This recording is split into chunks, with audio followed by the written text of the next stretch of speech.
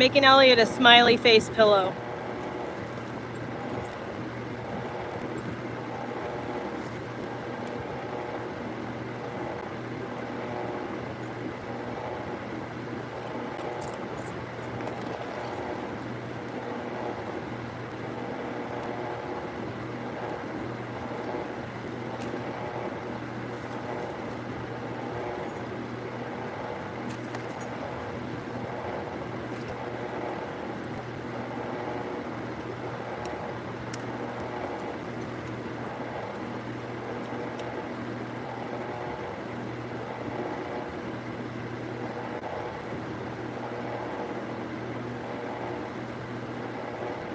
Why is that so delicious?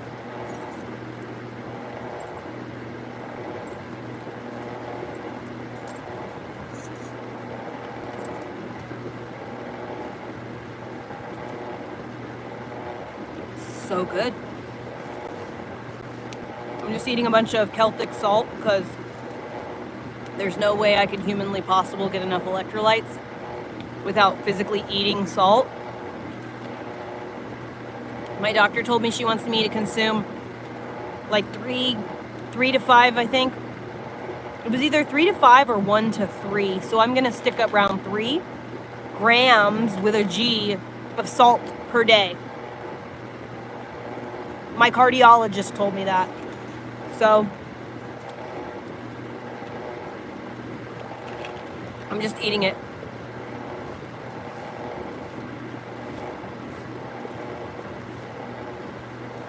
I don't know how else, I don't really like potato chips and salty snacks. And if I'm going to eat salt, if I'm going to consume salty things, I want minerals as well. So I might as well just eat the shit.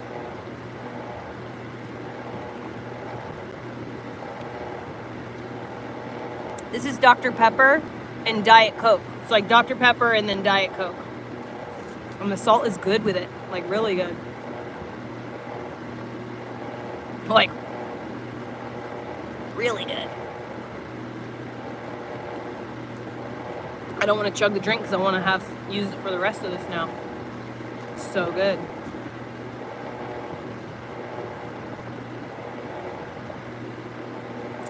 She reminded me that in order to stay hydrated, you need salt in the body because otherwise the water just comes right out of you. If you want water retention, which is what I need,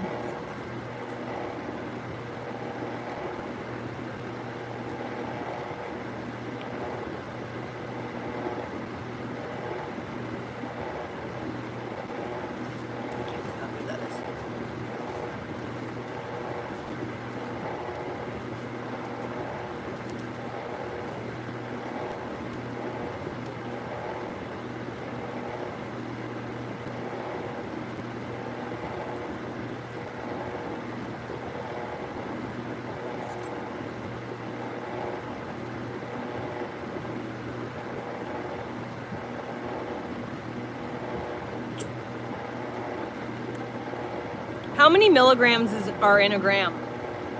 1,000?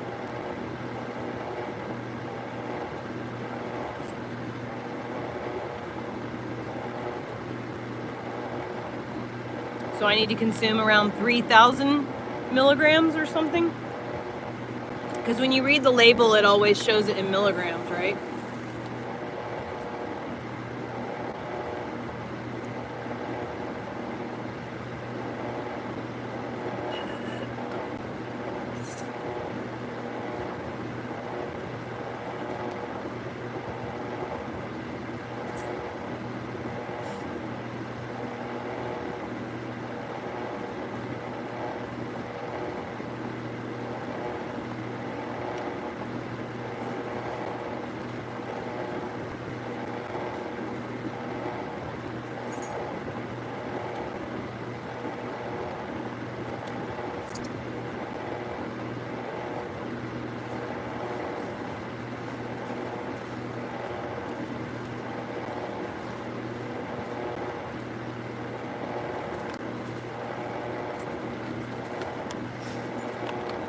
That was like a tablespoon of salt that I'm trying to get into my body.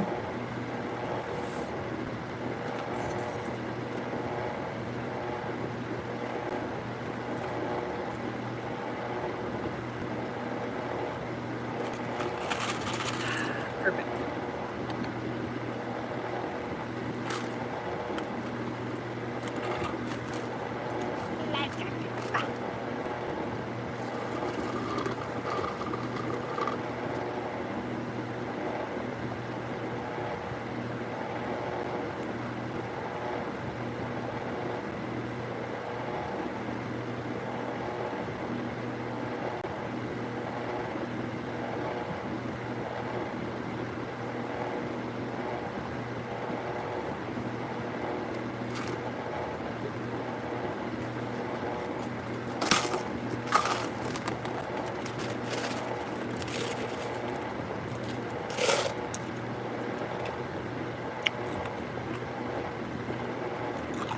$1,000 is in a gram, or 2,300. Which one?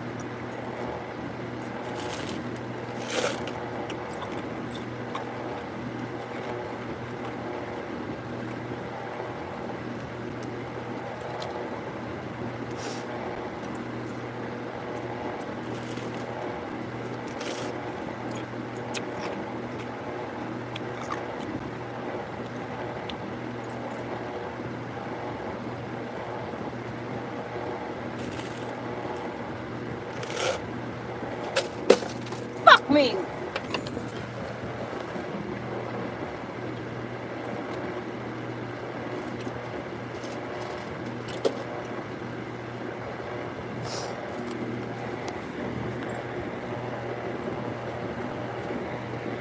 It's really hot.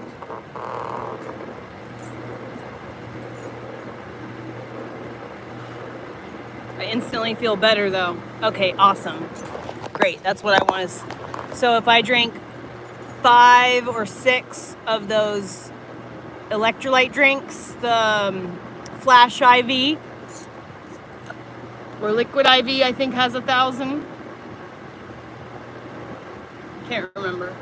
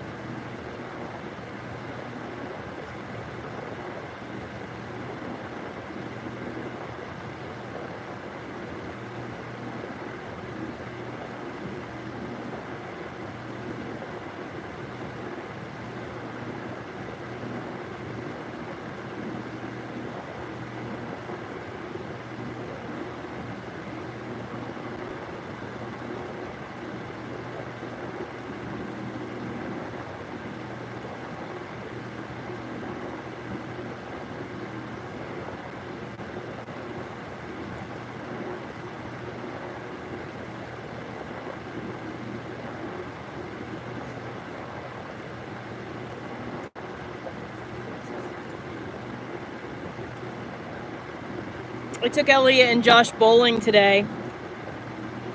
And we did arcade stuff and we had lunch. It was so much fun. We had the fucking best day ever. Apparently I'm much better at sports than I thought I was because I kicked their ass in like everything.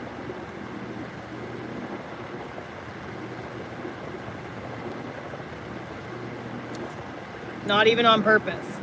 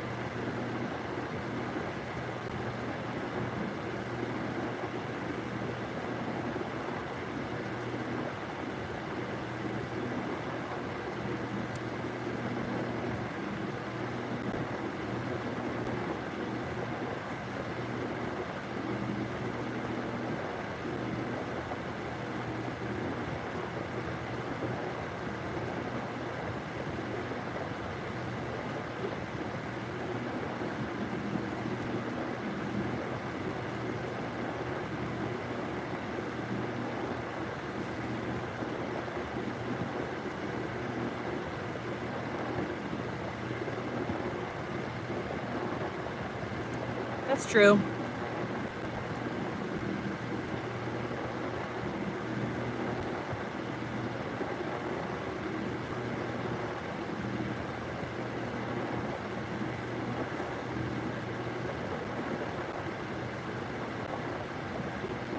Good point.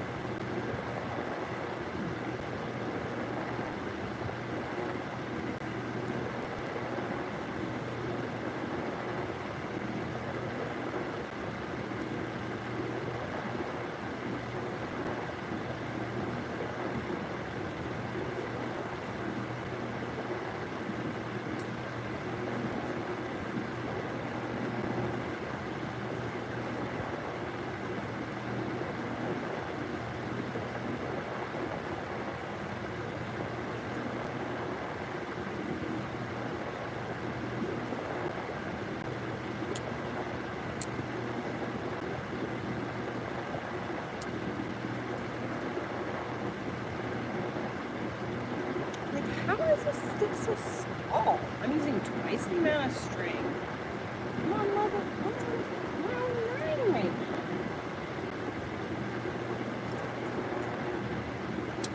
That's why. That's why. Because I am literally punking myself right now by doing this single crochet. I should do it double or half double crochet is what I should do.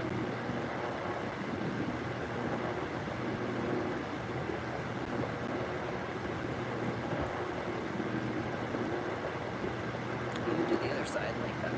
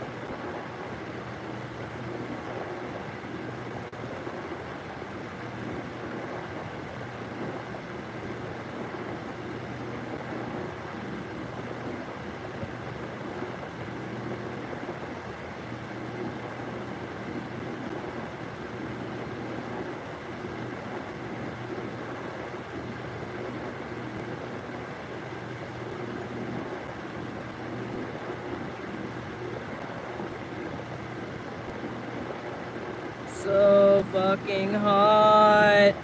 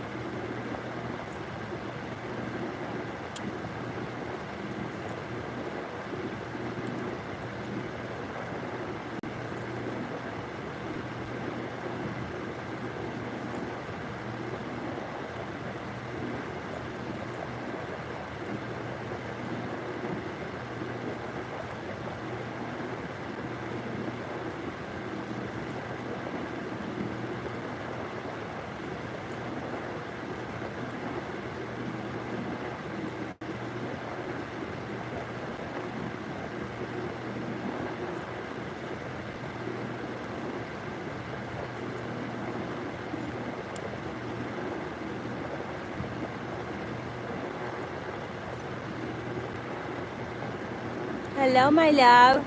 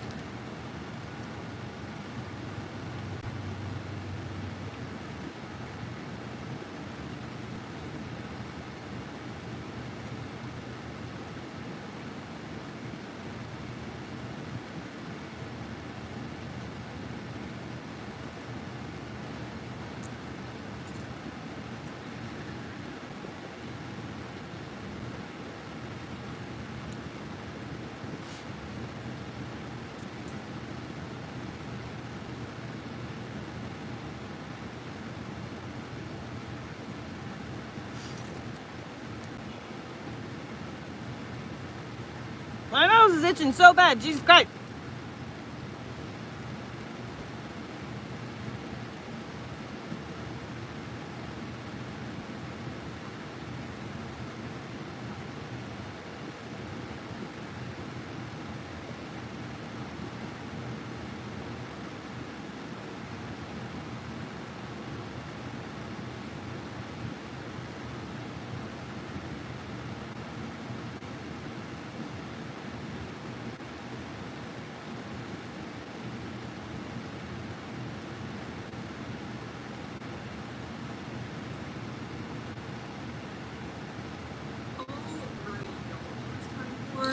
It's time for another Grace Needs a Fucking Break video. I feel like this has become the news cycle. I do a bunch of involved things, like I did that supposed custom for Lewis Hamilton. I wrote like a filet crochet pattern. Now I just want to make something that's like stupid easy. And these are fun because I feel like even if you're like a more beginner crocheter, it's like a really easy kind of thing for you to follow along with. And I have this yarn. I got it when I was in Lisbon, and I don't actually know what it's called, but worry not, because Hobby has this yarn. I'll link it down below. I think it's called the Cocktail.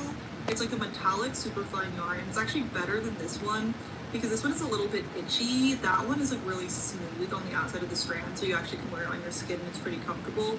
This might make a kind of itchy top, but I have a pretty high threshold for discomfort when it comes to what I wear, in case you haven't gathered from the fact that I wear heels like 90% of the time. I have two of these. What is it? It's the Limon Metalizado? I don't know. Just use the Hobby one because this one is honestly not ideal.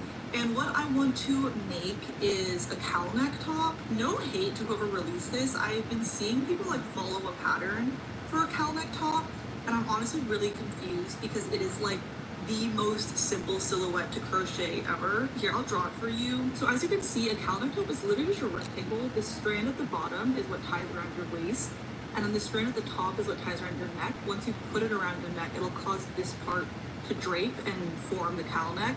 What you see down here is what I'm gonna try and do, which is like more of like a sloped shape, because that will basically make the cowl neck more like this.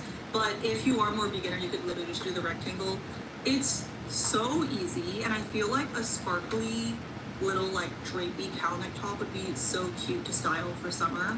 I actually was originally gonna make this a one-day challenge because I think it'll be so fast, but it's 4 p.m. I kind of got a late start today because of my depression. Now I'm actually about to head out and try and crochet at the park and get some sun because I recently like learned how important vitamin D is for your bone strength, and I'm like having this weird premature crash out about having osteoporosis when I'm in my 50s. I'm 27 for the record. But all we're gonna do to start is either make a chain or a row of foundation double crochets, whatever you prefer.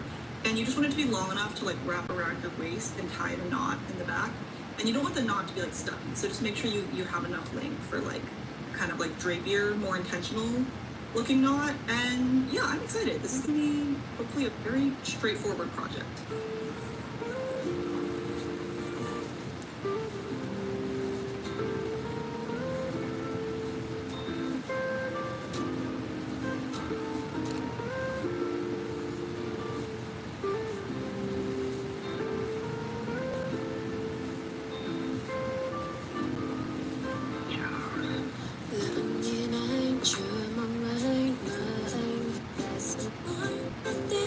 Did not get that much done because I'm busy choosing pattern testers and writing the pattern for this little filet crochet top from my last video. I got like 900 pattern testers, so I've been going through them for 6 hours and I still haven't finished making my selections.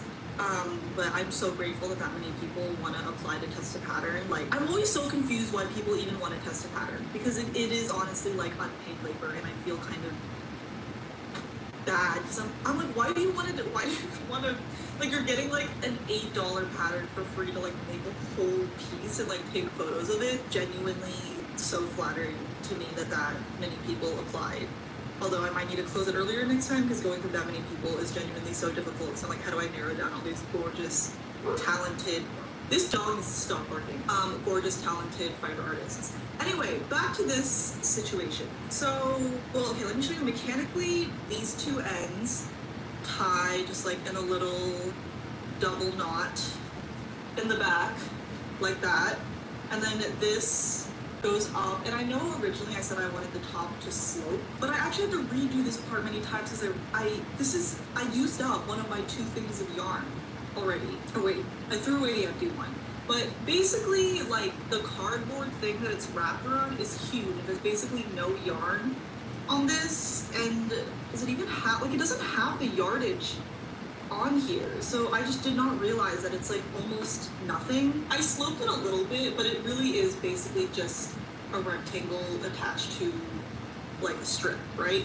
And then now I'm just gonna work this part straight upwards. I'm hoping that the second spool is enough yarn for that. I did do this thing because I don't like when, like for the knot at the back, I like the ends to be tapered. So all I do, instead of working like a row of double crochet, I'll do like a few slip stitches, a few single crochets, a few half double crochets, and then go to the double crochet, and then I like mirror the same thing on the other side, and that's kind of what gives you this like slopiness and like gives you more of like a point at the end of your ties. I'm a little bit worried because the yarn's like stiffer than I realized. It's working up like do you see how this is not actually like draping that nicely? I guess it's not bad. I'm just gonna have to see. I was looking on Michael's and Amazon. I'm wondering if I should get some like, I think what would be really pretty is if I added like a kind of like pendant like trim to the bottom, or if I added like those little like circular charms. I saw a really cute one on Pinterest that had like kind of like those like round, almost like mother of pearl type things like all over the top, and I thought that was so gorgeous. But I might just finish the top before I go buy embellishments for it, because it might just look fugly, in which case I won't need them. But yeah, I'm gonna sit down and keep finish these testers. Whoa, finish choosing these testers, and I feel like I can finish this top tonight. I'm not used to like my video being such a small undertaking. Maybe I'll make another top or something. I don't know. I know you guys like long videos, so I'm like, what am I gonna do? Put out like a 12-minute video like normal YouTubers who don't have like a major rambling issue like I do? Okay, yeah, I'm gonna stop talking.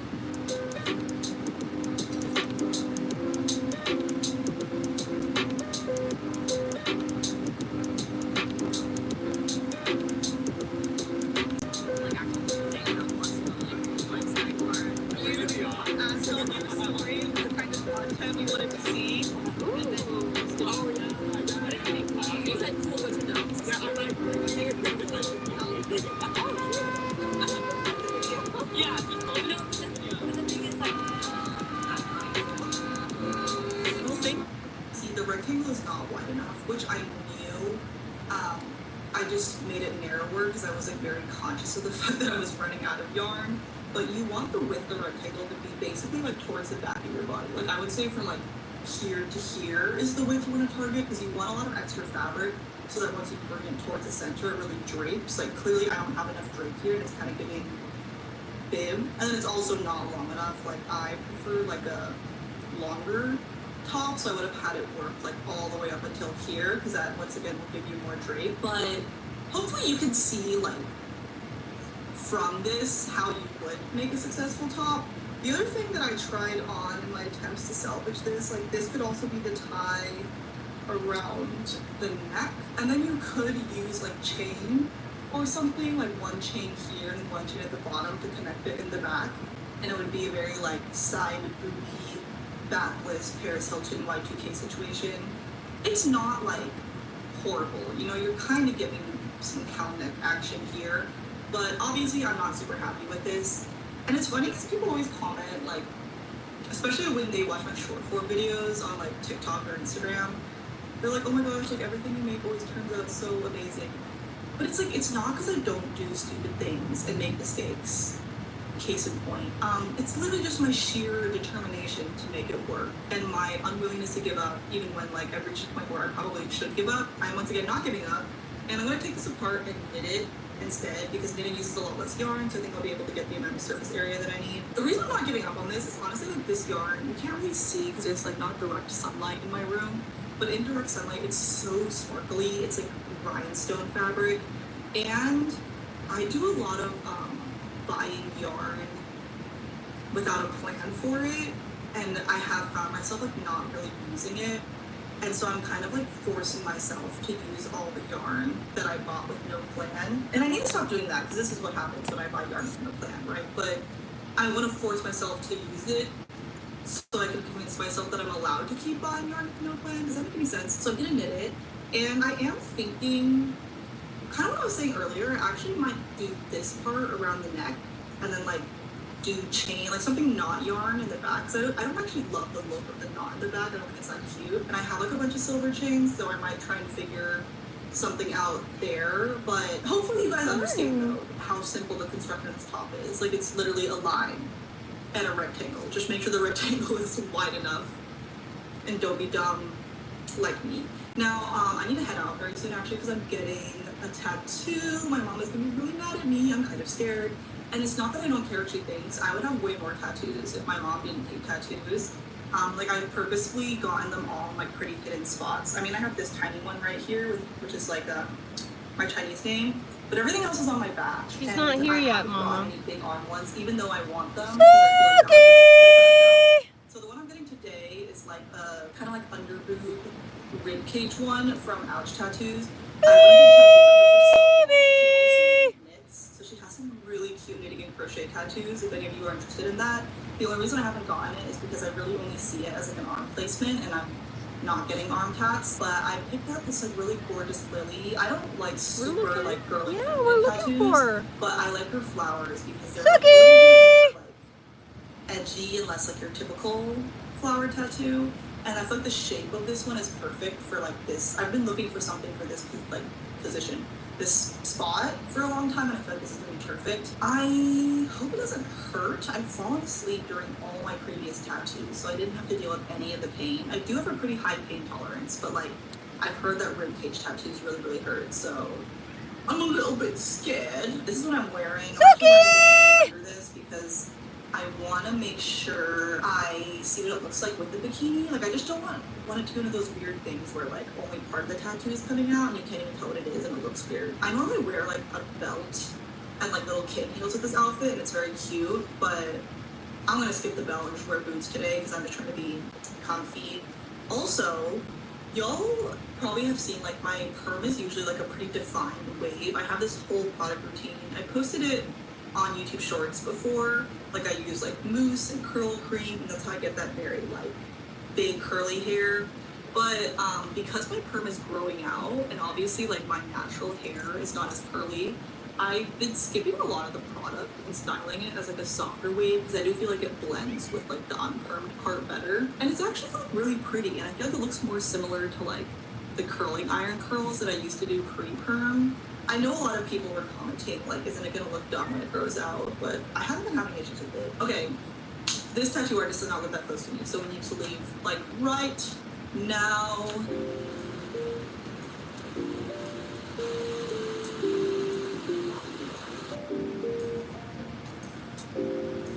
While you have this on, if you're, like, sweating that's uncovered, I want to take it off.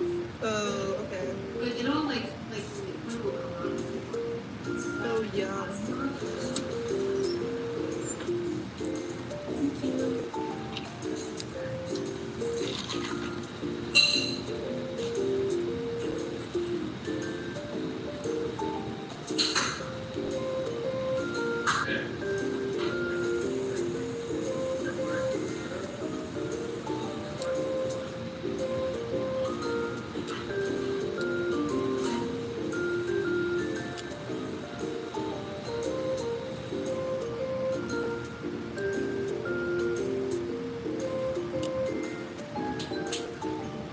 Nice to see it.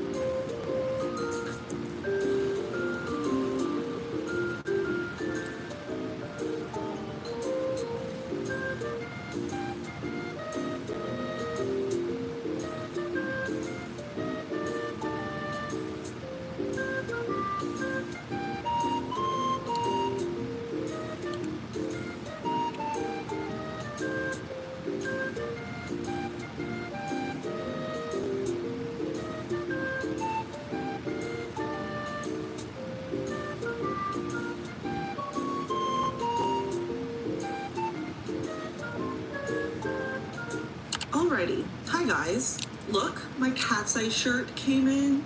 I had a bit of a crisis because you can kind of tell, but you can like really tell when I fully stand up. I got a large and it's huge. Like, I asked in my story if I should try and re-sew it into something cuter, and everyone was like, no, it looks good oversized, just wear it with short shorts. And I'm like, do you guys understand that this like fully clears any length of short I would ever wear? Like, it goes mid-thigh for me. So I'm thinking about trying to like re-sew it, because I don't think this is like, the way it fits now, I wouldn't wear it out. And I did want it to be more than just like a pajama shirt, you know? Oh, and my tattoo. Wait, let me see if I can show it to you without like flashing you. 1 second. I just took the second skin off, so if you see like that weird borderline, that's why. I had a brief moment where I was spiraling about the placement. I think if you look at it, like when I have no bikini on, I kind of wish it was like a little bit further forward, like it matched the curvature of my boob a little bit more, and was like a little bit more towards the front than towards the back. But, well, obviously there's nothing I can do about it now, and I'm still really happy with it. Like, I love the pink blushing. I think it's so pretty, and it kind of mirrors my lower back tattoo. That was not intentional, but they kind of like go together. I feel like it complements my other tattoos well. And everyone was telling me that a ribcage tattoo is gonna hurt so badly. They said the same thing about my spine tattoo. Like, I have an upper back tat, and I'm genuinely beginning to think that maybe I'm like missing nerves or something, because it was like not painful, and it was also so you fast. got like After, some under 15 single line minutes, script. and I was like, of course yapping, and then it not. was done, and I was like, It's what? a 30-minute I just like, tattoo. love her art style. I feel like it's super unique and like really my style. I don't see myself getting any more in the near future, but I definitely could see myself getting another one from her if I did. What was I gonna say? Oh, it's actually 2 days later, because yesterday I was busy crocheting this guy. Basically, Jimmy Fairley, one of my favorite sunglasses brands. I have like these little green ones that I wear all the time. Love these. They have like really unique styles. They wanted to do like a little TikTok with me where I crochet a version of their like brand tote in a day, and I kind of ate. Like, it looks really good. I literally did do it in one sitting. I like ironed on these letters for the branding, and what? And I even sewed in like a canvas tote for lining to give it some structure. So honestly, I think I will just like actually use this when I go to the beach. It's cute. I like the colors. I use this yarn I've never used before. It's like the Loops and Threads Classic Cotton from Michaels. It's like a medium weight, thicker cotton, so it worked up really, really fast. And oh, the top that we're actually supposed to be talking about is over here. So you can see this is like the part that I'm planning to have go around the neck. I didn't actually make the straps that long because, you know how I was saying I don't like how the knot looks? I think I might actually just like connect these and just have it go over my head. Like, I don't really need this to come apart. And then you can see we're finally getting like the drape that we're supposed to be getting, because the rectangle is like much wider. You can see this is like, well, you can't see because this cat's eye shirt is so large, but this is more like a width that reaches towards my back. And because I'm knitting it, the textile has like, it's much thinner and it has more drape. But my concern is once again that I might not have enough yarn. Yes, like knitting takes less yarn, but I am using like thin-ish needles. I think these are like 5mm, and this is how much I have left. I will say, like, I'm going through this really slowly. Like, this is producing a lot more surface area than I expected, but I don't know if it's gonna get me to the length I wanted, because I wanted this to be not like a crop top. Like, I prefer long tops. Maybe if I make it really low cut, that will help with the length situation. I don't know. It's just like very funny to me that the reason I made this video is because I was like, why would you need a pattern for this? This is the simplest top ever. I should be able to finish it in a day. And now, like, no matter what I do, I can't seem to produce this top. Knitting is also so much slower than I remember. I've been crocheting a lot more, and it's just, it goes by so much faster when you're crocheting. But yeah, in terms of what I want to use for the back, I have like 2 chains here. I have no recollection of what I purchased this for. Like, these were for a specific project, but Lord knows what. I think I might have gotten this because I wanted a crochet chain, which I still do want to do. It's just on my long list of things. But I actually think like this silver is a better color match for this piece. I don't know, is this chain too thick? We'll see. Let's just see if I can even get a finished top out of this freaking yarn. It's a pretty chill day today. I'm trying to give myself a break since I, finished a whole bag yesterday. I'm supposed to watch The Summer I Turned Pretty, the new episode, with my roommate in 45 minutes. It's in our calendar, even though we live together. And then tonight I have a brand dinner with the Face Shop, this Korean skincare brand with Crystal, who's also my nail tech. So I need to figure out what I'm wearing for that. It's like so insanely hot outside. I originally was gonna be like, oh, let me go to like a cafe or go outside and like sunbathe while I knit, but honestly, I just want to sit in the freaking AC. So yeah, my hope is that I can just finish like however long I can make this top tonight, and then we can just do any finishing touches tomorrow. Me thinking this is going to be a short video, watch this be like the same length as my other YouTube videos. The universe stays humbling me, doesn't it?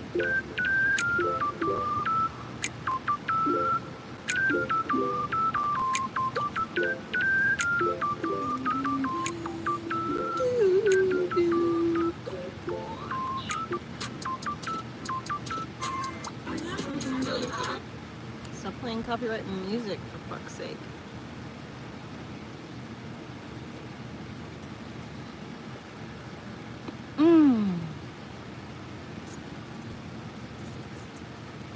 Welcome back to copying my previous designs because they're my favorite. Let me explain. There's too much. Let me sum up. So it has been a lukewarm second since I posted Hi, saying that I Sutton. was going to remake a bunch of my favorite Long time no clothing see. designs. Missed ya. And did you have any questions that you wanted me to cover in the video? Y'all had a lot of questions, so I ended up splitting it into two videos.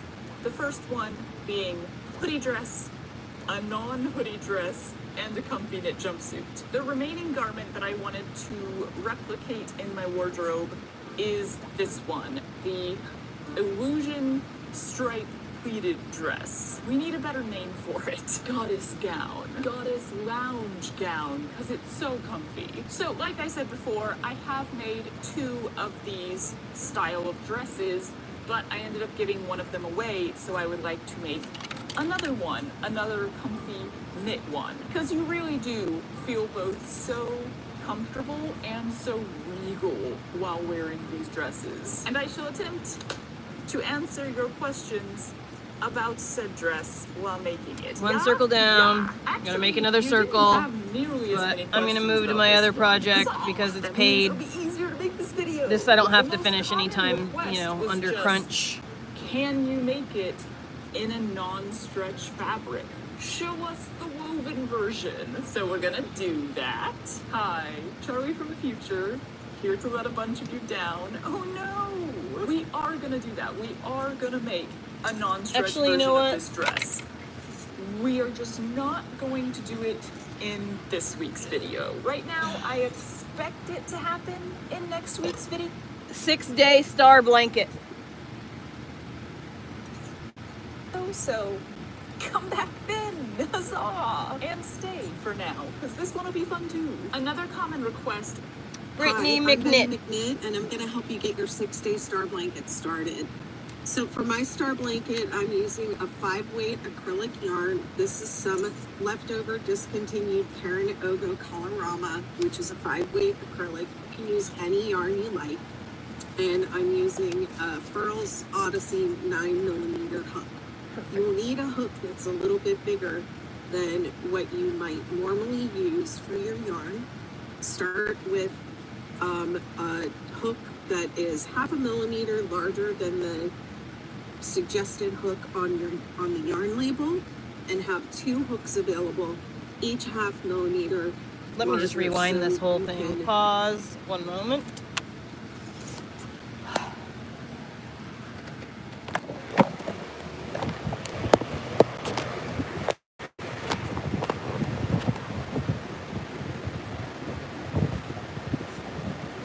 Come on, flies, land on the fly paper so that you die.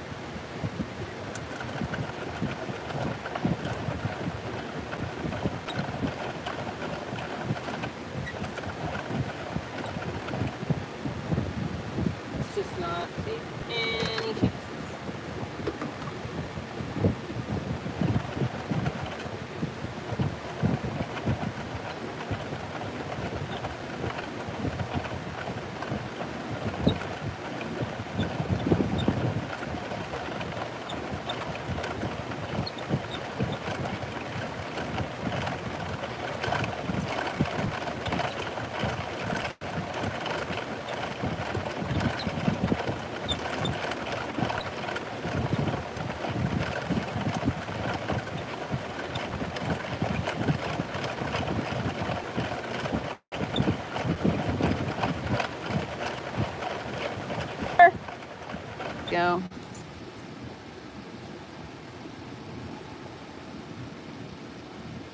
Is anybody in here? Doesn't look like anyone's actually in here. Get up again. Oh, yeah. The yellow thing. So this is something that I'm making for Elliot. I think I'm going to end up redoing it because it doesn't really look very circular, but that won't really matter once I get it, you know, filled and things. But I'm going to put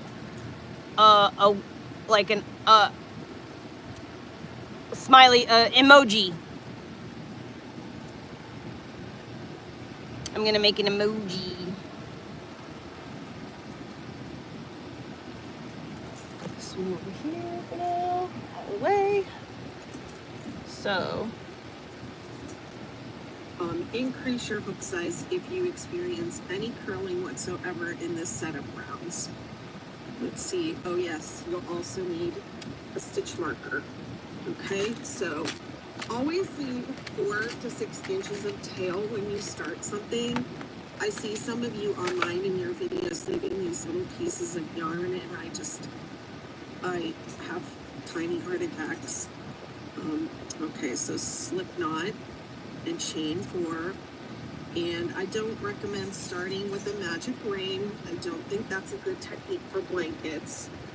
I always start with a chain 4 and a slip stitch, and then I'm going to take this nice long piece when I'm done, and I'm going to weave it in by going around underneath the double crochets of the first round. And if you want to close the hole at that time, you can close the hole. I like a little opening in the middle of my blankets, but if you don't like it, you can close it when you weave in your end. Okay, so set up round 1, chain 3, 1, 2, 3. And I'm going to take my stitch marker and I'm going to mark that last chain. Okay, that's the right behind your hook. That is your last chain. This loop on the hook is not a stitch yet. And then we're going to make 13 double crochet into that center ring. And if you want to, you can work over that tail on the first round. You don't have to.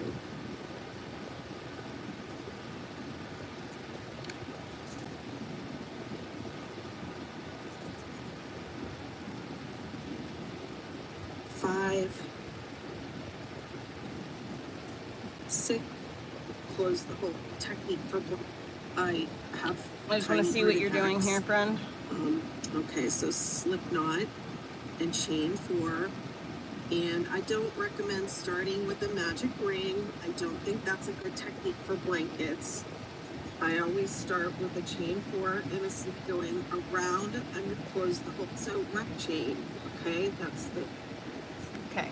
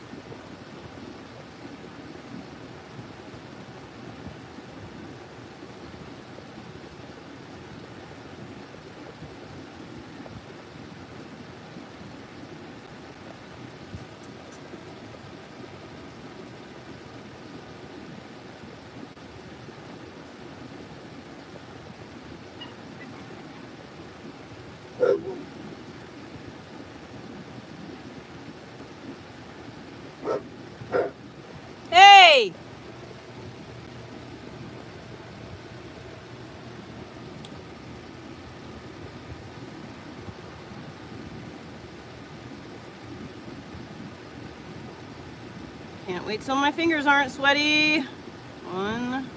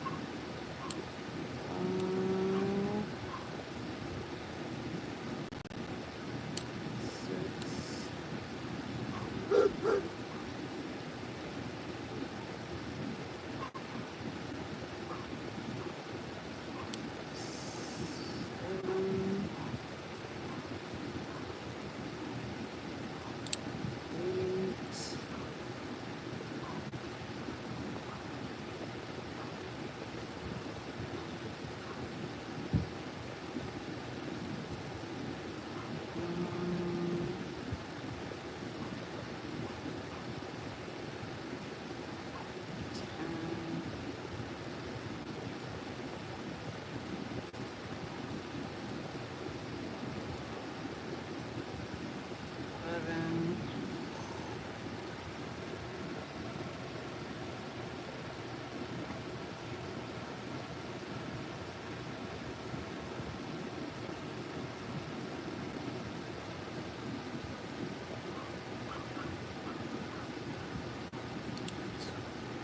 Um,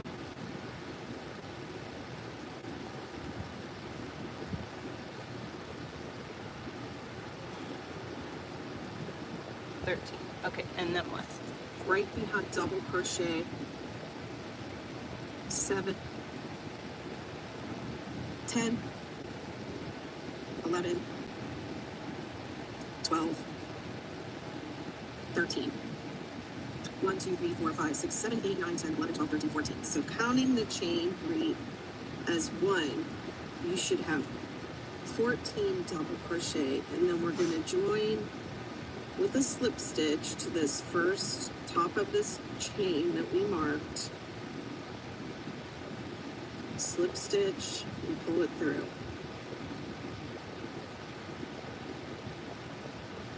Another thing I'll do when I weave in is I'll close that little gap right there.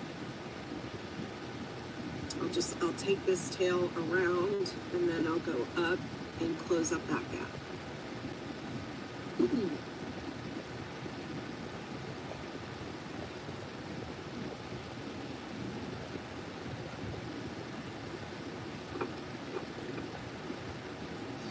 Okay, round 2, chain 3, 1, 2, 3, and let's go ahead and mark it.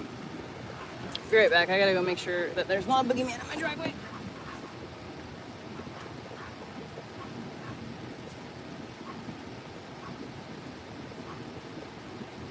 Hello? Oh, okay, just making sure there wasn't a boogeyman.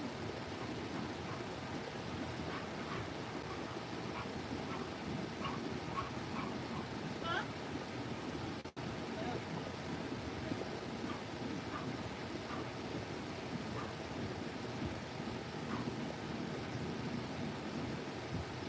She left.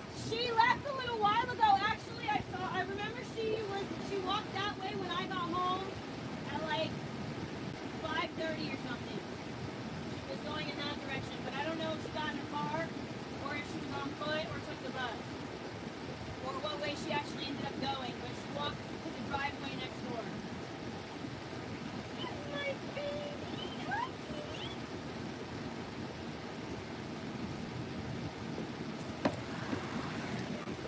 Always have to be cordial, Heather. You can't be rude.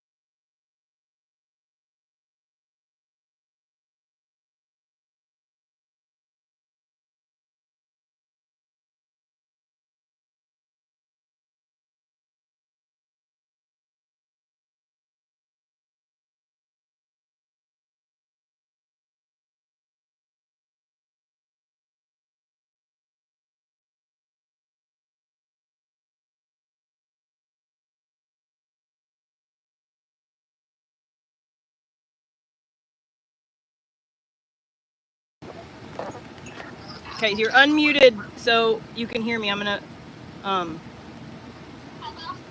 no, I just don't let you know, so you're gonna hear like really loud echoes.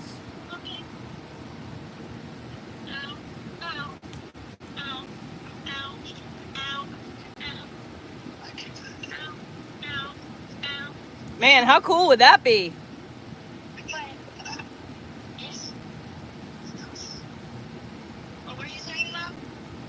I think my boobs are too small. I think I was built for bigger boobs. Let me know when you get there.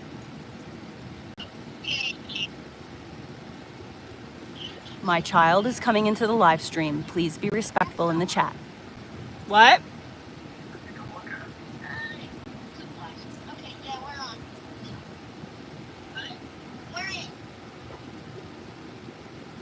We are in. Okay, great. Oh, wow. Dang, that thing's good. Yeah, you like it? So this will be the back of it. I'm gonna do this. So this is the back. I'm only gonna make it this big because I don't have very much yellow yarn. I'm just gonna try to make it work without buying any. So I'm gonna just try to make this work. I'm using 2 strands at a time so that you got some, it doesn't, you know, there's no fuzzies coming through. It's almost a thick, it's a nice thick fabric, you know? And it's kind of awkwardly shaped, like where I did 2 stitches in each, you can see the points, but those will not be there once I get them all, you know, it's just got to kind of, you know, I got to block it. To the other side and has all the stuffing, it's all going to kind of stretch. Right, exactly. And this is going to be the back bottom of the pillow anyway. So the top will be here and that will be slightly modified. That will be more the top, the part that your face goes on or whatever, the part that is faces up. I think I'm going to do it like this. Yeah, it's delayed. There's a delay. I ate a tablespoon of Celtic salt today. There's a delay. I can hear myself. Celtic salt today. That's how far behind. It's about 15 seconds. Put it back up again to my mic. Up to the speaker. Yeah, keep putting it up so that, listen. What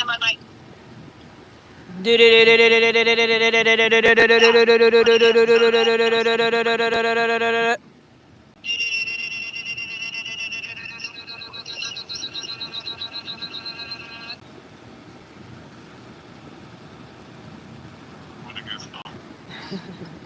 Okay, you were trying to do something.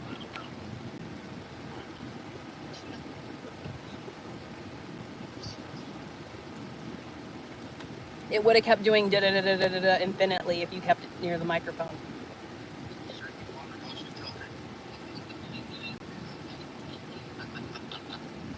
Hey, FYI, keep your watch hands on your right knee and keep it there and then talk. What? Put your watch hand on your right knee and then talk. Don't have the watch right by your face. Okay, the watch is not by my face. I just want to hear it say now yes. And just slow. Yeah, but I can't hear you, which is why I do this. Gotcha. It's near my ear, not my mouth. You'll have to hold it right here. Yeah, no, it's to my ear, not my mouth. I'm deaf. I got you. The volume doesn't go up any louder, so I can't hear. I'm with you. I was just letting you know you don't have to hold it to talk to you. You're not doing it to talk to you. You're doing it to you. Got it. Correct, I'm doing it so I can hear you. Look what I'm working with right now, boo-boo. Oh, look at the chat. There, Kristen says hi. And then it's there's blue coming out the center. So it's like a rustic rainbow, this is. It's like all the colors of the rainbow, but rustic-ish. Yeah. And then I'm gonna do another backpack in this colorway. So there's pink, and then there's like mauve-ish, like, there's pink, and then there's a different type of pink, and then there's light blue, pastel-y blue, There's a beige, tan color. So this is the desert sunset. There's a beige, tan color. And I got 6 rolls of this, and I'm gonna use this to make another one of these. 6 rolls of this, and I'm gonna use this to make. Oh, I also got this. Elliot, look. I got white and red. I got white and red. Oh, yeah. So look, So look. There. I can use my crochet needle to work with this thread.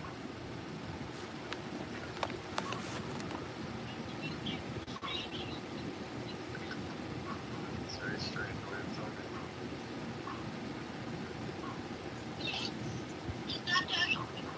talking. Look, buddy, look, watch. He walked away.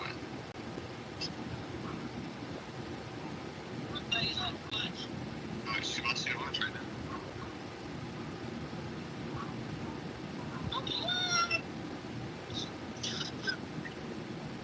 It's usually your thing that you do threads with, but not anymore. Right? Check it out. I'm gonna try to, oh my God, it's literally working so good. Oh my goodness, that's working so good. Careful, Marshall. The tool is slightly bent because I need to bend it whenever I do it for my job. So I'm gonna have to order a new tool to work with this tiny thread. But it is literally fucking working. Oh my again. Alright, we're jumping off here. Fine, you losers. Who won bowling? Who won at the bowling? I mean, if it's either you or Elliot, I think it was me, but I can't be sure. yeah, we went too fast through the things. Like, I didn't get to take a Elliot, did picture. mommy win bowling or did you win bowling? He said you did. Hells yeah, I did, bitch. Who won basketball? That's right, I did. Who won air hockey? Nuh-uh. The second air hockey by accident. I kicked you guys' butts. It was very satisfying, but it kind of sucks. Listen, it kind of sucked though. Josh, the freaking bowling lane was not tilted. Listen, it's literally physics. There was a competition for winning the back, hitting the back left pin. I know, and that's why I said that. Because you're convinced, you were saying that the bowling alley was tilted, and it's not the case. It's just that your hand, you're gotta realize the motion, the motion of your arm is circular. It's not straight. It's literally a circular motion that if you use your left hand, you'll tilt to the right. If you use your right hand, you're gonna tilt to the left. It's just a matter, and that's why when you're rolling the ball, you have to put a spin on it so that it spins while it's going left, and that causes it to go right. Also, even Elliot that doesn't have any of that, where it's going like, it's going. His shit went to the left, and it would hit the bumper, bounce off the bumper, and then go back to it. Would hit the right bumper, and then it would make it go back Josh, to the left bumper. no, again. no, I don't know Josh, no, what happened. no. Watch your video, but alright. I will rewatch the video. Me? Yeah, it was fun. Yo, you're welcome, by the way, you losers. Yeah, it was Elliot. fun. Thank you, Mom. Thanks for taking. Well, we've talked about it. It's Thank you, Mom, for taking me bowling and to the candy place. He walks back over and he's playing his game, so he's further away. So, he did say thank you. You just didn't hear. Okay. I love you. We do appreciate it. I'm just playing anyway. I'm just showing my ass. All right, I love you guys. We Me. I'll call you before bed. Peace. Peace and triple. Okay, so crochet in the same stitch. Around.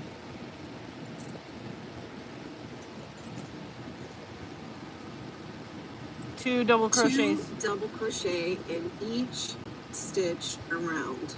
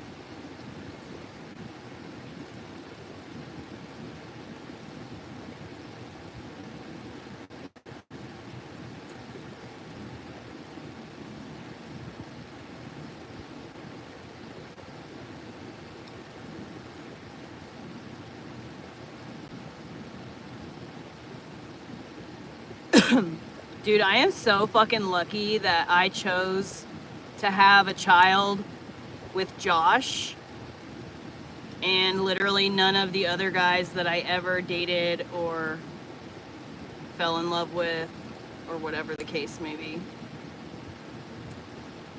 He's like the best co-parent I could ever ask for. Because, like, let me just be straight, right? There are things that he lacks in, right? That, you know, whatever, I could really use, you know, someone around who is XYZ or whatever, but he makes up for it in other ways. Okay. So I Now, just have to this accept him for who he is right here and just be so is grateful your that slip stitch from the row he's below. not some This is fucking not vindictive stitch. nightmare who So do wants not to, make any double crochet, you know, into that do things thing in right spite there, of which is Elliot's a best slip interest stitch, just to get okay? back at me So or we should whatever, have you know? 28. So many people go 1, through 2, that. 3, 4, 5, 6, 7, 8, 9, 10, 11, 12, 13, 14, 15, 16, 17, 18, 19, 20, 21, 22, 23, 24, 25, 26, 27, 28. Like, I literally have the best baby daddy ever. I wish that he was, you know, not visually impaired and he was able to work and, like, really make a good income so that way, you know, Elliot's life would be a little bit better where I lack, but that's okay. I've always been the breadwinner of our in our And then we're gonna arrangement, slip stitch so into this. People tell me that they use this stitch marker to help them get the hook in, but I just find it more difficult to get my hook in there when there's a stitch marker in it. But anyways, we're gonna slip stitch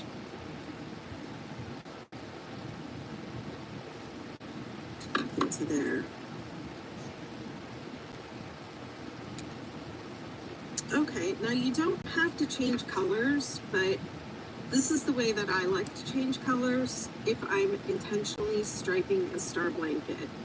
I like to do set up round 1 and 2, set up round 3 and 4, and then change every 3 rows after that. So I go 2 rows, 2 rows, and then every 3 rows after that.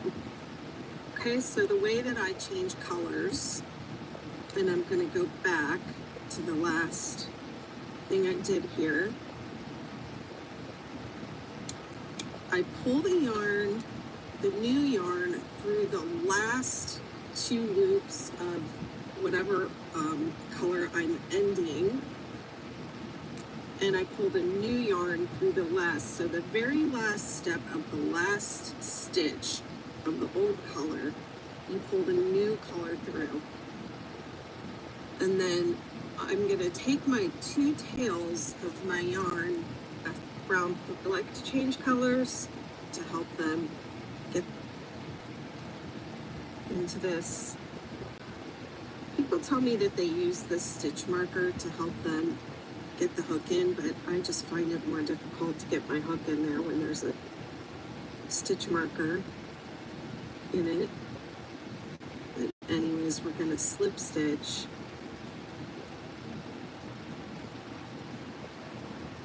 Into there. Okay, now you don't have to change colors, but this is brown color. I pull the yarn through the pails and then I'm going to start. The next thing I'm going to do is chain 3. 1, 2, 3. So that's the beginning of setup round 3. And I have these 2 loose threads of yarn here, and they're not going anywhere or doing anything because I wrapped my new working yarn up over them. So I'll just leave them there until I'm done with my work, and then I'll weave the blue one into the blue, and I'll weave the gray up into the gray where they match. I don't tie knots, and I don't recommend tying knots. I'm the king of tying knots. I understand why you all like them, but I do not tie knots unless I have to. I'm stuck with a little short piece of something, and that's the only way to make it work. Okay, set up round 3. I chained 3, and I'm going to double crochet. Okay, and so it doesn't say double crochet in the same stitch, so I go to the next stitch and double crochet. Chain 3, 2 double crochet. Okay, it doesn't say 2 double crochet in the same, it says 2 double crochet. That means you make a double crochet in the next stitch, and then you make another double crochet in the stitch after that. It says 2 double crochet. Okay, it doesn't say 2 double crochet in the same, it says 2 double crochet. That means you make a double crochet in the next stitch, and then you make another double crochet in the stitch after that. Chain 1, 2 double crochet.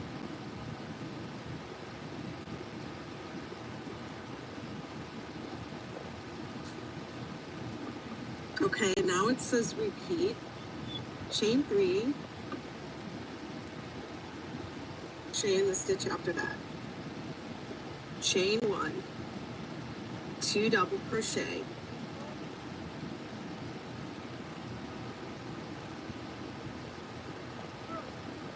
Whoops.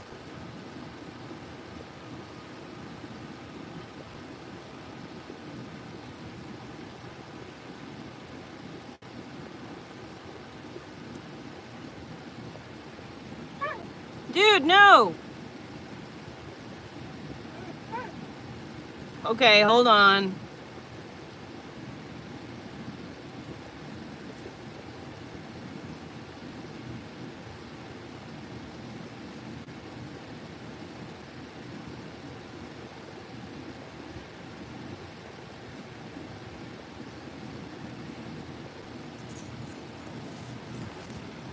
You need to go potty?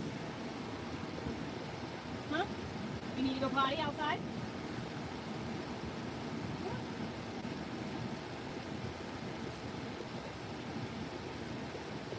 You need to go potty outside? What's your deal? What? What? What? Show me. Show me what you want. What? Where is it? Where is it? Really? What? What?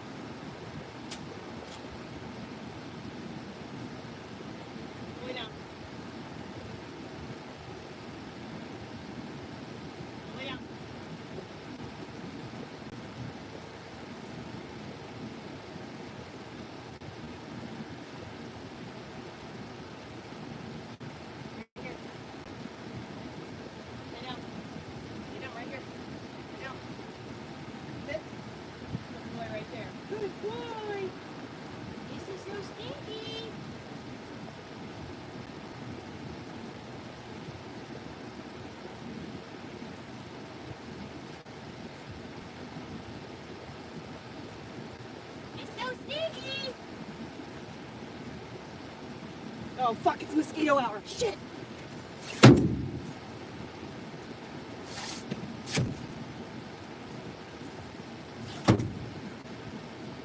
Oh fuck, fuck, fuck, oh my god.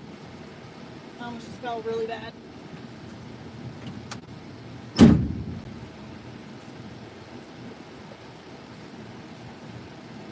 it stinks so early.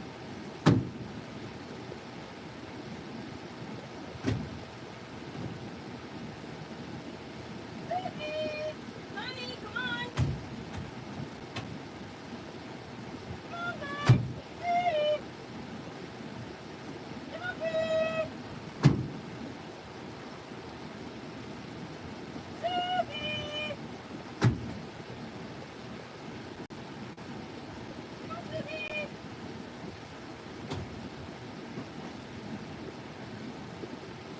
Come on, baby!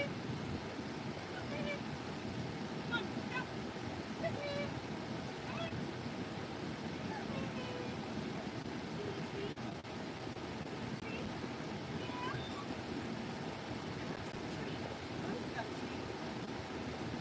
Give girls a treat. Honey, you want a treat?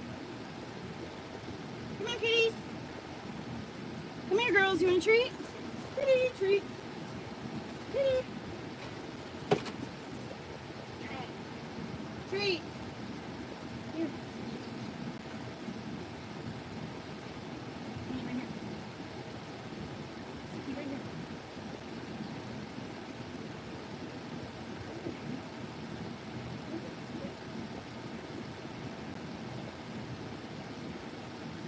Oh, I fucking love you too. I love you too.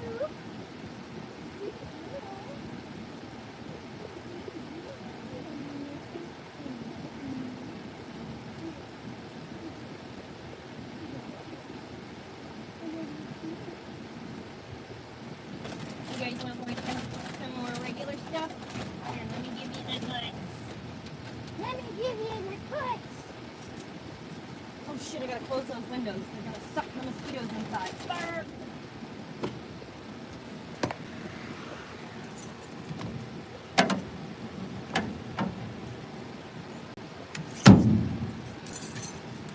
Whoopsies.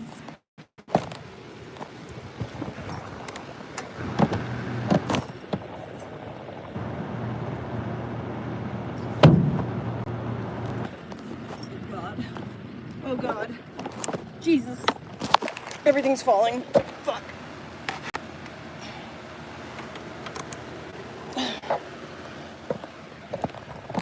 Most importantly, me, I am falling. Catch me, I'm falling. Bing, bing.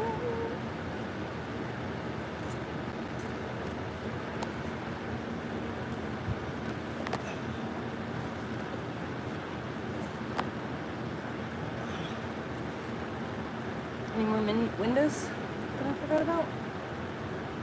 The hatch. Orly, no, you had your treats. Lay down. Bone. Where's your new bone? Bone. Bone.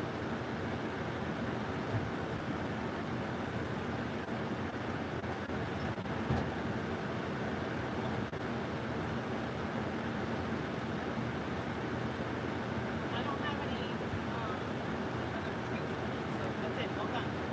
All done. All done.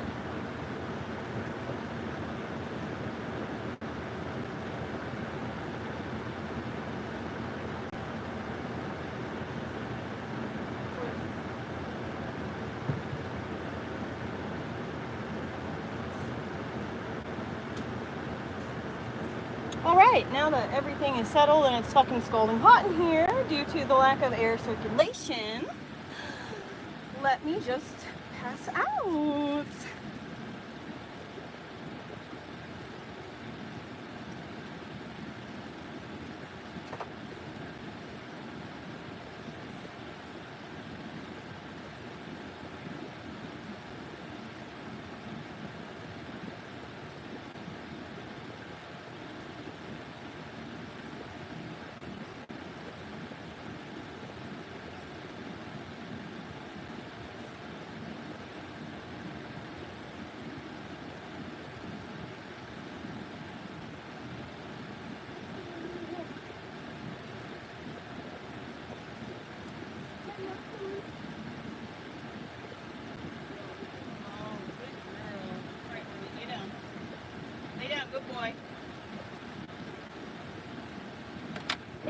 good boy. Fan directly aimed at my fez. Lord, it's so fucking hot. It's like, oh, my battery's about to die. I'm gonna charge this. It's like 90 degrees right now, still 90 fucking degrees. It was 115 apparently. I left and took Josh and Elliot bowling, so we were indoors for the most of it, so I didn't really realize how hot it was. But like, we got in the car at the bowling alley and like, I looked at my thermometer and it said 111 degrees and I was like, holy shit, dude, it's 111 in this parking lot right now. And then I looked at the thermometer or whatever, the temperature, official temperature, and they said it was, the high was supposed to only be 100. And I was like, yep, that's about right. It's always off by a significant amount. So it was 110 in Eugene. And when I got home here, it was 100. It got cooler as we got towards like Josh's area of town. Eugene is a really big town. There's many different places. There's some places that are in the mountains, kind of like on the foothills of mountains. There's some places that are actually in the mountains. There's some places that are just out in the middle of the field, like prairies. There's prairie land, there's wetland, there is like elevation, and then there's like neighborhoods that are like San Francisco. They're all fucking like this, and the houses are on hills like that and shit. But anyway, so Eugene has so many different types of areas, but in the area that where his side of town is, the temperature actually had gone down to like, I think it was like 91. And so when I got here to home, it was like 109, and then it still kept rising. The temperature rose 4 degrees while I was sitting in my car enjoying the air conditioning before I got out of the car. Like when I parked, the temperature raised up. So I guess my car just adjusted to where it was. Plus it was parked, so there wasn't like any wind blowing, but that doesn't really make a difference. The temperature usually stays the same. The reason like it was so hot in that parking lot was because we were surrounded by asphalt, and it was genuinely that fucking hot there. But as soon as we got moving and on like to like the white parts of the road, or we like got where just in a not an asphalt fucking prairie, the temperature did go down a few degrees, because that shit is always scalding hot. But I knew that, like, I remember someone said last week, I just vaguely remember hearing like, oh, we're supposed to have something. I don't even remember what the sentence was, but I just remember that I heard someone say at some point this past week that this weekend was going to be another heat wave. And so I was like, all right, well, just mentally preparing for Sunday to be hot as fuck.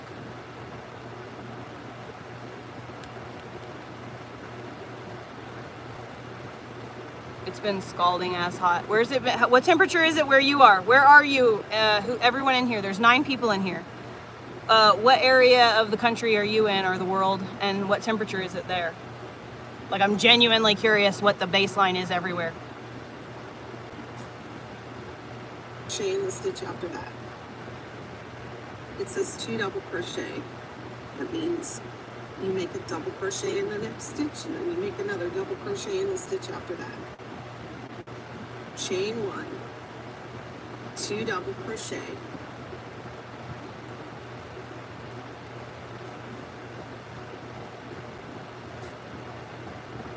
okay, now it says repeat. Chain 3, 2 double crochet,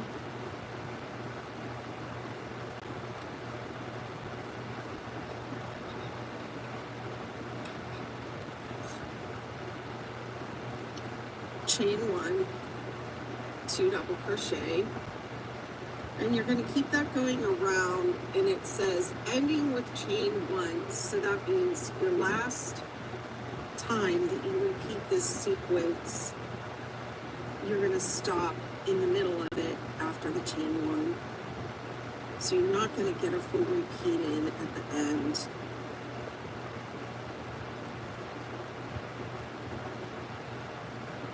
Okay, so here's my next repeat. Chain 3,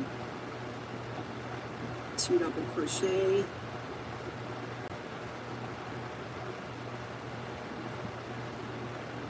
chain 1, 2 double crochet, You did it again. chain 3, Okay, let me just pause because I know what to do now.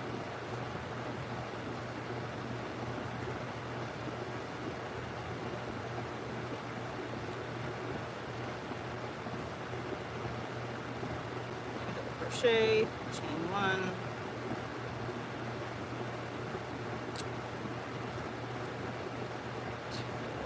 Crochet.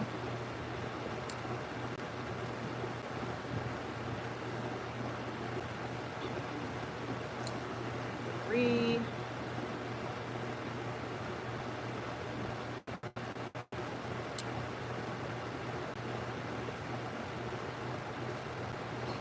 Crochet.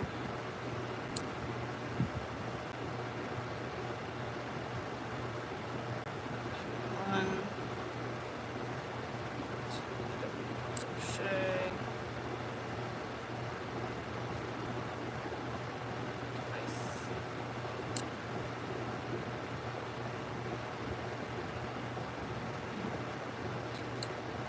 Three.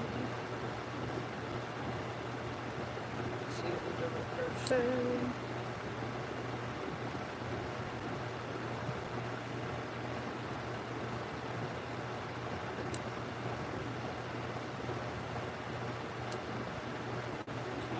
One. 2 double crochet.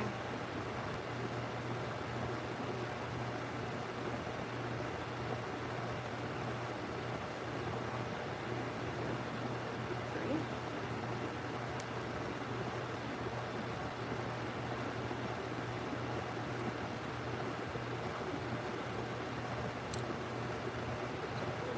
Crochet. I gotta go get the dogs right now. It's getting dark. Obviously, no one's getting them. Whoops.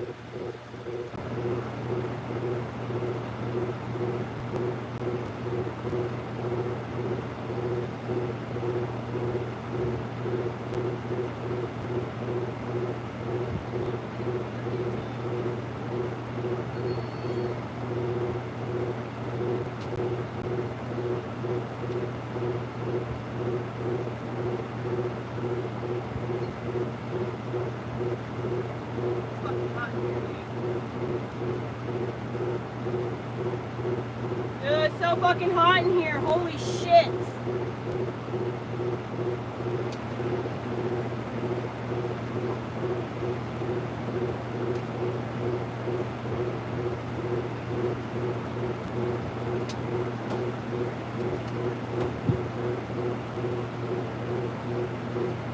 Dude, this is fucking crazy. It's fucking hot as shit in here. It's really nice outside. There's mosquitoes. I got my, I guess I could open like this window to help the circulation a little.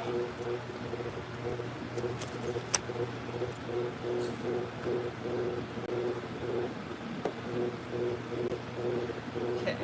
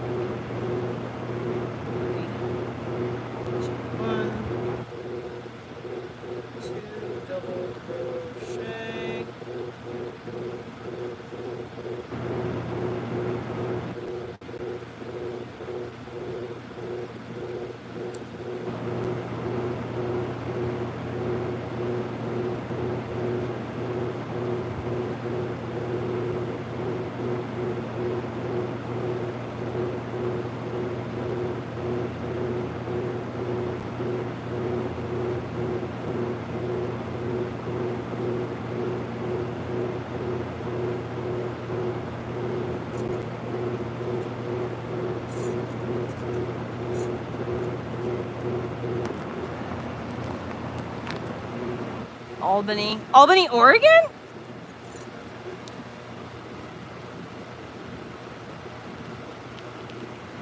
Buffalo, oh my God. Ontario is really on fire. I have been seeing a lot of that. It's crazy how Canada is like what's happening in Canada is literally what would be happening in the United States of America if we did not have the First Amendment like we do. It's the only reason that Canada is like seemingly slipped down into the dark side, into the communist shit. When you have to go to the doctor in Ontario, how long do you usually have to wait before, like if say you go to your general practitioner, right? And they give you a referral to see a specialist. How long usually is the wait from the time that you get your referral to the time that you see your specialist usually?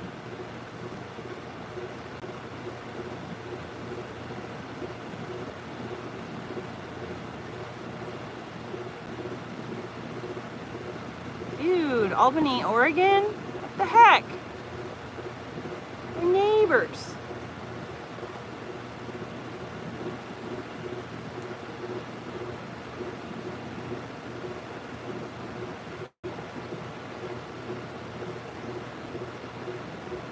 I bought my truck on 6th Street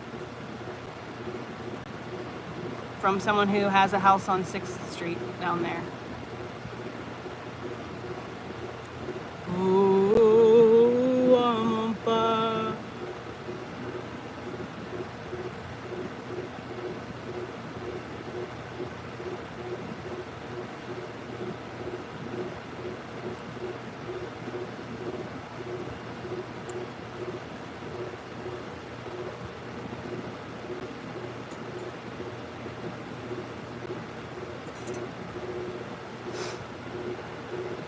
Yep. That's what it's like usually in this area that I'm in right now. It's usually either on fire very close by, and so you're smoked out, and then like I don't have air conditioning, like even in Wolf Creek, like it'd be 100 degrees and thick smoke, and what am I supposed to do? You know what I mean? You have no choice but to deal with the smoke. Sucks. Bad. Really bad. It's really hot right now. Holy fuck. That's why the cats are outside still. I don't like the cats being outside at dusk like this. There's owls and shit. And the kitten doesn't know any better yet. 2 double crochet. 1. Okay, that is not a stitch. And we're going to join to the top of the, hang on, I want to lay this down first.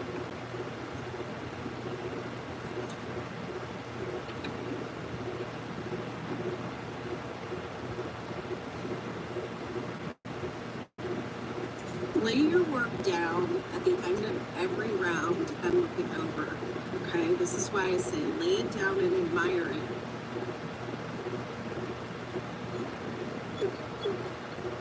All right, I'll let you go outside so you can keep an eye on everything. And then we're going to join with a slip stitch to the top of the chain 3.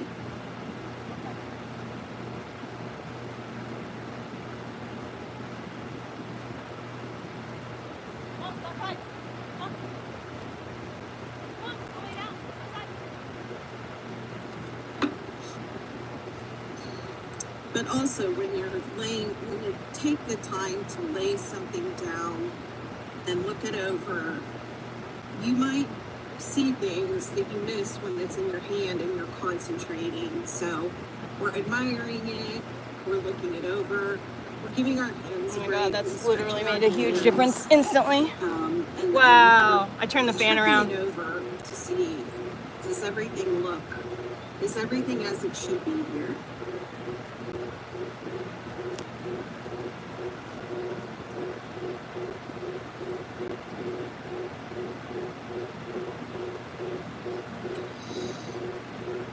So at this point, you should check to make sure you have 7 chain 3 spaces. 1, 2, 3, 4, 5, 6, 7. 5, 6, 7. Those are going to be your points. And 7 chain 1 spaces. 1, 2, 3, 4, 5, 6, 7. Those are going to be your dips. So your peaks and dips, or mountains and valleys. There's going to be 7 pointed start. Okay, center round 4, slip stitch in the next double crochet and chain 3 space. Wait, slow down. Okay, set up round 4, slip stitch in the next double crochet and Bro, I literally asked you if you wanted to go outside and you said no. What? What? What? What? Can you go outside right now? There's no more. All gone. No, all gone. All done. All done. All done. He wants me to feed him more food. and chain 3 space. Oh yeah. I'm so sticky. Okay. Slip stitch. Into the next.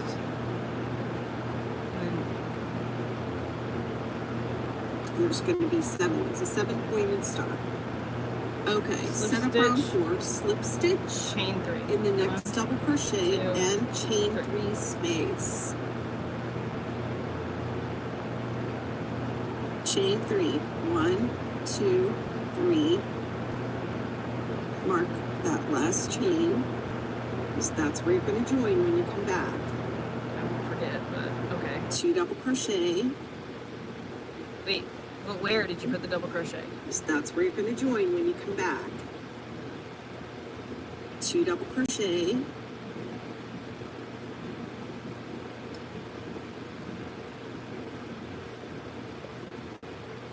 chain 3, Okay.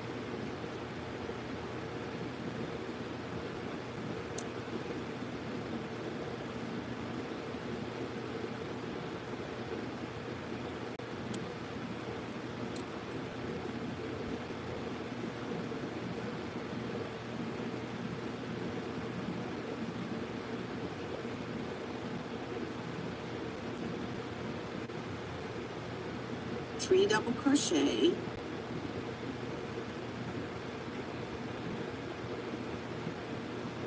into the space. Okay.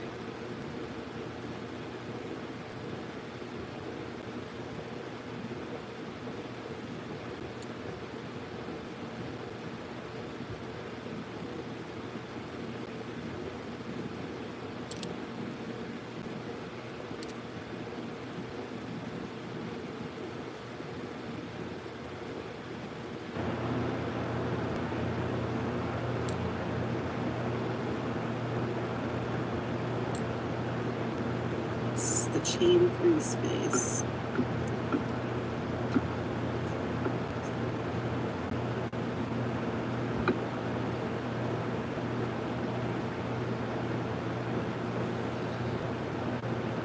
Okay, so we're starting to make our first peak.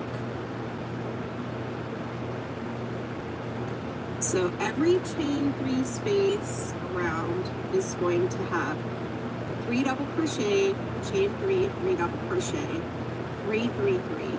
I'll say it, 3, 3, 3. 3 double crochet, chain 3, 3 double crochet.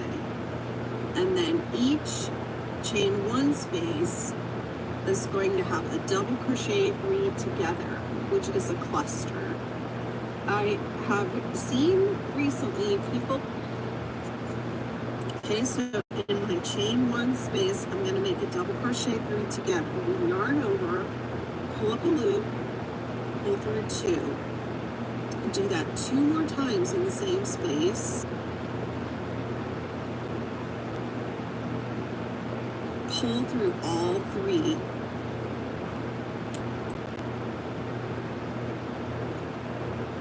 Okay, that is your double crochet 3 together cluster. Wait. One space, I'm going to make a double crochet 3 together. Yarn over, pull up a loop, pull through 2. Do that 2 more times in the same space. So you have Pull 4, through not 3. All 3. All 3 stitches, but you have 4 on your loop. Okay. Okay, that is your double crochet 3 together cluster.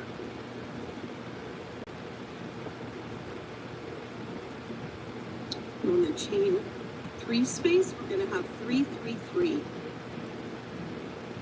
1, 2,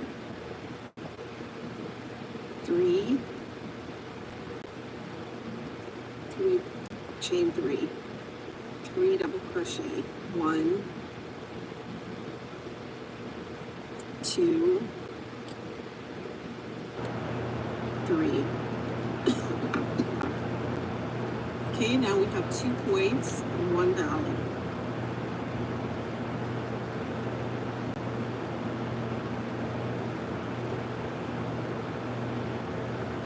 So just keep going around the row like that. Double crochet 3 together in the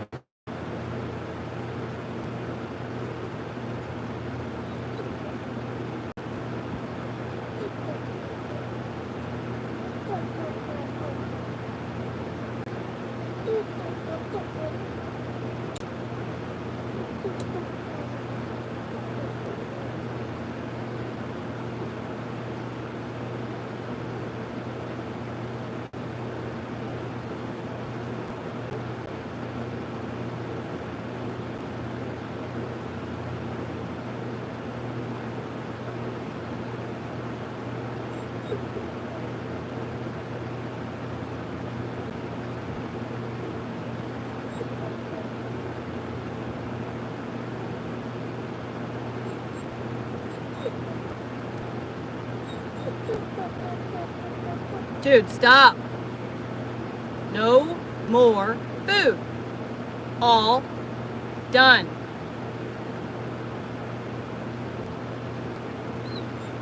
No, no more food. Go lay down. If you want to go outside, I'll take you outside.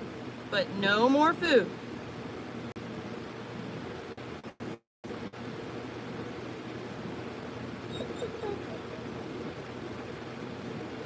If I go over there and it's not to take you outside, I'm putting my headphones on and I'm ignoring you any other time, okay? Because I'm not going to go through this all night long. No more food. All right, let's go outside.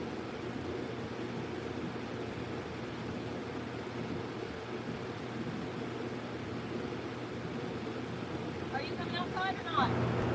Orderly Elizabeth. Are you going to go outside?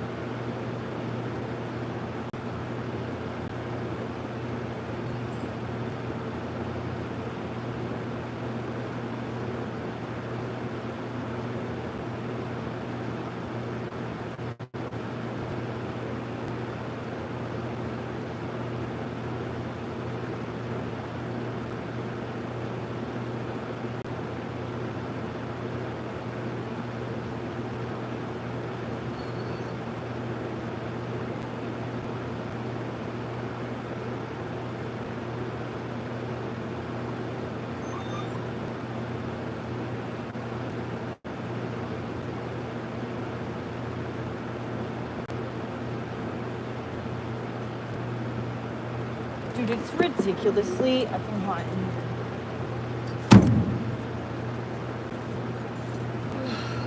Ever gonna have a color change?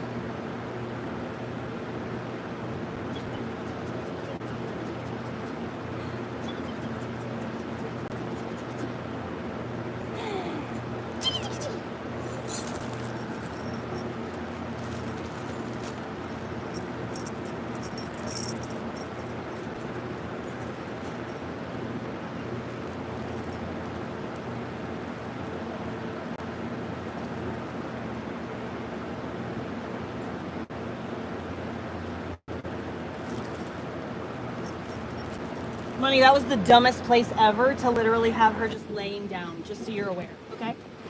That was dumb. That was bogus. Bogus. Okay?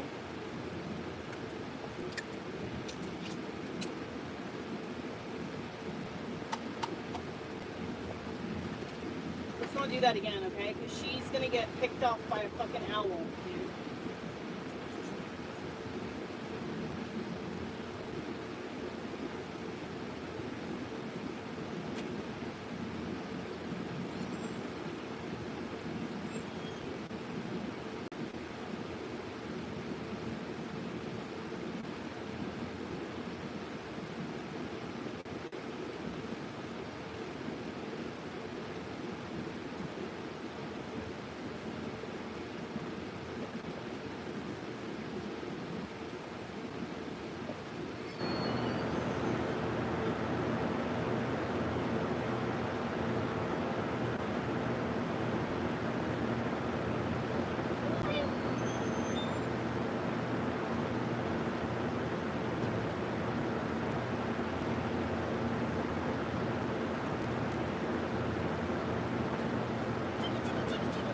What are you doing? Woo! Come back here!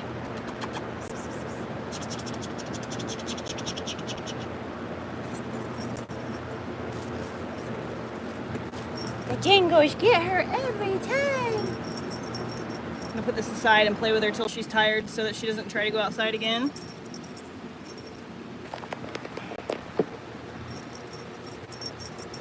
My daughter and 2 grandchildren are flying. Aw, yay! Bro, it's so hot.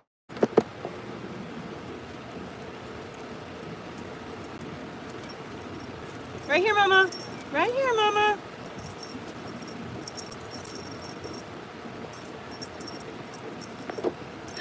Cookie.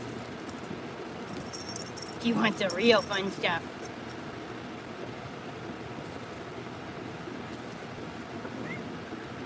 She's literally right here, just like I told you.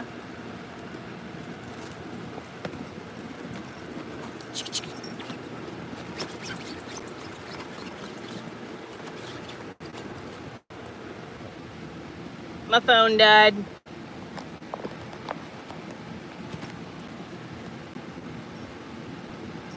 I just love you. I just love you so much. You're so funny.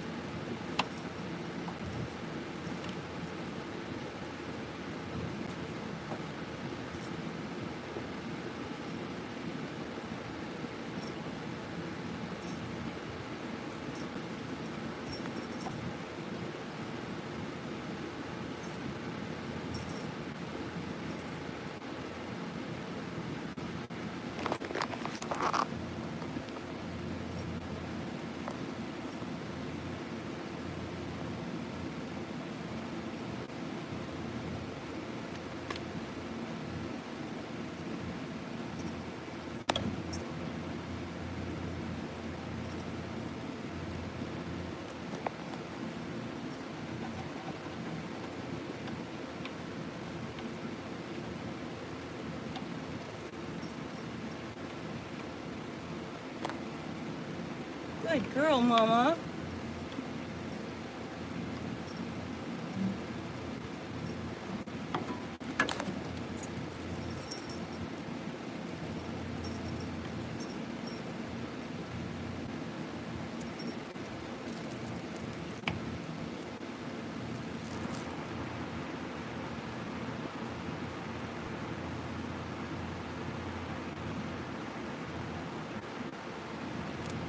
What was that?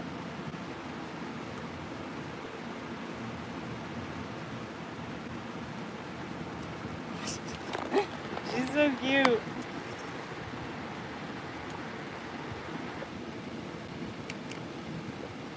You are so hilarious. Chain 1 space.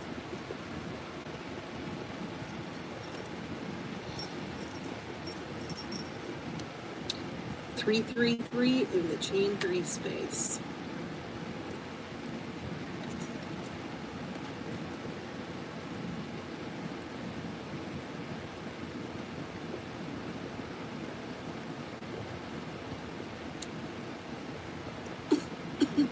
getting little points.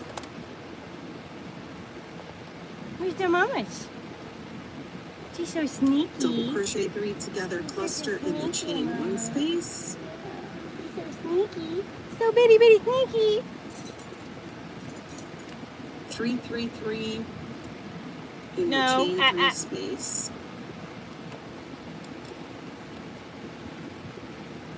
No, Sook. You want to go up to mommy?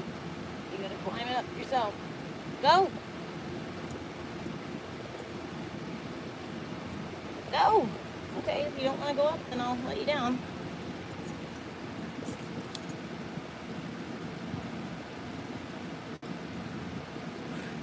Tried to help you.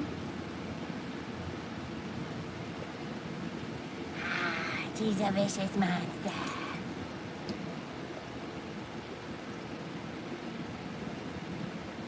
It isn't Hey! came at the end of my round. I did my last no, double crochet no. 3 together cluster in the chain 1 space. And now I'm going to join with a slip stitch to the top of this chain 3 that started my round.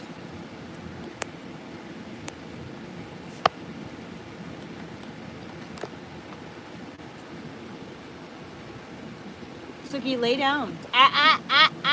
Okay. And I'm flattening it out, and it's just No, you can't be laying there. flat, so I think it's going to be fine. But if you lay the blanket down like this and it keeps wanting to pop back up, then you might want to bump up to a hook that's a half a millimeter larger than what you're using. It would be okay to have the center of the star be a little bit tighter tension than the rest. That's going to help your blanket lay flat. You just have to kind of make the call. If you're really getting a lot of cupping, like that, then and the first changing your hook or not, and 7 is starting to take shape. And I like to change colors after the first 2 row need a change, but I would suggest if on like it's colored many ways. One way is if you're not changing colors, and then the other way is if you're changing colors. So I said before that I change colors after the row setup round 2, after setup round 4, and then after that I change every 3 rounds. But I want to show how this round starts if you're not changing colors. So we want to start here in this space after the double crochet 3 together and before this first group right here. But we joined here. So our yarn is coming out of this stitch and we want it to be coming out of this space. So the way that we get there is we just kind of go backwards, and we're not used to doing this in crochet. We usually go right to left, or if you're left-handed, you're going left to right, and we're not used to kind of going backwards. So for this beginning, you have to go backwards. You go into that space and then pull up your yarn. Good. And then pull it through your yarn on the that's already on the hook. Okay, and then you have this weird little slip stitch here, but you got your yarn moved over 1 notch, and then you're going to start with the chain 2. Good. Double God crochet damn it! 2 I'm fucking. together, and that counts the chain 2 fucking and the bitch. double. You're not allowed in there. I said no. Listen, if you want to go to where your mom is, you can go up to where your mom is, but you cannot go where my yarn is. Now, where's my other yellow ball? God fucking damn it. Avalanche. Fucking yarn. Oh, my fucking yarn. Are you kidding me right now?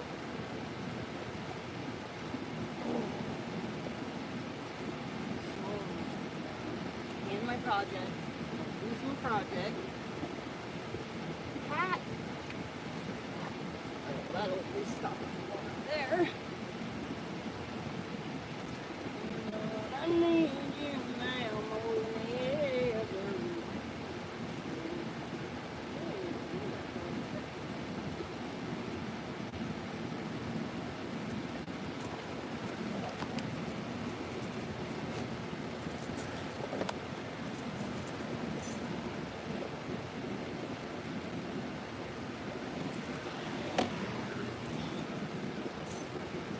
she's eating, that's fine. As long as she's not up to no good.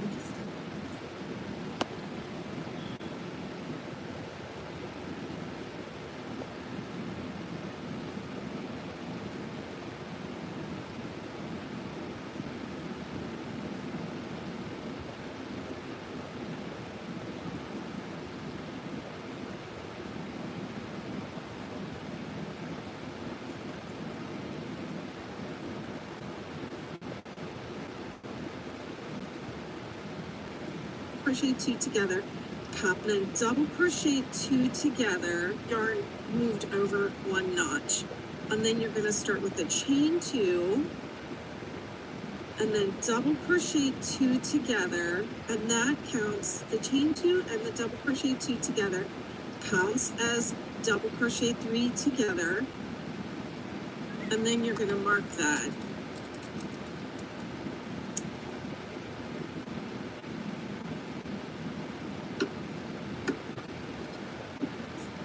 And then the rest of setup 5 is the same if you change colors, but that little beginning bit is a little bit different, so I wanted to show it by itself.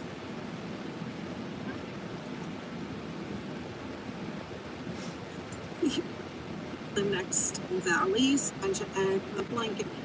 Any dip got weird goes, and then I start my chain 2, 1 other over it. And then I'll go back later and weave it in. Okay, so in that space, I did a chain 2, double crochet 2 together, and that counts as double.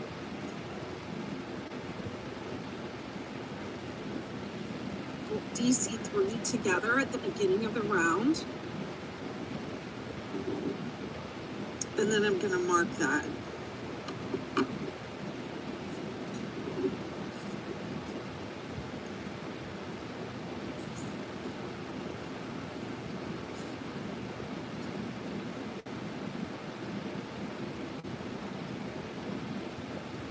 Okay, so whether you changed colors or you didn't change colors, we should all be at the same space, and the rest of this round looks like this. 3 double crochet, chain 3, 3 double crochet in each of the chain 3 spaces. Okay, each one of those spaces is going to give a 3, 3, 3. And then in every space on either side of this double crochet 3 together, here and here, you're going to do double crochet 3 together, double crochet 3 together. You're going to do that all the way around. Okay, so that's going to be the pattern for your round. 3, 3, 3, DC 3 together, DC 3 together, 3, 3, 3, DC 3 together, DC together, double crochet.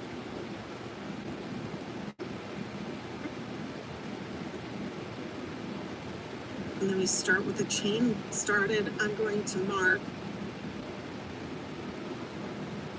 Suki, baby. That's my baby girl.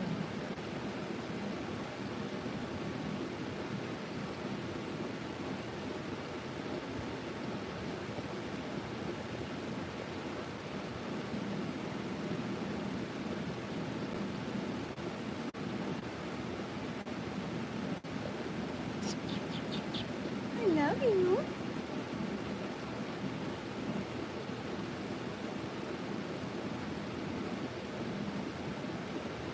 Hi. What are you doing? To my baby? Come on. Come here. There she is. Hi. You want to lay down?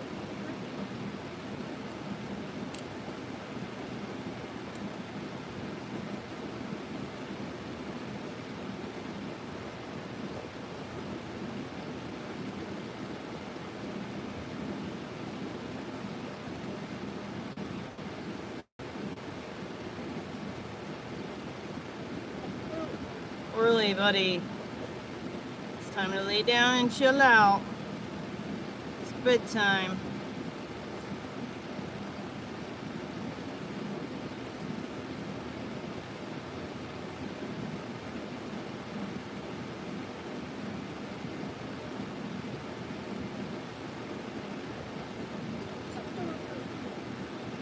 Dude, there's no more food and you're not getting the cat food. No.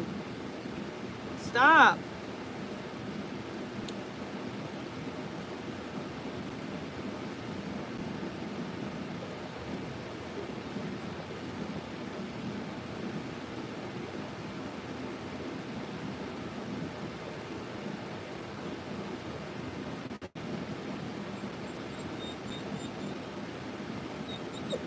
Orly, no. Go lay down. Absolutely not. No. Go lay down. Thank you.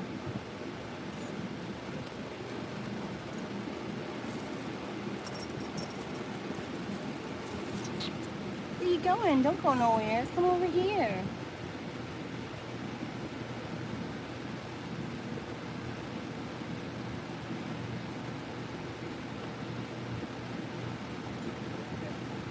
No, Orly, go lay down. You're not getting any cat food.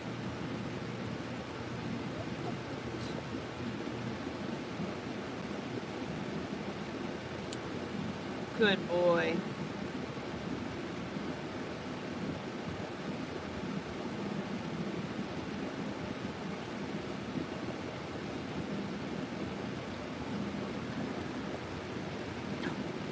Are you okay? You almost fell off the bed. You almost fell right off. Yeah, you almost did.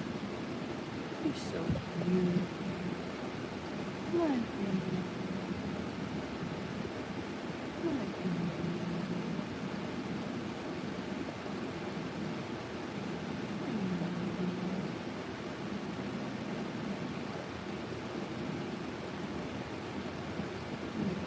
Go to sleep. My good girl.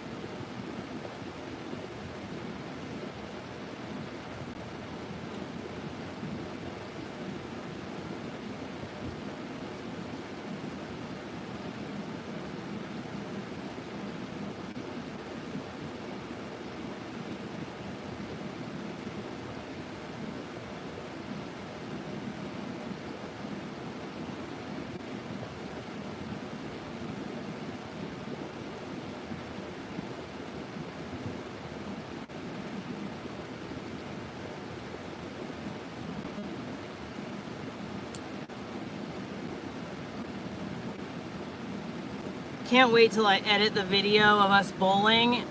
When I go to bed after I finish crocheting, I'm gonna edit. Oopsies, sorry guys. No, I haven't cut my bangs yet. Well, those were some figure skaters.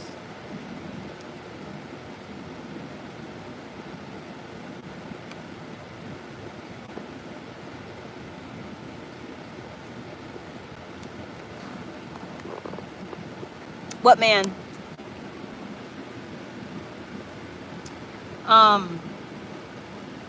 What was I gonna say? When I edit the video later of us bowling, whenever Elliot scored really well bowling, he went like this. Or something like that.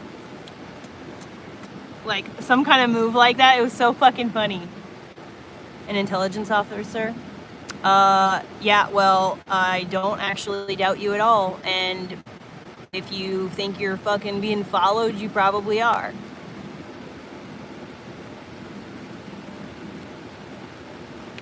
Unless you're having a manic episode, and in that case, you should probably talk to the VA.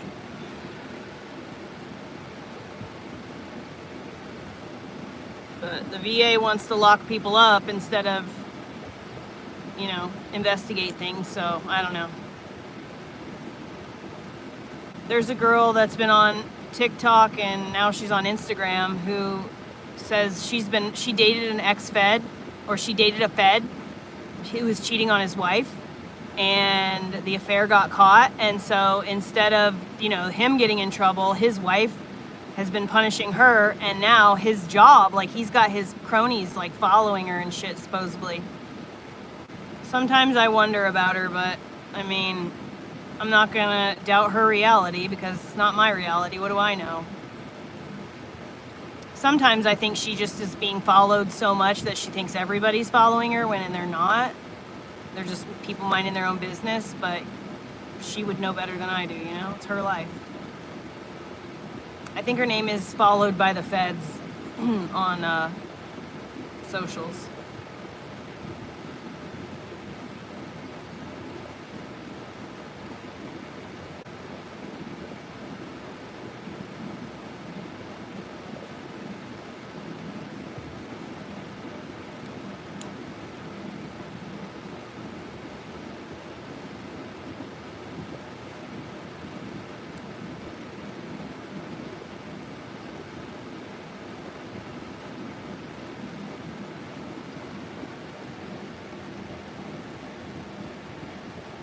Yeah, there definitely is a huge gang stalking community. Those are the people who are stalking me.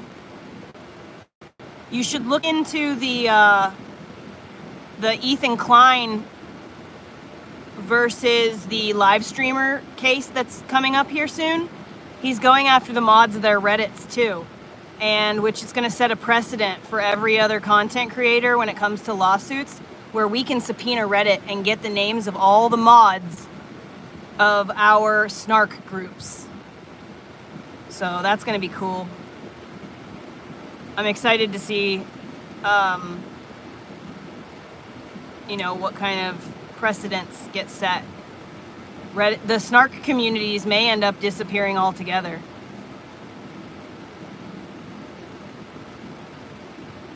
Because Reddit doesn't want to be held liable, so they're going to be making changes. Because Ethan Klein is totally going to go after Reddit if they don't. And technically, he has the ability to. I mean, he's got all that money, so.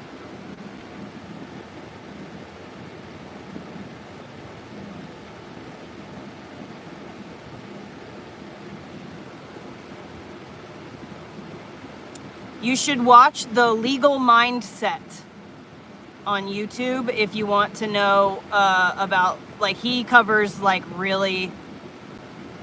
good stuff, and he covers things from a different perspective. He's been covering the Johnny Somali stuff in Korea as well.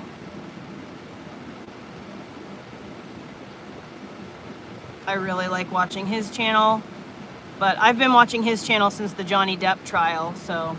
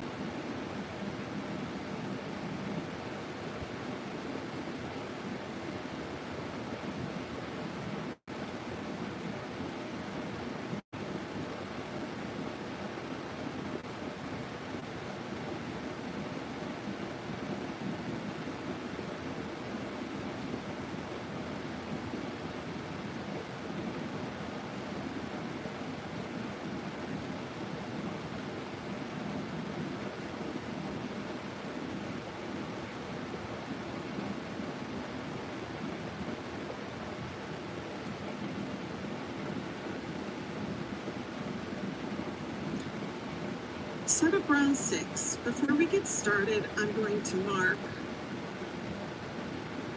the last double crochet 3 together of set up round 5. And then we start with a chain 1 and a single crochet in the same stitch. And then we're going to mark that single crochet also. And then we start with a chain 1 and a single crochet in the same stitch. And then we're going to mark that single crochet also.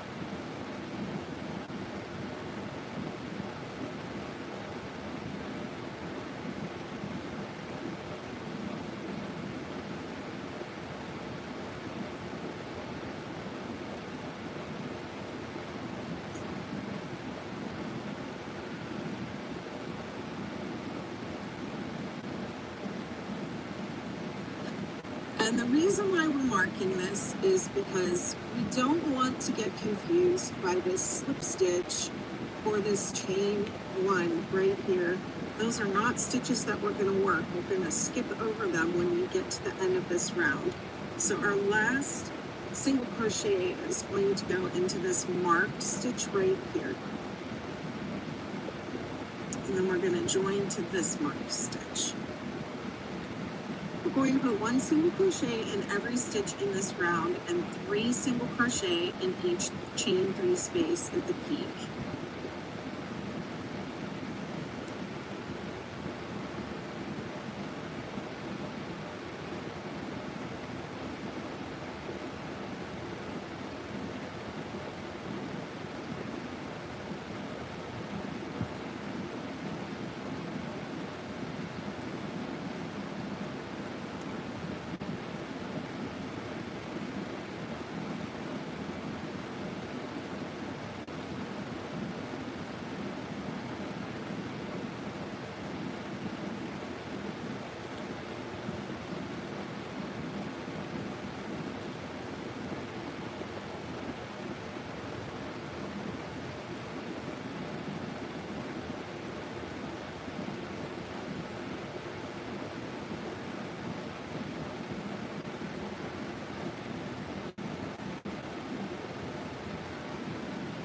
I don't really love Ethan Klein. I just like watching the court case. I don't watch Ethan Klein's content at all.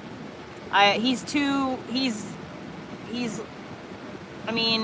kind of spoken out about the whole Israel versus Palestine thing, but at the end of the day, he is a Zionist and he's a part of the Zionist philosophy, and he is one of the people who's a millionaire, you know, who has dual citizenship with Israel.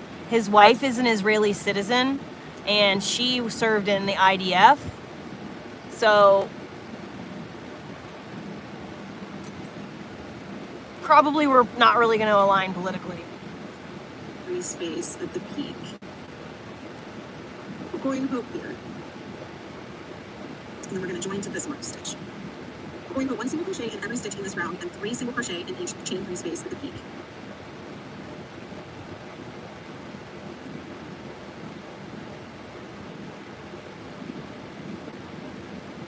One, 2, 3 in the peak. So the top of this double crochet is right here, so don't miss this one. 1, 2, 3. And now each of my double crochet 3 together is going to get 1 single crochet. 1, 2. And then these 3 double crochet are going to each get 1 single crochet in each. So from peak to peak, we should have 8 single crochet. 1, 2, 3, 4, 5, 6, 7, 8. And then in the peak, you'll have 3. 1, and double crochet 3 together here, which was our last stitch in setup round 5.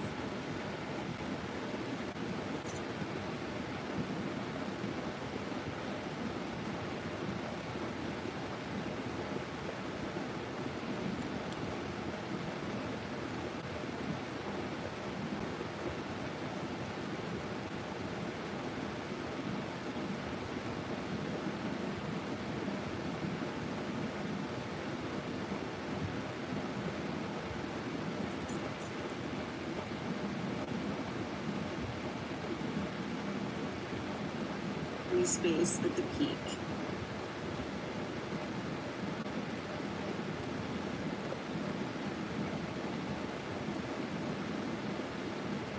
One, two.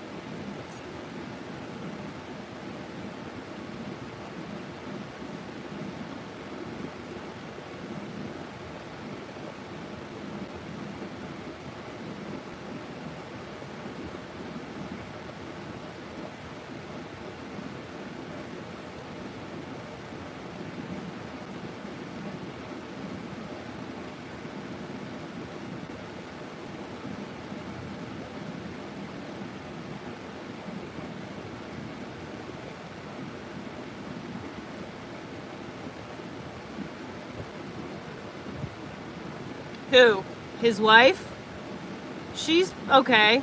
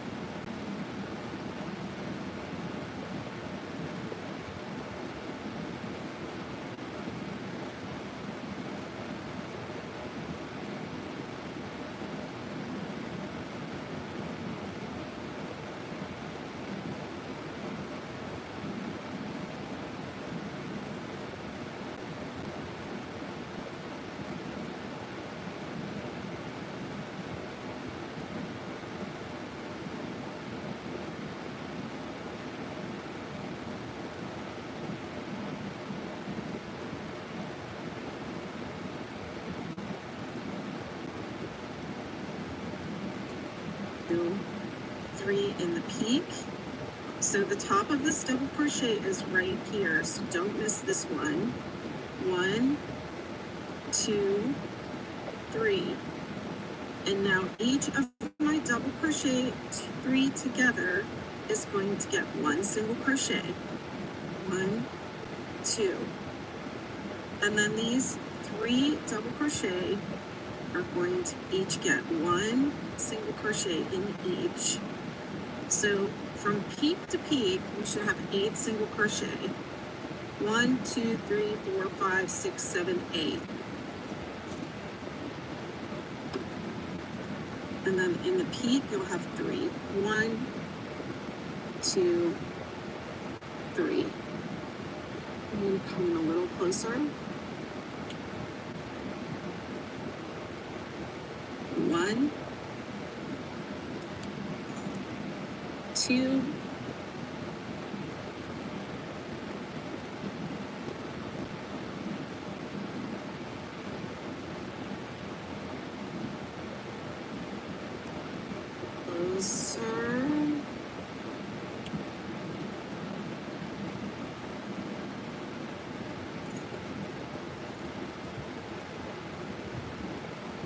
1,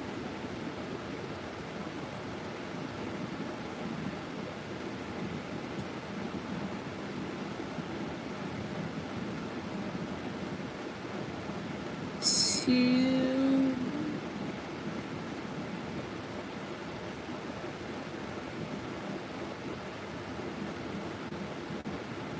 3,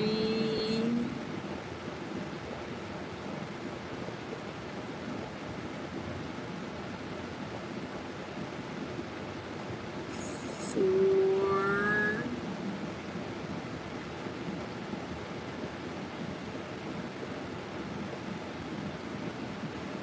5,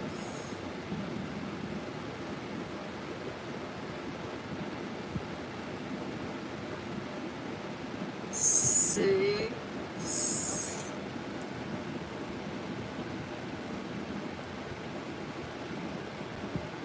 7,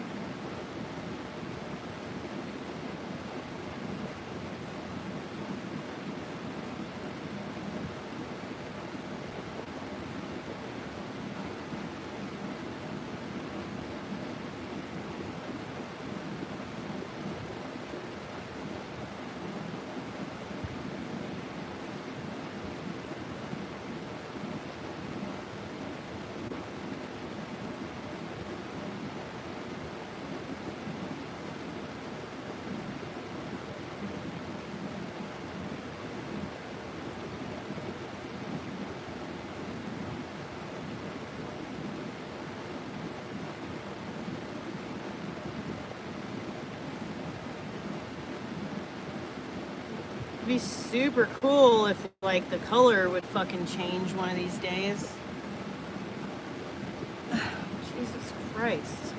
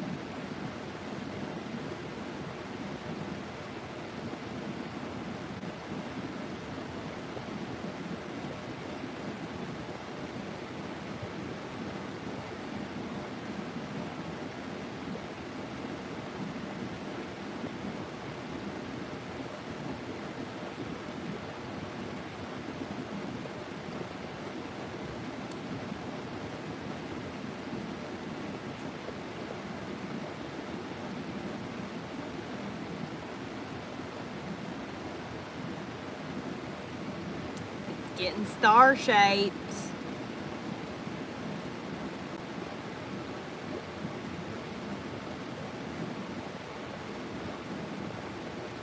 Excited about this.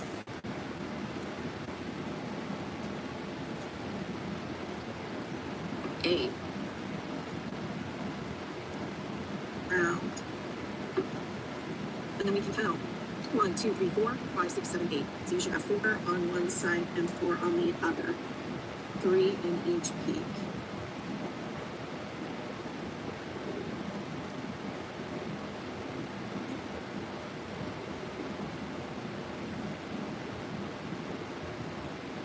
I am experiencing a tiny bit of curl, but I'm not concerned about it. Setup round 7. At the beginning of setup round 7, you have a slip stitch. So I slip stitched to join the round, and then I have to slip stitch again because I want to move over one stitch. So it's very common for people to miss this slip stitch at the beginning of this round. So we have to move over one, and then we're going to chain 3.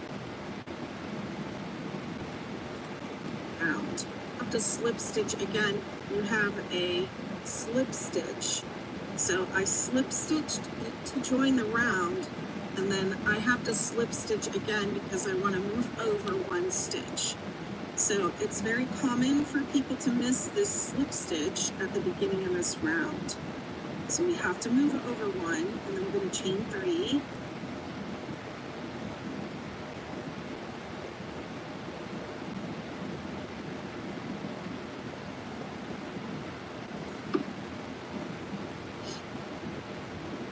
And then 3 double crochet.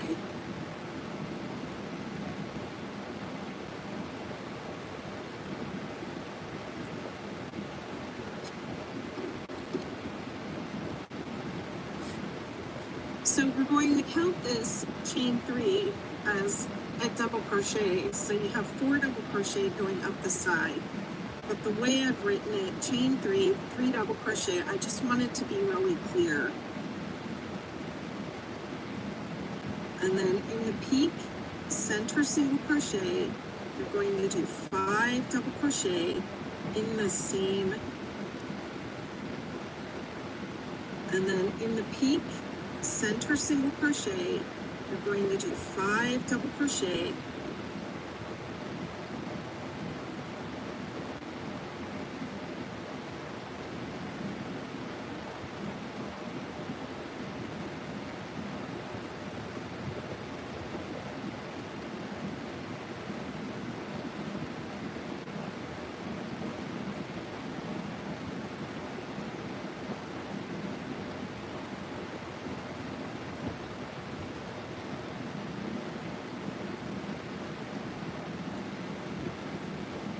in 3 as a double crochet, so, and then 3 double crochet.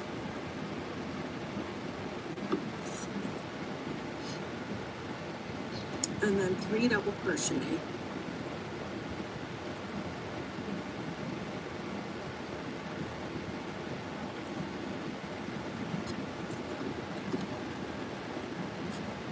So we're going to count this chain 3. And then in the peak, chain 3, 3 double crochet. I just want it to be really clear. And then in the peak, center single crochet.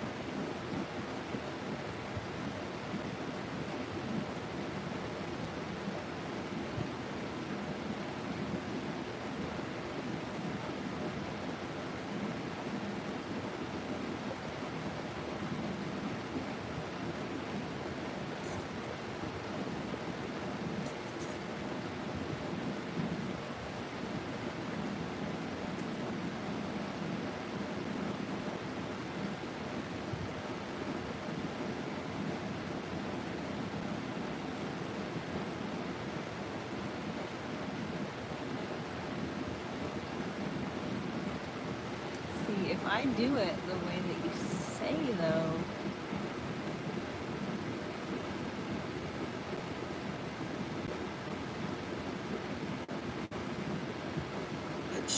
So I slip stitched to join the round, and then round 7, I am experiencing a tiny bit of purl, but I'm not concerned about it. Set up round 7. At the beginning of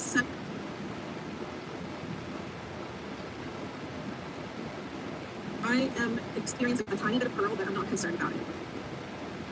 Set up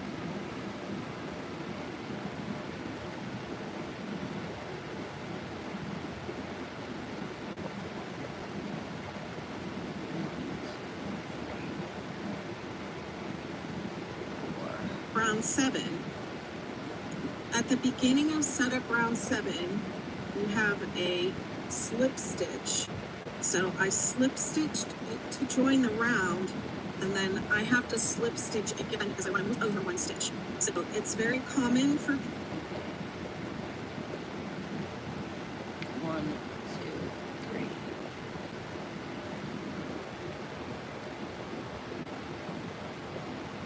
Okay, so but I can't slip stitch over like that, because if I do, then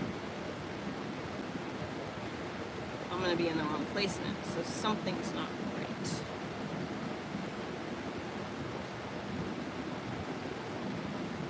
Oh.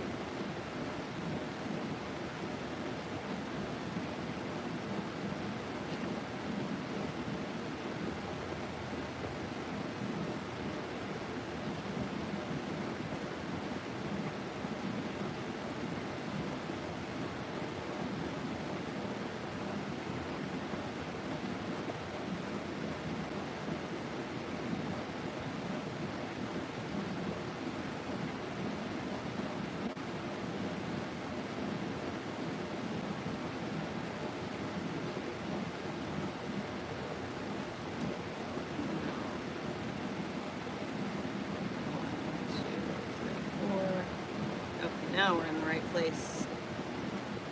And then slip stitch 1 over. 1, 2, 3. And then, haha, now we're on track. 1,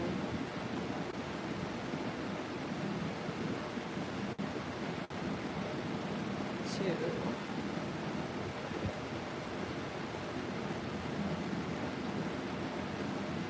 3. Right?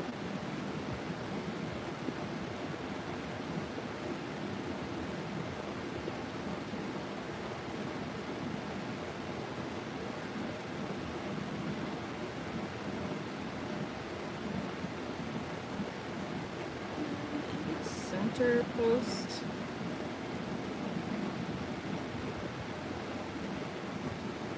Has to be 5 double crochet. it's a, and then chain, we're going to do 5 double crochet in the same stitch. And if it's not in the center single crochet, then you should go back and check and see what happened. Did you do 4 here instead of a chain and then 3? Did you forget to Already slip did it. stitch? Thanks for mentioning Did you it. get this count of single crochet wrong? Did 1, you 2, accidentally 3, work 4. the slip stitch here and then make an extra single crochet? And then that would put you 1 off to the right. So these are some common mistakes that happen at the end of this round and the beginning of this You're round. still that throw on the people fucking off. blue, bro. Oh my god. Okay, finally. So It's going gonna down switch the out now, but like in the side, middle of a it's fucking 4 row, double bro. crochet. 1, 2, 3, 4.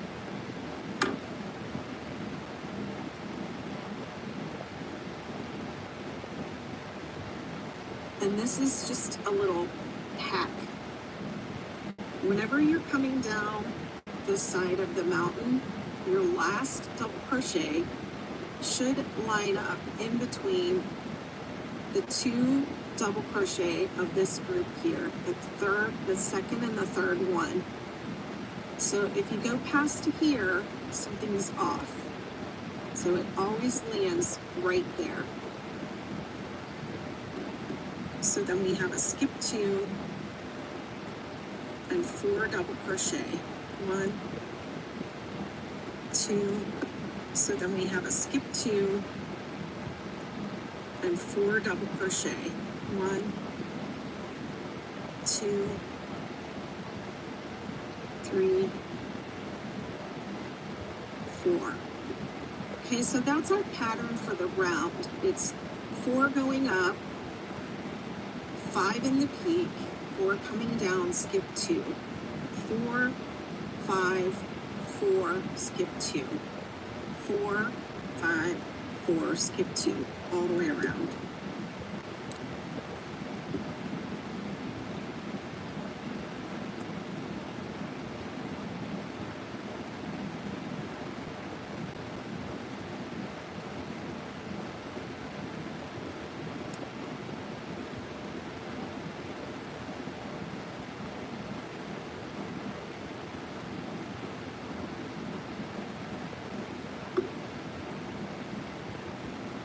Four going down. 1, 2,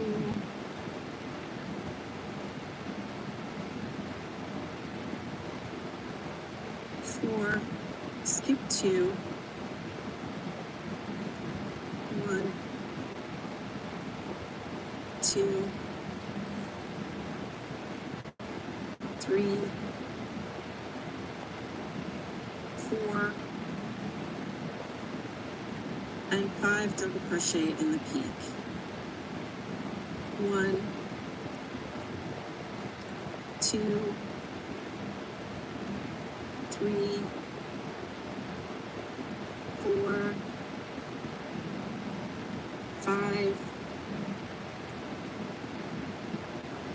and then 4 coming You're down. messing up my count.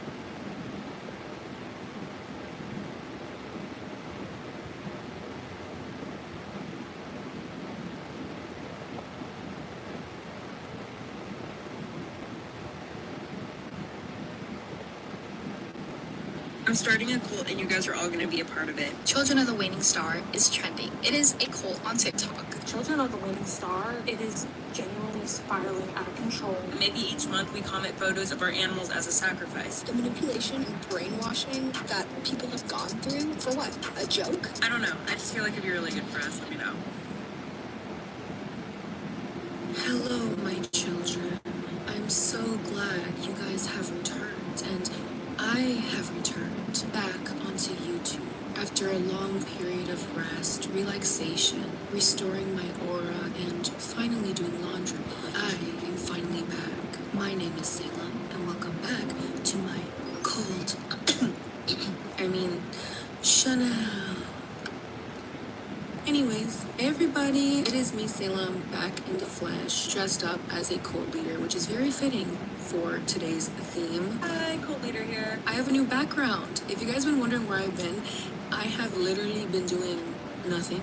No, but I've been hanging out with family. I actually recently moved. And because of that, I have not been around for a month and a half onto YouTube or Instagram. Man, while I've been gone, I sure have missed a lot. Like, A lot. 1 month and a half gone and Justin Bieber's crashing out. It's not clocking to that I'm standing on business, is it? Something called labubus are everywhere. A literal cult formed on TikTok. The Dubai chocolate trend still hasn't died somehow. I also officially got diagnosed with autism. Oh yeah, and did I mention a literal cult formed on TikTok and everyone has just kind of, I don't know, forgot? I'm starting a cult and you guys are all gonna be a part of it.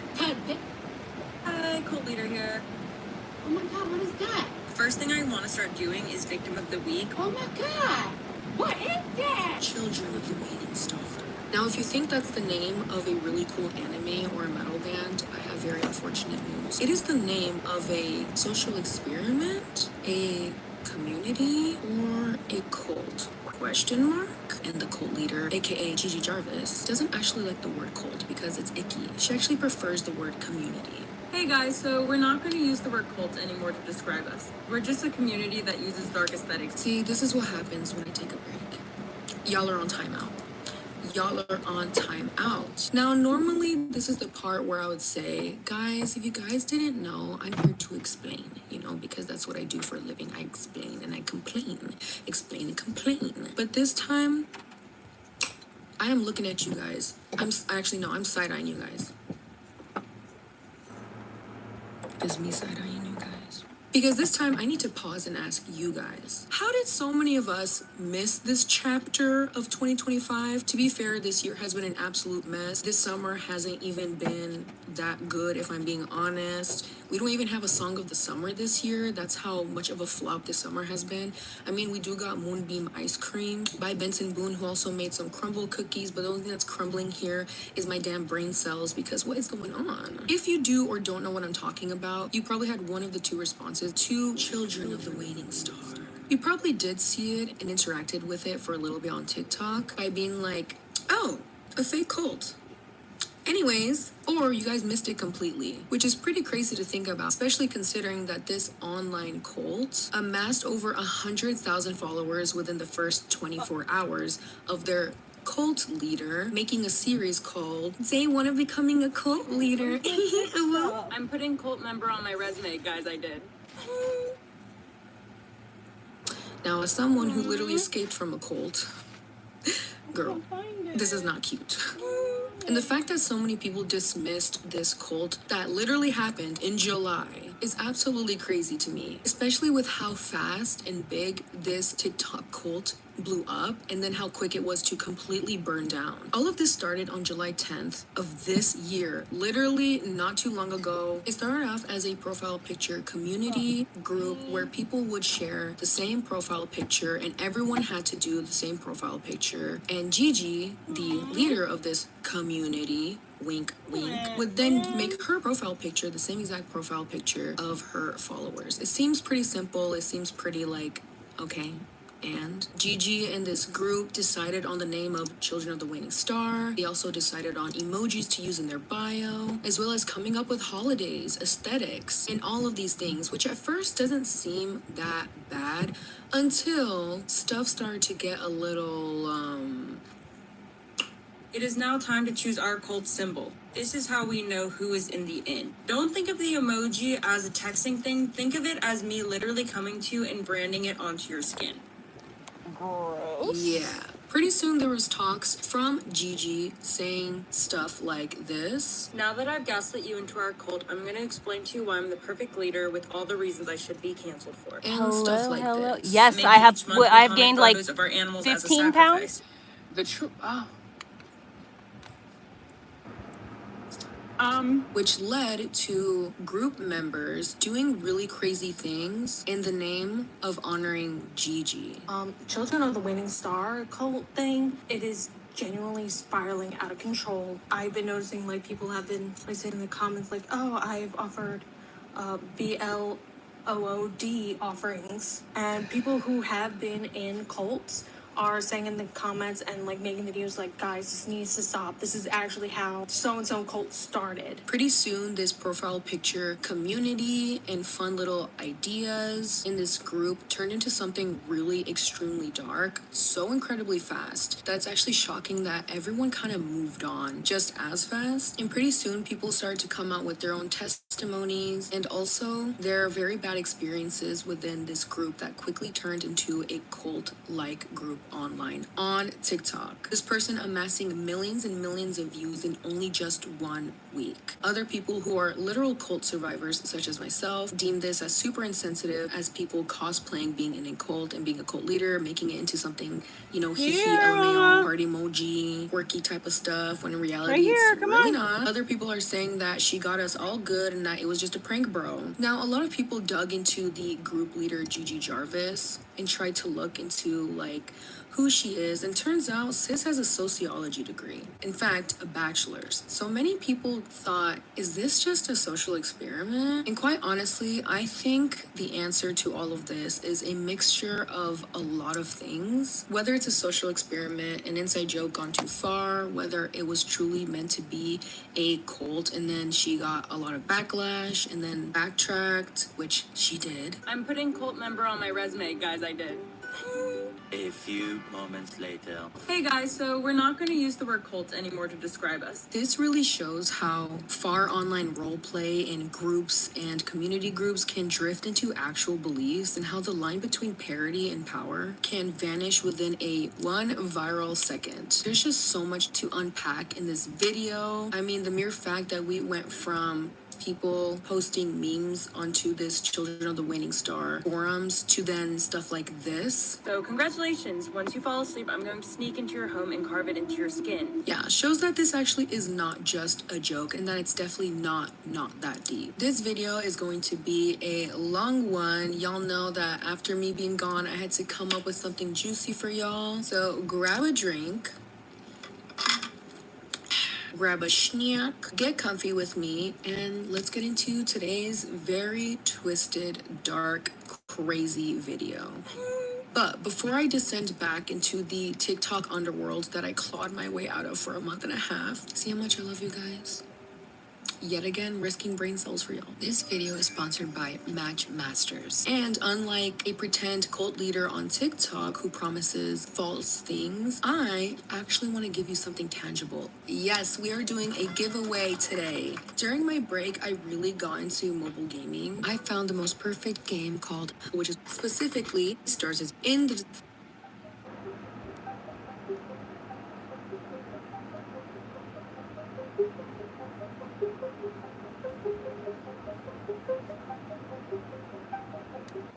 This person's so bad for starting a cult on TikTok.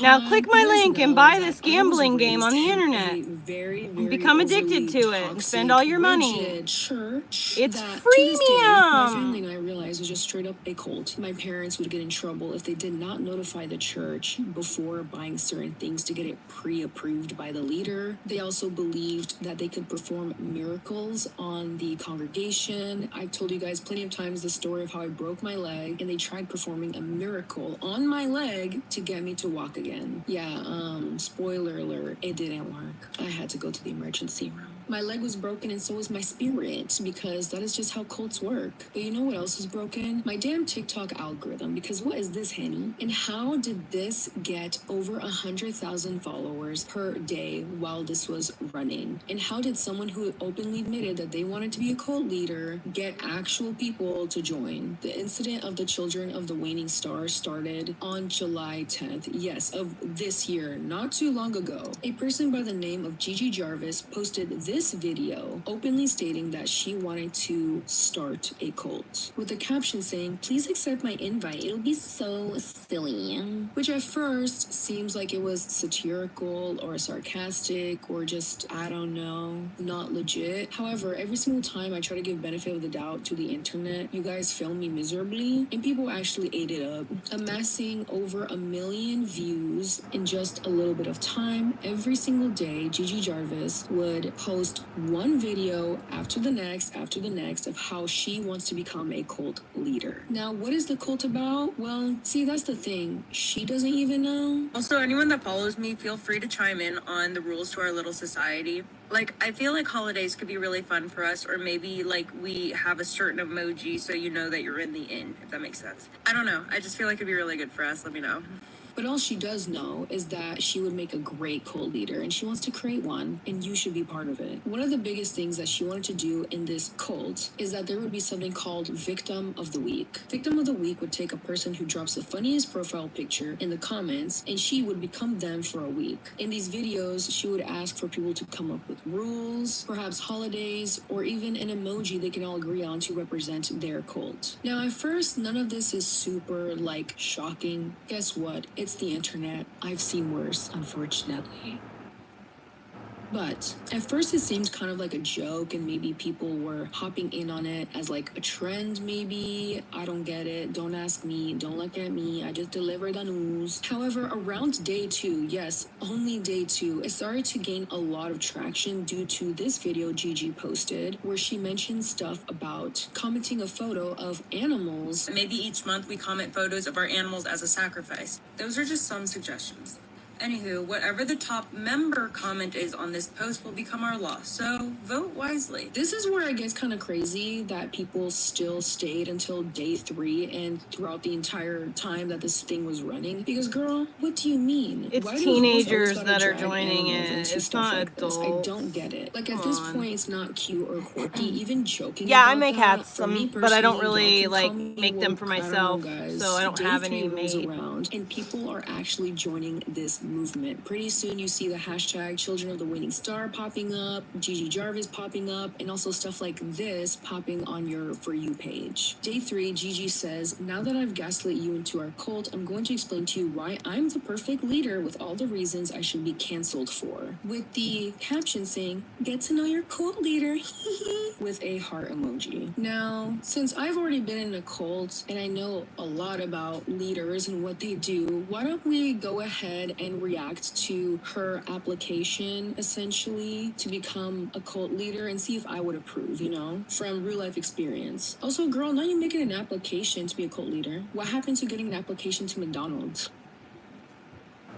You started a cult for what? How about get a job cult? How about that? Alright, let's react. Now that I've gaslit you into our cult, Immediately no. Immediately denied. I might have started the Levi Ackerman x Alvin and the Chipmunks ship, Move on to the next thing. but that just showcases that I'm really good at leading a movement. Or it just shows that you're chronically online. Which same, girly? Number 2 is that I snuck into FurryCon. Sneaking into FurryCon, girl? Leave them furries alone. Oh my god, guys, speaking of furries, have you guys seen the trailer for Zootopia 2? All I'm gonna say is Nick Wilde. I've also done a bunch of super evil, super really cool things, but I signed NDAs for all of that, so I can't tell you. That was really mad cringy. Application denied. Obviously, it's seen as a joke, kind of like, LOL, I'd be the perfect cult leader, not really JK. But let's be really for real right now. This is so, it's so detached from reality. It reframes real harm as quirky or edgy, which, by the way, none of that was funny. It just came off as really old Reddit or Tumblr, edgy, I'm not like other girl type humor. She tries to sadly use humor to silence just discomfort in general, or to disarm skepticism. It's like, if I make people laugh, they're less likely to confront me about all this bad that I'm actually doing. Didn't laugh, not even once. Signaling to followers like, look guys, if I don't take this seriously, then you shouldn't either. Which is ironic because this is the same tactic some actual cult leaders actually use in the early stages of making a cult, playing it off as a joke to avoid being seen as threatening. At this time, you're probably wondering, girl, who is this? Well, Gigi has an extensive history of attention seeking, if you guys haven't noticed. She's a model, well, claims to be. If you don't know, I'm a full-time actress model. Who even is she? She's so busted. Okay, I do commercials, and I started this year. Somebody has to talk about the symptoms of I do commercials and I started this year, meaning I got one gig. She is a model/actress in Atlanta. She only started modeling acting within the last year. She has a backstage profile and even an interview with Shoutout Atlanta magazine from December 2024. A quote or affirmation that speaks to her is, be a better person than the person you were yesterday. This quote reminds me that each day is an opportunity to grow in kindness, gratitude, or discipline, enhancing my life and positively impacting others. worst. I swear it's always the people who are like, let's spread positivity and nice vibes, who be the worst people. It's kind of like when you get like the worst hate comment of your life that's dragging you and your dead granny, and then you go to click on the profile and then they're like, guys, John 3:17, like, we been new. Like, it checks out, unfortunately. No offense, guys. My favorite Bible verse is lunch at 12:45. Yes, ma'am. Can I get an amen? And Gigi actually has 2 TikTok accounts. The first one being the one that we're talking about in today's video, which is the cult-led one. She also has a personal account, which is full of stuff like this. And this account she had before the other one completely blew up, which kind of shows her streak of trying, you know, throwing all these darts against the wall to see if she can hit a bullseye, if you will. Is that what it's called? I don't know sports, don't look at me.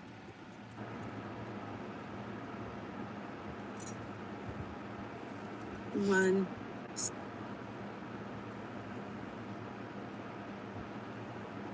Three-quarter coming down with a slip stitch. Okay, and I'm gonna skip the last 2, and I'm gonna join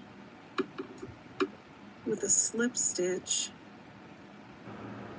to the top of my starting chain 3.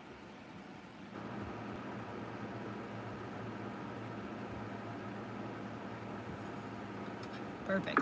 That's what it needs to look like, and that is exactly what it be looking like. I'm pissed off about this shit, though.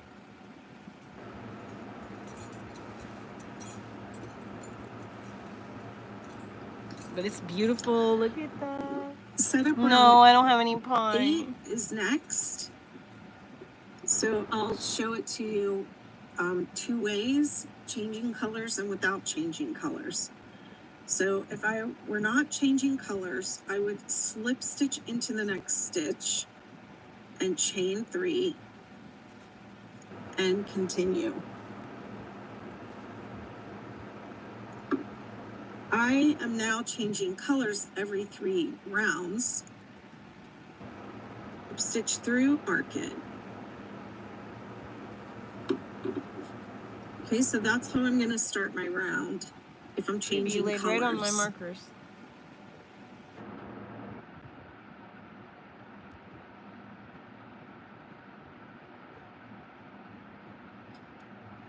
Okay, and then I have 4 double crochet.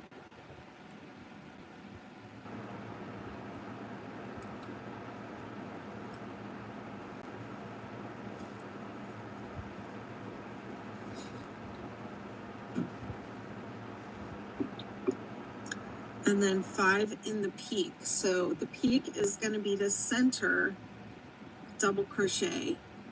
And I'll just zoom in 1 sec. So the top of the stitch is a little bit to the right of the center double crochet. So if you're not sure, if you're having, you know, a trouble understanding which one it is, these are my 5. Okay, this is the center one, and this is the top of.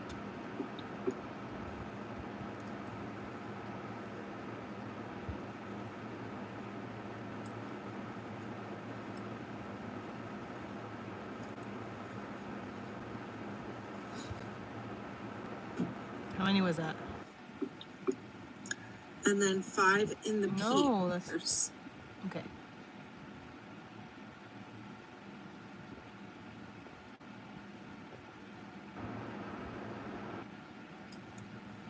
Okay, and then I have 4 double crochet.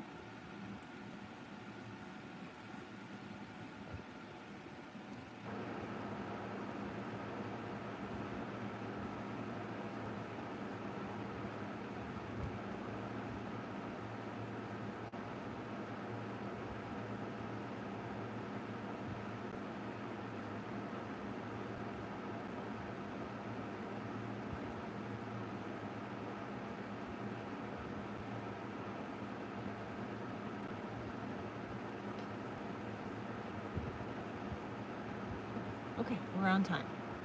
5 in there.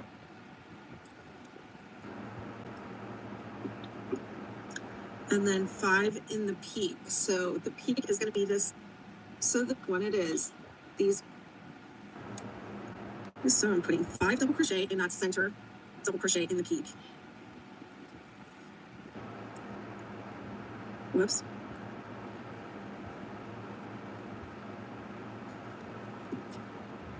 Okay, and then I have 5 to go down. So this is the round of 5s. It's 5 going up. Thank you. That's what I wanted to hear. And now I'm moving back. Sports, don't look at me. Gigi also has a YouTube channel where she posts content about her lifestyle, fashion, and vlogs. Her description on her YouTube saying, "Hi doggies," with a whopping 159 subscribers. However, this would not be the first time that she tried making it big on social media. When you look at her LinkedIn, it says that she has been not only a digital content creator, but also a digital content manager. October 2020, she gained a following of over 40,000 followers and over 2.3 million likes within 3 months.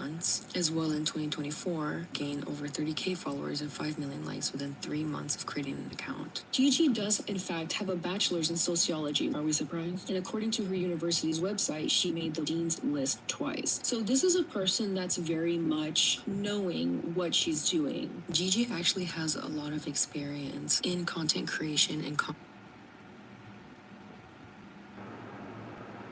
5 in the peak. And 5 going down. And our first chain 3 here at the beginning of the round counts as 1. So there's 1, 2, 3, 4, 5. All right, so that means you do 1 chain and 4 more double crochet. All right, and then I know when I'm at this valley, I'm gonna skip 2. I should be skipping 1 on one side of the gap and 1 on the other side of the gap. And that's where. Skip 2. That's what I needed to hear. and content managing. From volunteer work to courses in her school to real life work, other courses that she puts on her LinkedIn that she has taken are courses on criminology, deviance and social control, profile of the serial offender, and sociology of violence. Now, I don't know what type of university Gigi went to. It states that she went to Kennesaw State University or Keensaw. I don't know. Quinoa? This sounds like the university of, I don't know, damn Marvel villains, because I have never heard courses like this in my life. But point is, she is definitely qualified and smart enough and aware enough to know that even doing this as a joke and doing this as a, LOL quirky type of thing can really cause real life damage and real life consequences, which it did in fact go to have, which it did in fact happen, which it happened in real life. Okay, there you go, guys. Okay, give me a break. I've been gone for like a month and a half. It makes you think about just how much planning truly went into this get viral quick scheme. If she wanted to redo the application as to why she'd be a terrific cult leader, I find it very interesting that she instead went with something quirky and trying to go the chill route. Meanwhile, she has an actual list of degrees and experience as to why she actually would be. But perhaps that's exactly why she didn't talk about herself to begin with, because people would absolutely get scared off if they found out just how much she knows and how good she is at pretending as if she doesn't know anything at all, or the implications of what she's doing. I doubt you guys are even gonna watch this video too, but I'm gonna get into it and air all of you out. Cult is a bad word and you should have known better. Okay, well, I didn't, and the second I did get informed, I immediately changed everything to community because that's what it's always been. And if it's common sense, then why did 150,000 people also put the little emoji in their name tag? But guess what? We're on the same page, but I'm taking accountability and you're not. Is that what he calls it? I cannot read everything myself, so I will continue posting things that we can vote on, and I look forward to hearing what y'all say.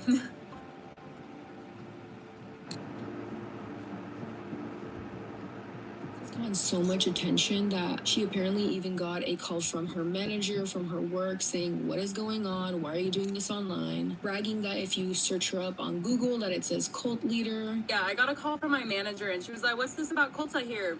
And I'm like, girl, don't even worry about it.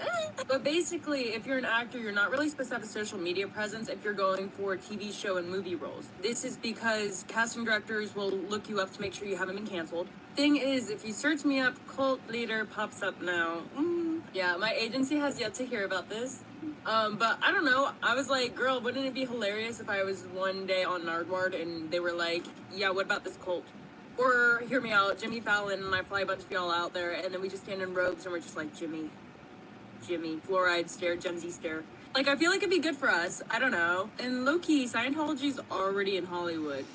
So, So She yeah, said the that's what Gen happens when you Z put it on the resume. fluoride stare. First of all, I would She be knows pissed what if she she's got on Jimmy doing. Fallon before me. I want him to fake laugh at my jokes, okay? Also, unfortunately, Nardwar only interviews talented people, so I hate telling people to give up on their dreams and to stop believing, but sis, your time's up. You're cooked. I'm sorry. It's not gonna happen. And also comparing her community to something as vicious This is gonna as be such a Scientology cool is kind fucking of crazy, blankie. considering that Scientology and these types of high demanding cult-like religions have a history of literally long abuse tactics towards their followers. They shame people who leave, and there's just so much heaviness there. And to make it seem like it's like an LOL joke and comparing it to something like Scientology just shows how detached Gigi is from all of this. Like at this point, it's not cute or quirky. This is absolutely intentional. During this time, she decides to lore build upon this random ass cult that she decided to start one day and talks about how her followers can now talk to something called the Entity. She explains that the Entity can come and visit her followers. Was it the Entity or the waning star this is itself? sketchy. Or maybe a mythical creature that guards the star? She says the member that She's has doing the that most Bonnie people Blue agree with thing them and will he's be stealing talked about people's in tomorrow's energy. meeting. Once we figure out what the Entity is, we can then name it and provide it offerings. That's what This she's is doing. so cringe. Now, again, if this is a joke or an experiment or something where she's just like making a storybook or kind of like a choose your own adventure thing through TikTok with an actual live audience, which is how she describes it later on in the video after she gets caught and called out, then I understand. Then I could see why she would want to make lore and an entity and all these things and stuff, right? But it still doesn't really mean anything when it comes to encouraging people to harm themselves, that she's going to brand them, that she's going to choke them, and also making jokes about like animal stuff. It just doesn't justify any of that. Now, Gigi started this group on July 10th. Around July 15th, this is when she garnered over 100,000 followers on her TikTok with more than 1 million views on each and every single one of her videos. And so many people started to talk about this group, whether it was considered not serious or people weren't taking it serious enough. Gigi then hopped onto TikTok to address a couple of things because at this point she was receiving a lot of backlash. She was acting as if like, y'all, I don't know what I did. Like, I didn't do anything. Knowing damn well sis was promoting stuff like this. Think of it as me literally coming to you and branding it onto your skin. And like this? Maybe each month we comment photos of our animals as a sacrifice. Those are just some suggestions. But whatever, I guess. She makes a TikTok video talking about how her goals for this community was, I want to create an inclusive community that thrives off of kindness, all while acknowledging that this is ironic considering she calls it a cult. We're on day 5. We're on day 5 and we have nearly 150,000 people, which is insane. I don't know if a lot of you guys know this, but 6 days ago, I was a nobody. I'm not some influencer that came on here and I was like, guys, literally join my cult. I'm starting a cult and you guys are all going to be a part of it. My goals with Children of the Waning Star currently is I want us to create an inclusive community that thrives off kindness. I know that is such a criminal thing to say, and I know it's ironic, especially calling it a cult. Excuse me, are y'all with the cult? We're not a cult. We're an organization that promotes love. And Yeah, this is it. Her friends have told her to monetize this, but she doesn't want to because she's not doing it for money. Which, first of all, what type of friends do you got? Girl, not be giving into your buffoonery. If my friends saw me doing this online, they would immediately come to my house, sit me down, and just be like, girl, are you okay? Because that's what real friends do, you know? She admits in the video that being called a cult was not the best, and there's definitely other names to call this. But she says that the reasoning why she used that clickbait word was because it promoted her group faster and gave visibility to the platform. So girl, what is it? Which I think is a load of bullcrap because sis, if you're saying that I only use cult as like, you know, to bring awareness, but it's not actually a cult, then why did you make like 10 videos talking about you wanted to be the perfect cult leader and why you have the perfect characteristics such as sneaking into a furry con to be a cult leader? Like, you know damn well she woke up with regret and was like, damn y'all, I'm embarrassed. Let me backtrack real quick, but then it did not work. She says in this video how she wants to provide resources to actual ex-surviving cult members as well as raising mental health awareness and giving people mental health services, which is good. That's good, but also sis, you've already caused a lot of damage and you cosplayed as a cult leader and role-played as a cult leader and indoctrinated a lot of impressionable young kids who granted should not be on TikTok in the first place but will still have TikTok and already caused a lot of outward damage. You know, for someone pretty smart, this is pretty dumb. I guess it's true no matter how many degrees or whatever school you go to, you truly cannot buy common sense. Unfortunately, there's no degree for that, but there should be. Because Lord knows, many people that I review on this channel desperately need. Which, can we talk about how ironic it is that she wants to transform the name from cult to community? Real cults literally always change their names to something being about a community. How ironic. Despite her apologizing, kinda, taking accountability, kinda, and claiming that she didn't know what cult meant, which, sure Jan, girl, me when I lie, the damage had already been done. With over 1 million views on each video, people who are fully into this and the lore and trying to appease Gigi, ex-members from this online cult came out to talk about the forums and the group chats and all of the bad stuff that was actually happening behind TikTok. There had been many pages made in honor of Gigi with edits of her, edits of romanticizing cults, people even coming to her defense. I've had like Dude, she's a fucking plant, bro. And one of them She's a argued with fucking me about plant. it. This doesn't affect you. You don't need to speak on it. Yes, I do. If you support cults or this joke of an idea of cults, you support trafficking. It is genuinely spiraling out of control. Oh, I've offered BLOOD offerings. One bad apple can ruin the whole thing. People trying to recruit one another, people creating subliminal messages, as well as TikToks showing up of people doing rituals, not only on themselves, on their beds, in their journals, or artwork in honor of Gigi. I will say a lot of this footage was very hard to find because everything has been basically erased off the face of the internet due to this online cult starting so fast and dying out just as fast. A lot of people were talking about how Gigi would even be in these comments of these dedicated pages and TikToks encouraging people and interacting with people who would make edits of her. There were even photos and videos of people making jokes about sacrificing their animals. Not sure if it was real or not. Started to spread amongst TikTok and some forums about how someone actually did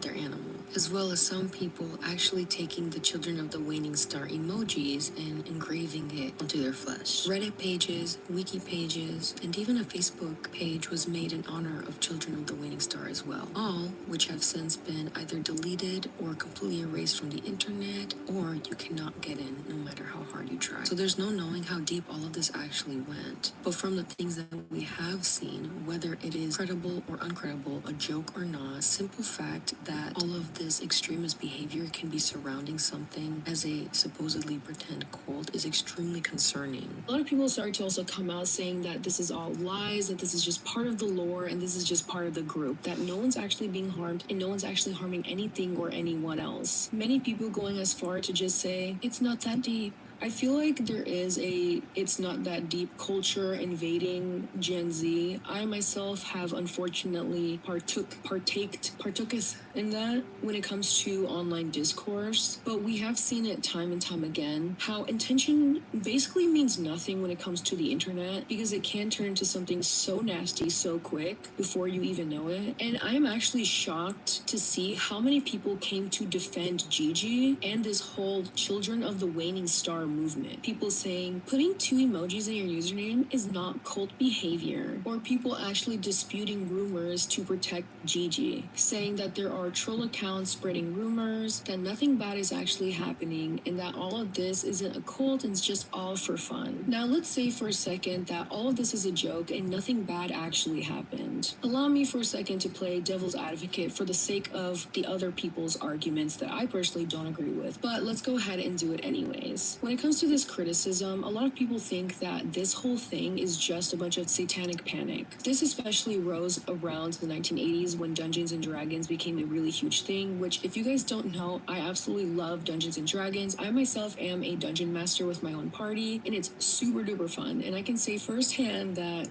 no. It is not satanic whatsoever. There's nothing satanic about a bunch of nerds dressed up as elves fighting over a pot of gold, alright? Thank you. However, this did lead to a lot of satanic panic around the time that it was popular because it's all about role-playing, having superpowers, and mythical creatures and beasts. So a lot of people are using this as an argument for these types of TikTok cults that pop up every now and then, especially the Children of the Waning Star cult. Sure, whatever. Maybe they're right. Maybe this just so happens to be something that isn't that deep. And truly, maybe we are all crazy, and this is truly harmless. Perhaps this is another moral overreaction, which seems to be a popular conclusion with a lot of people who are in this cult or defending this cult. Or cult, question mark? Because a lot of people disagree as to whether this is a cult to begin with. I will say, here's the difference. Despite D&D being the main conversation around satanic panic and like ritual stuff and cult stuff, it did have its casualties. People would blur fantasy and reality until it genuinely hurt one of them or others, but that doesn't mean that it's D&D that's evil. It just is people who take it too far. Same as Children of the Waning Star. The intention could be a joke or whatever, but it doesn't really matter at the end of the day because some people are going to take it too far. And in this case, many people did, including Gigi. It might be an art project, a social experiment, but it could be that kind of thing where someone somewhere takes it too far. And once that happens, it's not just a trend anymore. I am so sorry. I am so sorry, and I wouldn't wish anything that has happened to you onto my like worst enemy. And that being said, let me know who these people are. There is a real organization out there, real people out there hurting you. Please let me know. I'm sorry. Like, I know I'm like frustrated and agitated and stuff, but like genuinely, I know it's like make an anonymous account, send out a name, an organization where they meet up, and then I will look into it, or maybe some authorities will look into it. There is people here that will support you. There is everyone that is against what I am, which sounds like the whole internet right now. They will support you. They will help you find these people that are hurting you. Please talk about it. I know that's a hard ask, and I know it's like,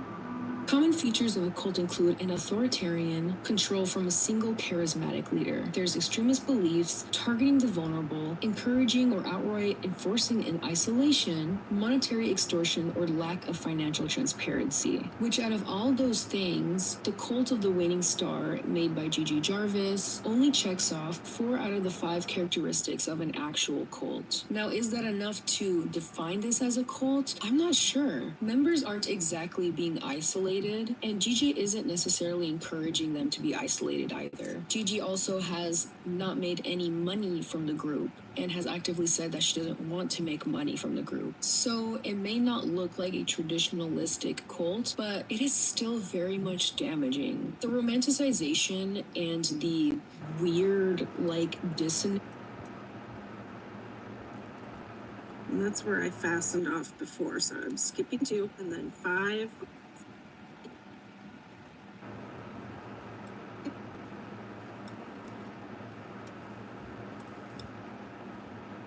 Into join my wrap.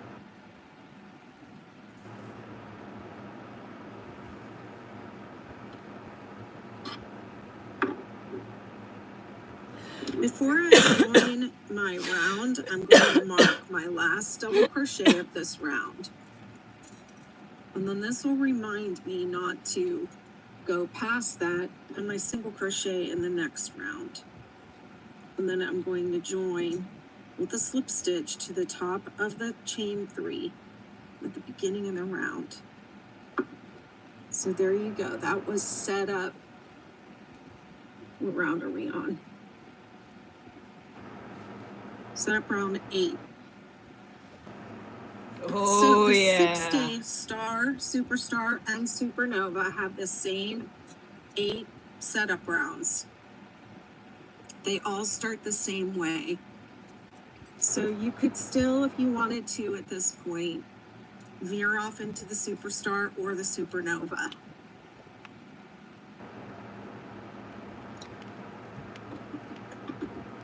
Set up round 9, chain 1, and single crochet in the same stitch. And then let's mark that. Chain 1 and single crochet in the same stitch. And then let's mark that.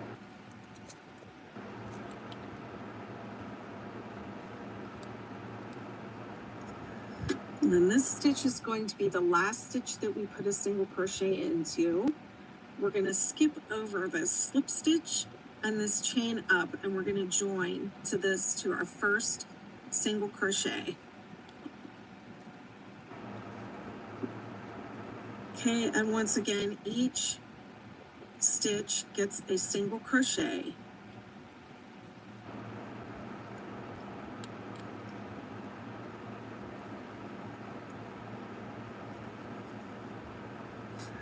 When you get to the center stitch in the peak, single crochet. You're going to skip over this slip stitch and this chain up and set up round 9, chain 1 and single crochet in the same. Okay.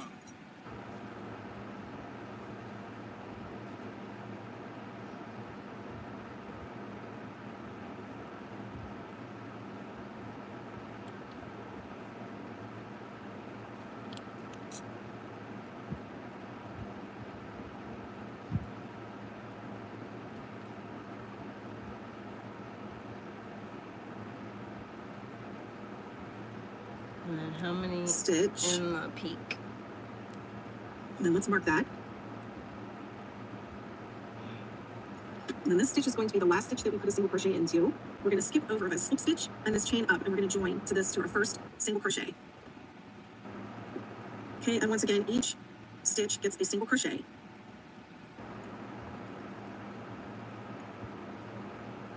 When you get to the center stitch in the peak, the center double crochet, you put 4 into that stitch. Single crochet. 4. Dissonance that I've seen. I know it's weird because it seems like it should be 3, but it's 4. Okay, put 4 in there, and then on the valley. And then coming down, we're going to one to one single crochet in each stitch.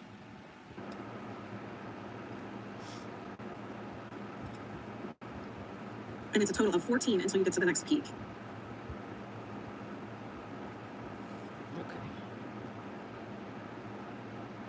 I've seen with how she talks about cults and the people who are joining this dumb movement is actually kind of shocking, especially as someone who literally has kind of gone through that. It's not fun, it's not quirky. This is stuff that can literally change your nervous system, give you PTSD, and can literally just change the absolute trajectory of your life and for years. And making it look like this cute little quirky thing is honestly so incredibly careless, even if what she's doing is just one of those copy-paste profile picture cults that we see all the time on social media. Now, if you guys don't know what I'm talking about, there is a literal community of profile picture cults where people change their profile pictures to a uniform image, follow each other, and act like a cult, often raiding comment sections of large TikTokers as a display of power. Could be that she was trying to go for this type of vibe of the hamster cult or the minion cult, where it was supposed to be funny and more so less serious. However, and this is a big argument and defense that people are using for her. However, I would argue that she took it way too far when she started spouting stuff about involving living creatures, as well as coming into people's rooms at night to brand a symbol onto them and encouraging people to do stuff that clearly has nothing to do with a hamster meme. However, I am looking at her like this because whatever it is that she wanted to do originally, her intention, whatever, it just didn't click. It just didn't end up being the way that she wanted, and that's because she didn't approach it the way that she should have. It's kind of crazy to see that people are defending her. Sis, if not cult, why cult shaped? If not cult, why people mad? You know what I mean? I think a lot of people would be less angered and less willing to make videos denouncing this if it was just about creating profile pictures, spreading memes, and making it a joke. But a lot of people are upset, rightfully so, because of stuff like this. I'm starting a cult and you guys are all going to be a part of it. And stuff like this. Hi. Hi, cult leader here. Which completely passes the point of it being ironic, satirical, sarcastic, or just a joke. During all of the backlash and people coming out with their stories, with their experiences with Gigi, or just people who survived cults telling her like, hey sis, this ain't it, she took a whole 2-day break. And at this point, a lot of people just kind of moved on from all of this. Less people were joining. A lot of people were in other people's comment sections saying that they regretted joining. A lot of people were talking about how they wish that this just was never a thing. And then Gigi came back with a long-winded video. And when I tell you guys that this video is literally just 6 minutes of deflecting, victim blaming, the masterclass in being tone deaf, I literally mean it. I doubt you guys are even gonna watch this video too, but I'm gonna get into it and air all of you out. You're right, Gigi. No one's gonna watch all that. But I did, and I even made bullet points as to why it was all wrong. Guys, we're gonna be in the documentary about starting a cult soon. No, you guys are gonna be in the documentary about cyberbullying a girl from rumors caused by groupthink and fear-mongering. So this is actually the very first thing she opens up this apology, explanation, and whatever this is, TikTok. And immediately I'm just like, girl, really? Not her saying that you guys are going to be the ones in the Netflix documentary about The cyberbullying groupthink. her. She starts a cult and wonders why people in the cult group thinking or interested in it. This is a crazy thing to say, especially thinking that she literally wanted to start a cult, which is, I don't know, literally group thinking. And fear-mongering. But not only that, this Exactly. statement literally her reframing the narrative as to why she is the ultimate victim that came out of all of this. Basically saying that how the audience reacted and how people of TikTok reacted was basically way worse than what she did, positioning the critics as the aggressors before she can even address any of the real concerns or the real weight of what she did and the aftermath of it. Cult is a bad word and you should have known better. Okay, well, I didn't, and the second I did get informed, I immediately changed everything to community because that's what it's always been. Ain't no way. I'm so done with this video. So Gigi admits to having ignorance surrounding the whole cult thing, which we have seen time and time again throughout this video that that's just not true, considering that she is someone who is highly educated and knows exactly what she's doing. She's literally infantilizing herself to get away with accountability, deflecting by saying, that's what it's always been. We've always been a community. That's why I changed it. This is literally just revisionist framing. It was always just a community. Then why lean so heavily into the cult branding, the animal sacrifice, the branding stuff into people's skin? Like, I just don't get it. Or am I the one in the wrong here, guys? And if it's common sense, then why did 150,000 people also put the little emoji in their name tag? Why did 150,000 people also put the little emoji in their name tag? Shut your... This argument can literally be boiled down to shifting responsibility onto the audience. Guys, if I was wrong, then why did you all join in? This ignores the amount of impact and influence and power that parasocial dynamics can create, especially on impressionable young people who literally lack third spaces to go to. Instead, their third space is the internet or communities on TikTok, and how serious they take that, and how easy it is to have young people follow a trend blindly. And if you stated that you wanted to be the leader, then followers imitate the leader, not the other way around. You are the one who's ultimately in power. Some of y'all can hide behind a PFP that says, not a part of this cult, don't join, and then also be in the comments pointing a finger at me. But guess what? We're on the same page, but I'm taking accountability and you're not. Girl, huh? I'm very confused as to what she means with this point, because there has been absolutely no type of accountability on her end whatsoever other than victim blaming, shifting the blame onto everyone else, and also trying to infantilize herself. Like, it genuinely feels like the worst game of telephone in my life, which is hilarious. Yeah, girl, it is very LOL, quirky, haha, and hilarious that you had a long list of disturbing allegations against you. That is very funny, guys. Let me know if you guys laughed in the comments down below. Thank you to you too, because you're also ruining my life. Thank you. And I'm gonna be so honest with you guys. If I found something that was actually real, I wouldn't even address it with you guys. Oh, but Gigi, why would you not tell us? Like, you need to address these things. It's the same way. Y'all are saying it's common sense. Well, how about common sense this?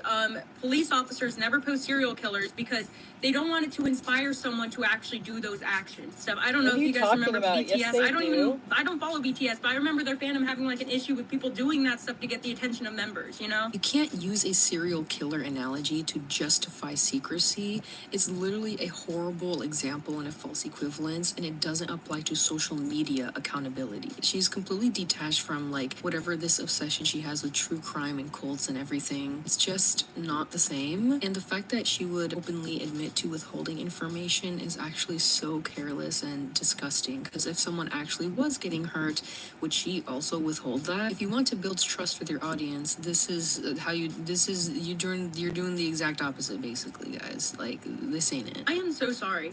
I am so sorry, and I wouldn't wish anything that has happened to you onto my like worst enemy. And that being said, let me know who these people are. There is a real organization out there, real people out there hurting you. Please let me know. I'm sorry. Like, I know I'm like frustrated and agitated and stuff, but like genuinely, I know it's like make an anonymous account, send out a name, an organization where they meet up, and then I will look into it, or maybe some authorities will look into it. There is people here that will support you. Okay, so I kind of get what she's trying to do with this point, which is to be like, guys, I'm in my new era where I'm trying to bring awareness to cult survivors, and please tell me so I can help you and stuff like that. However, this sorry is completely undercut by shifting the burden of investigation and basically dissection back onto actual victims. This also comes off as a conditional apology, though she's sorry only if the victims do the labor of proving harm, and I personally think that that's victim blaming, or at least it's just putting the very huge burden of reliving trauma for the sake of making her look better. Like, it's not genuine concern or wanting to help other people. If you actually did care about real survivors, none of this would have been made in the first place, point blank period. You wouldn't make these cultish stuff as a joke.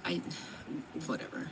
There's people now on my Instagram in my comment sections telling photographers I work with that I grew kids online. You're telling people I work with that I grew kids. Where is your evidence? You guys are trying to ruin my life over rumors that you're starting. I would say out of all the points that she made, her own actions on the internet got her job this one lost. is kind of valid to a certain extent, only because nobody had to say anything. I know that she actually is getting her boss a lot called of hate her and like, "What's this online, cult stuff?" and no one deserves that. Not even people that you disagree with. However, I will say that you kind of reap what you sow. If you're calling the people that follow you insane without considering that this is the exact environment you may have fostered or enabled unsafe behavior in to begin with, then I think you have to reevaluate. And I set it up in a D&D kind of way where it's like you and your group wake up in the middle of the night, but y'all don't watch my videos. Y'all just read the thumbnail and run with it. Unfortunately, Gigi has rolled a 1 for wisdom and charisma because this explanation absolutely flopped. It wasn't until y'all blew up my first video. I literally had like 10 followers a week ago. This hasn't even been a week, guys. And so, no, it hasn't been like now. It's only after she got the backlash. The backlash has been a 24-hour event. Yeah, so this is literally just a straight up lie. She knows how to go viral. She has helped people go viral, and she has literally bragged on her LinkedIn about gaining a mass following and a bunch of likes before this year, plenty of times. So for her to act as if this is her first time doing anything big or going viral or anything like that is just a complete flat out lie. And because she has experience in this, she should have also known that playing the "I'm so small I can't do real damage" card ignores how fast influence and trends can scale and how quickly harm can happen online. If your goal is to, I'm going to stop this girl Gigi Jarvis before she starts something evil, I just ask you, what evidence do you have of me starting something horrible and evil? Well, I've also the done a bunch of sacrificing the super animals. evil, super really cool things, but I signed NDAs for all of that, so I can't tell you. And why not actually stop the bigger evil? Bro, ain't no way. This is literally just textbook whataboutism, redirecting the criticism to other bigger issues to make her own, consequences look small. But that's not gonna work. It's not gonna slide here, Missy. Also, who phrases this sentence as, if your goal is to stop me before I start something evil, why not actually stop the bigger evil? What you mean before I start something evil?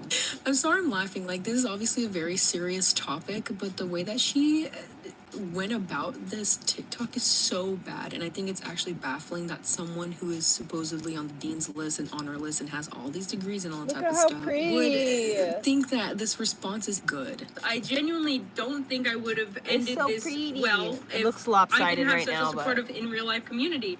If the people that I work with or the people that I hang out with didn't know that, like, I was actually a kind, good person. I know you guys don't know me. It's been 5 days. You wouldn't have ended this well if you didn't have such a supportive rip. Right. 12.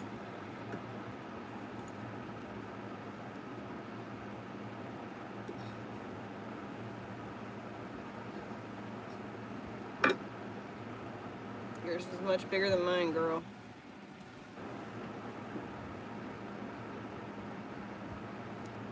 I'm Betty McNitt, and this video is for the 6-day star blanket rounds 2 through 7. So now that you've completed your setup rounds, we're going to move on to the repeating rounds, and they start with round 2 and they go through round 7. So you're going to repeat rounds 2, 3, 4, 5, 6, 7, and then you're going to go back to 2, 3, 4, 5, 6, 7. And if you're wondering why I didn't start with round 1 or repeat round 1, it's because I wanted to match all of the other 6-day crochet patterns and have some consistency across all of the 6-day crochet projects. Round 2, chain 2, double crochet 2 together cluster in the same stitch.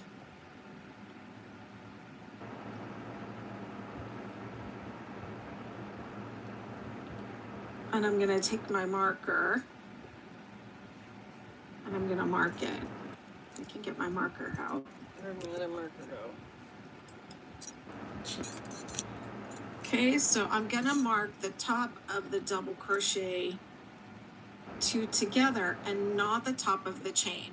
So sometimes I see people trying to do chain 3 and then double crochet 2 together, but it's a chain 2, double crochet 2 together, and then you mark. It's always going to be the loop behind whatever is on your hook. So that's what we're going to mark. Okay, and then we're going to skip 2 and make 3 double crochet in the next stitch 2 times.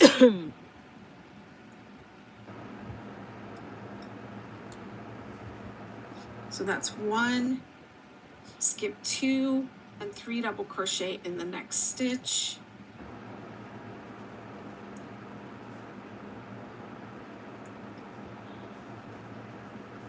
Okay, what? So that's 1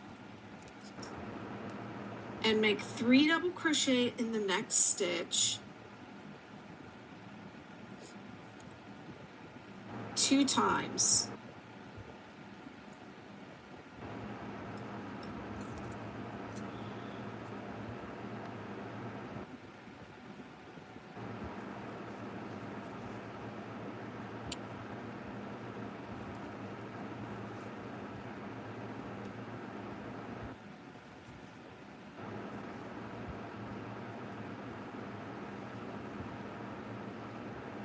Always color changes at the most freaking awkward places. So that's 1, skip 2 and 3 double crochet in the next stitch.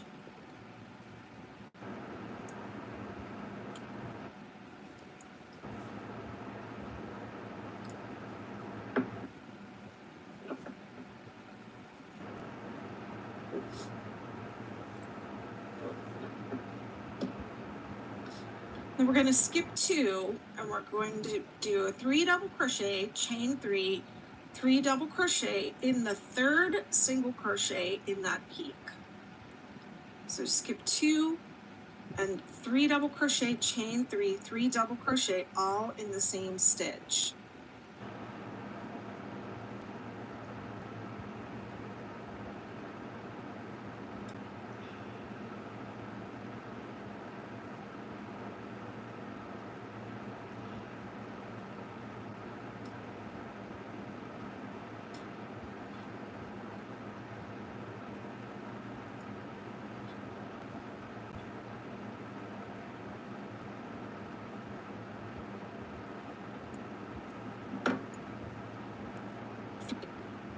But it's a chain 2.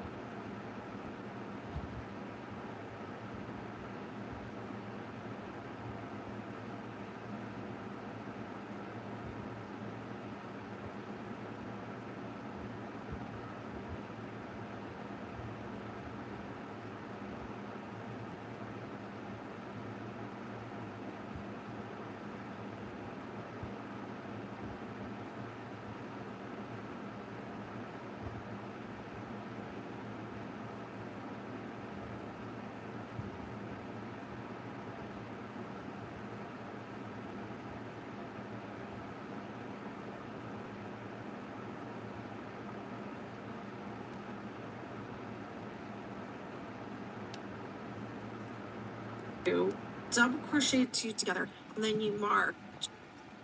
Then we're going to skip 2, and we're going to do a 3 double crochet, chain 3, 3 double crochet in the 3rd single crochet in that peak. So skip 2 and 3 double crochet, chain 3, 3 double crochet, all in the same stitch.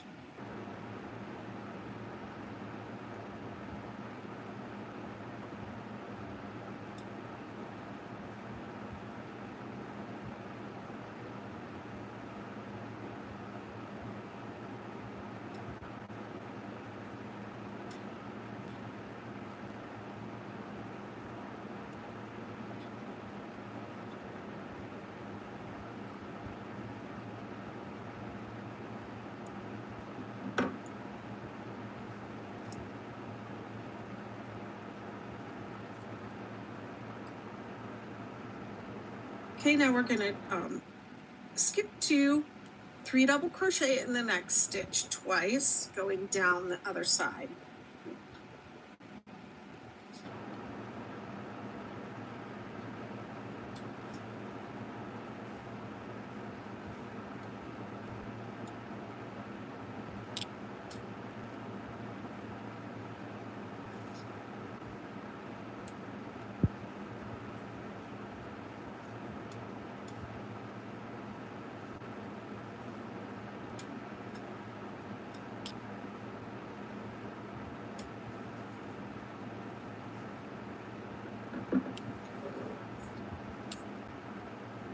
Skip 2 and double crochet 3 together, and you should land right in that center single crochet in the dip.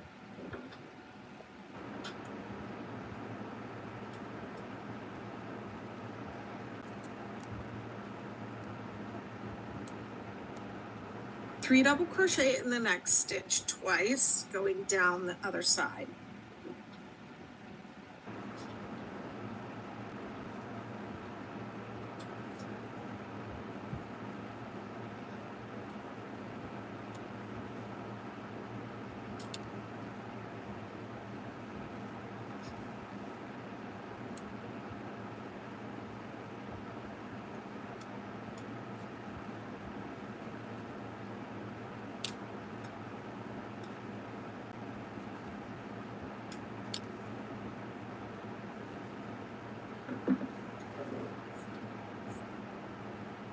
Skip 2 and double crochet 3 together, and you should link.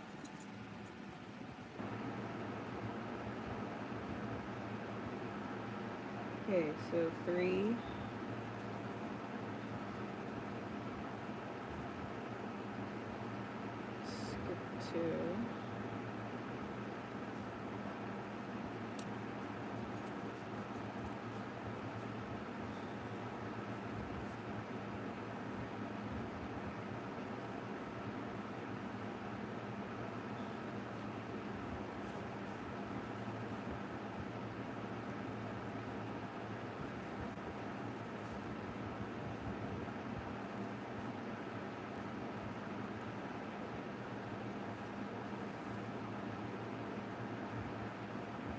and right in that center single crochet in the dip.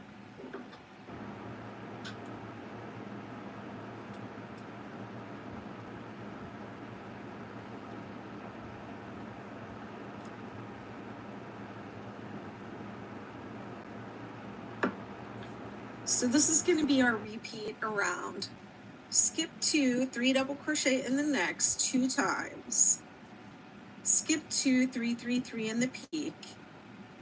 Skip 2, 3 double crochet in the next 2 times. Skip 2, double crochet 3 together in the dip. Wait. What? Skip 2, 3 together in the dip. Skip 2, 3 double crochet in the next.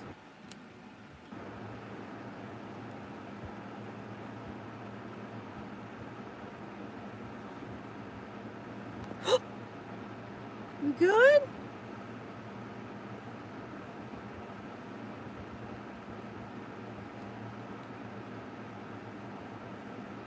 She almost fell off the bed.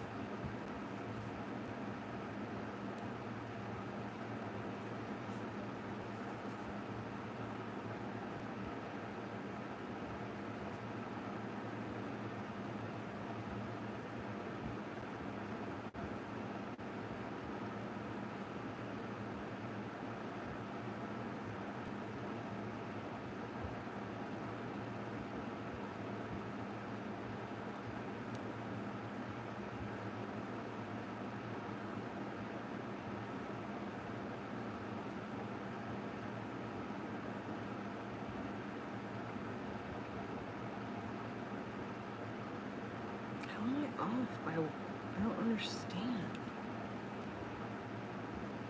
2, 2, 2. That's all correct. Am I gonna have to go backwards because I've done something wrong?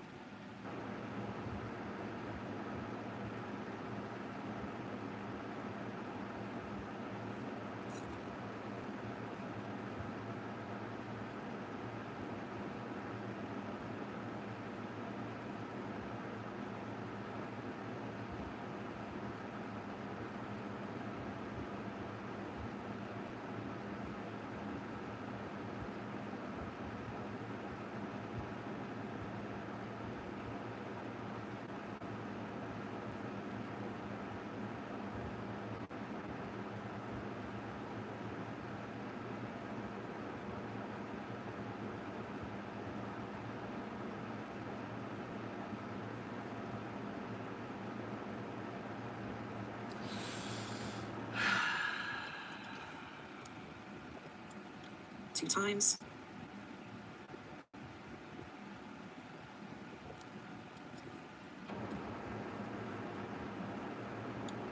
Skip 2, 3 double crochet, chain 3, 3 double crochet in the third single crochet of the 4 in that peak stitch.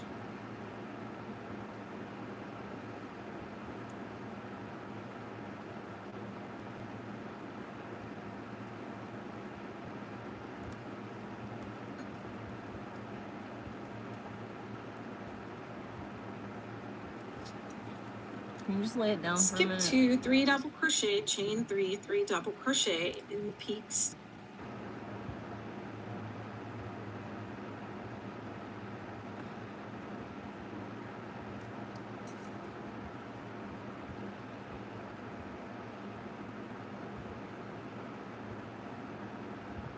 Okay, that's actually right. All right. Okay. Okay. real life community. Yeah, what does that mean?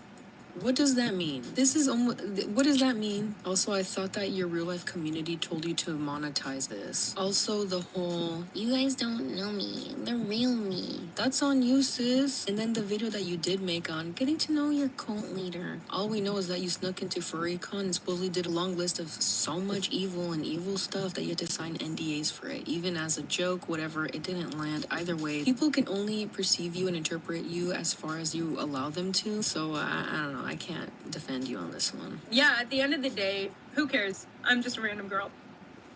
Look, she's crying. Do you hear her crying? Like we care. I don't give a Girl, it's so confusing sometimes to be a girl who fakes a cult on TikTok and then actually makes a lot of things go to hell. Ain't no way that she just pulled a, guys, I'm just a girl. Ain't no way.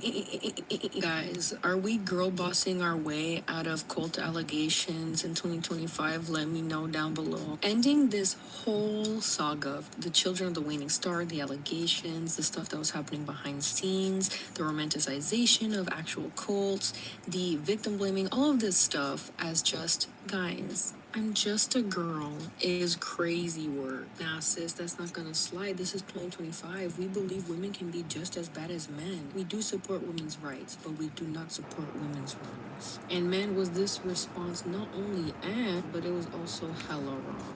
And you would think that after this horrible explanation that she would just finally, I don't know, get off the face of the internet, especially since no one bought her apology, thank God. She actually came back one more time. The very last thing she posted was actually on July 17th, which was a Notes app apology, the classic of all apologies. And also, I just think it's hilarious. Like, you really went from wanting to be a wannabe cult leader to doing a basically influencer apology Notes app edition. Oh, how the mighty fallen. This is what she says in her Notes app apology. I started what was meant to be a fun, creative community by kickstarting It's a supposed to voting be style over choose your own one adventure whole game. I fucking genuinely thing, didn't realize dude. how hurtful I'm the like word off cult one was, stitch. how hurtful the word cult could be to some. And although I wish I knew sooner, the last thing I wanted was to cause pain. I am very sorry for my insensitivity. Once I learned, I immediately ended the series. I never supported any harmful behavior. I'm sorry if anyone was hurt or impacted. That was never my intention. Moving forward, I will be using my platform to raise awareness by sharing resources for cult survivors and mental health. This whole experience happened very fast and was difficult to figure out while receiving harassment and having my personal info leaked. I appreciate those who've been kind and patient while navigate through this. I'm committed to learning and doing better. So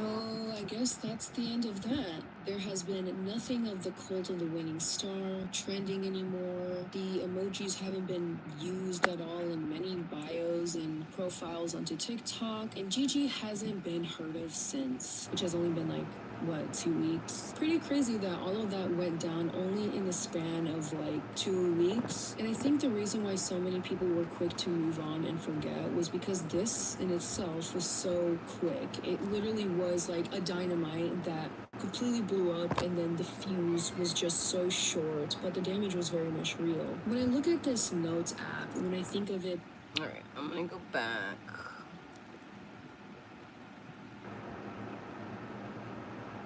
stitch. Third single.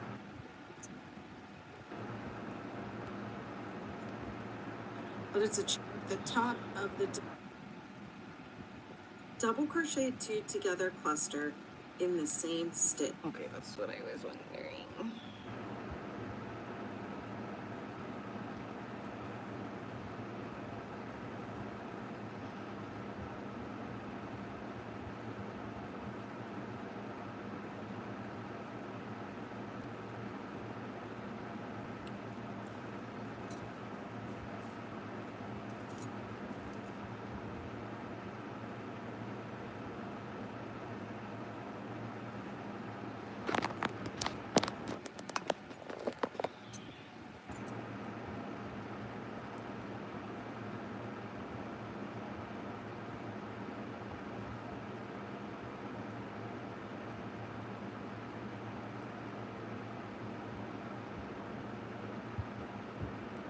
Hold them to the back and I keep going.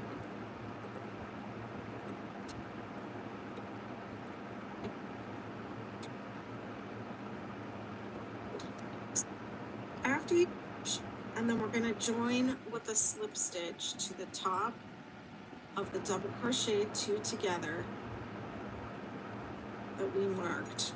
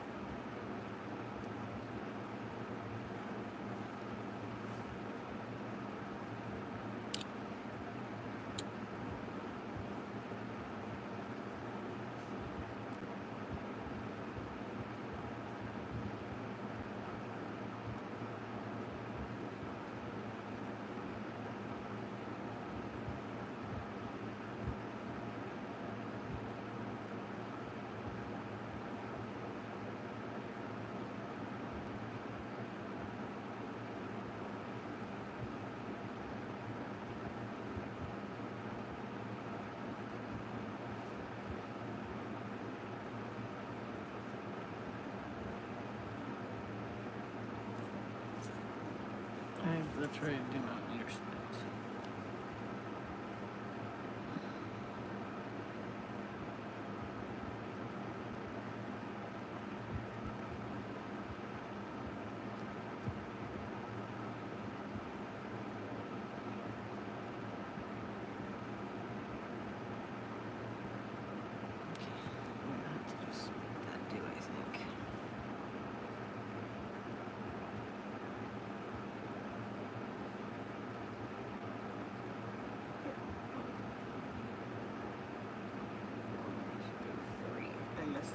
Didn't do 4 stitches in that, and I'm not going all the way back because it's the first fucking one. So I'm just gonna have to make that stitch up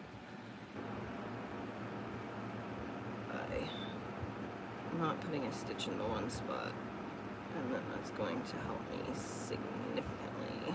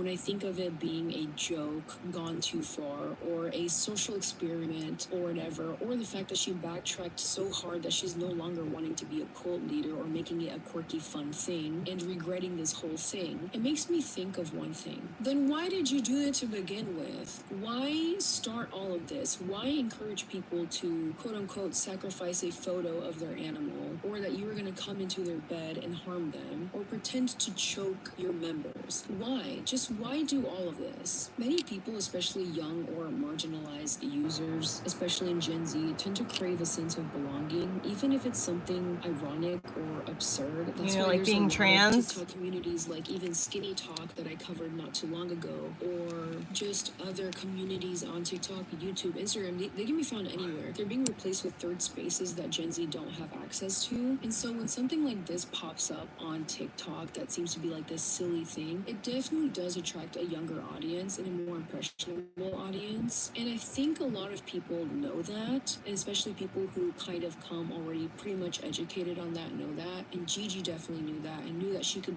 do something with that. So that's why even if something was framed as a joke or satire, it still causes real damage. Because at this point, a lot of people know that this is something that Gen Z lacks. They kind of lack that sense of belonging, that lack of community, and to kind of purposely aim for people in that demographic who are currently suffering from not having community and everything, I personally think just leaves a really bad taste in my mouth, they don't taste very good. There's a cognitive dissonance in followers. Once harm happens, followers experience cognitive dissonance. Some just completely double down, defending the creator or blaming the critics, which is literally common in a cult-like system. And this is literally something that we saw happen right when Gigi started to regret all the stuff that happened, the aftermath. If this truly was just all a joke, you guys have heard it from me plenty of times. I do believe if you repeat a joke enough, then you start to believe it, and it just genuinely starts to transform into reality till it's not a joke no more. It's not a joke no more. Jokes have power, especially when they go viral and create behavioral changes, social hierarchies, or real-world consequences. If your joke gathers thousands of followers and starts to mimic real-life as cult structures, it stopped being a joke a long time ago. If it is a social experiment, where was the informed consent? Where were the controlled variables? Where was the debriefing? What was the mission statement? Real social experiments follow ethical guidelines, including consent and debriefing, not tricking people for content and then rewriting the narrative when it spirals, which is, again, exactly what happened. Often this is an excuse form of retrospective reframing, or also known as just rewriting the past to sound smarter, more intentional, or above all. When creators like Gigi say stuff as, I didn't know things were going to be taken this far, and actually didn't know the depths of that word, or it's just a joke, what they're really saying is, I don't want to be held responsible for the culture I created. There has now been a post-experiment fallout. Now that the curtain has been pulled back, people are left feeling embarrassed that they fell for this. Some people feel unsafe online, and some people feel betrayed, which is very much so rational and valid. So even if this was all a joke, or people took it too far, or if it's not that deep, or maybe this wasn't exactly a traditional cult in the sense of it being, how we see cults traditionally to be, it still led to a lot of people feeling regret, feeling embarrassed, feeling taken advantage of, which can now lead to a total loss of trust in content platforms, creators, and even real communities that do offer good and do good. So to end all of this, do I think the Children of the Waning Star is and was a cult, or will be? I don't know. Not in the traditional sense. I don't think that the Cult of the Waning Star is dangerous in the way real cults are. There's no coercion, no control, no trauma, at least not yet. But when you strip the language of cults down to an aesthetic, when you use it for engagement without critique, you create the perfect soil for something harmful to grow. That's how it often starts, not with but with vibes, not with doctrine but memes, not with a leader demanding devotion, but with a crowd offering it unprompted, because why not? It's for the lulz. It's not about what this trend is. It's not about what the waning children of the whatever the hell is. It's about what it could become, or at least what it could have been. That obligation and that power and that responsibility solely is completely on the shoulders of Gigi. What she chooses to do after this is completely on her. Long story short, faking a cult online, even as a social experiment, as a joke, is playing still with real psychological fire. And unless you're prepared to take full responsibility for the emotional, reputational, and social consequences that come with faking a cult online, then don't do it. To wrap this up, honestly, I don't think the 6-minute video that she made was an apology. It was a PR scramble, and if I'm being honest, I don't think that she wanted to ever take this back. I don't think she ever came to her senses. I think she just couldn't handle the internet not worshiping her anymore. The edgy pick-me, haha cult leader vibes that she was going for. She viewed it as all cute until it wasn't, and the second that it became real and backfired, the mask completely slipped. What's under isn't self-awareness, it's just pure panic. The people saying everyone upset over this is chronically online or it's not that deep. Yeah, and maybe being chronically online or taking this type of what people consider small stuff serious is exactly what stopped this from growing into something worse, which we have seen time and time again. Because stuff like this needs to get called out early, not after it's already hurt people in real life. Sometimes being terminally locked down is the reason we catch red flags before they turn into huge, red blimps. Even if this didn't turn into a full-on cult, the fact that she created an environment where people were encouraged to worship her is already dangerous. That's how exploitation starts, with followers who believe the person in power can do nothing wrong.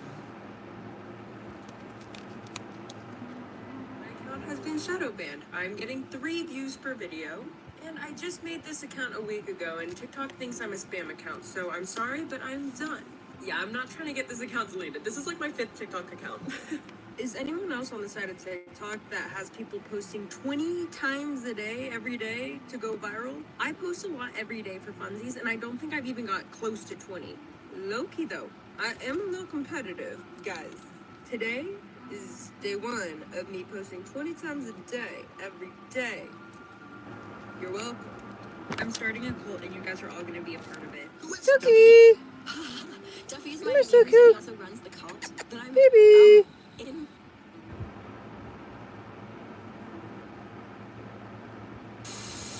Alright guys, that is it for today's video. Thank you guys so much for watching. If you guys watched the entire thing up to the end, comment down a duck emoji down below to join my cult, channel. So let me know that you guys watched the entire thing up into the end. I'm so glad to be back, guys, and I do want to be on a stricter schedule this time around. I just took a really long time because it's just been a lot. It's just been a lot behind the screens. Nothing bad, just definitely trying to soak in a lot of new updates, good updates with moving into our new home, as well as getting my updated diagnosis and having to go through counseling with that, and just feeling more open and comfortable talking about it and stuff. Money, which did has she been go a whole thing outside? in and itself. If you guys haven't already, remember to like and subscribe if you want, of course. No one's forcing you unless you're Gigi, a part of that damn fake cult. Anyways, press the notification bell right by the subscribe button so you guys are notified whenever I upload, because I definitely do want to keep the good content coming, and I have a lot of really good content ideas coming quick. Don't believe for one second that I wasn't doing nothing. I was still thinking about you guys. And remember to join the giveaway. It'll be really fun. Follow me on Instagram at _ZoneTour_ to get updated on the stuff that I don't talk about here. Comment down below what your opinion is. Remember to keep it cute, keep it cordial. Oh shit, oh my god, I almost May just have died. thick skin, but I ain't that thick, okay? If you guys start Baby! fighting in the comment sections, take that somewhere else. Take that to someone else's comment section, you know what I mean? And you guys know, of course, before I end any of my videos, I give you guys homework, and your one homework is just because someone tells you to join a cult online doesn't mean you have to, so don't do it. As much as it looks fun or funny, or as much memes there are, don't do it. Don't go towards the light, or should I say the darkness, if you will. Alright guys, that is it for today's video. Thank you again for watching, and I'll see you in the next video. Bye!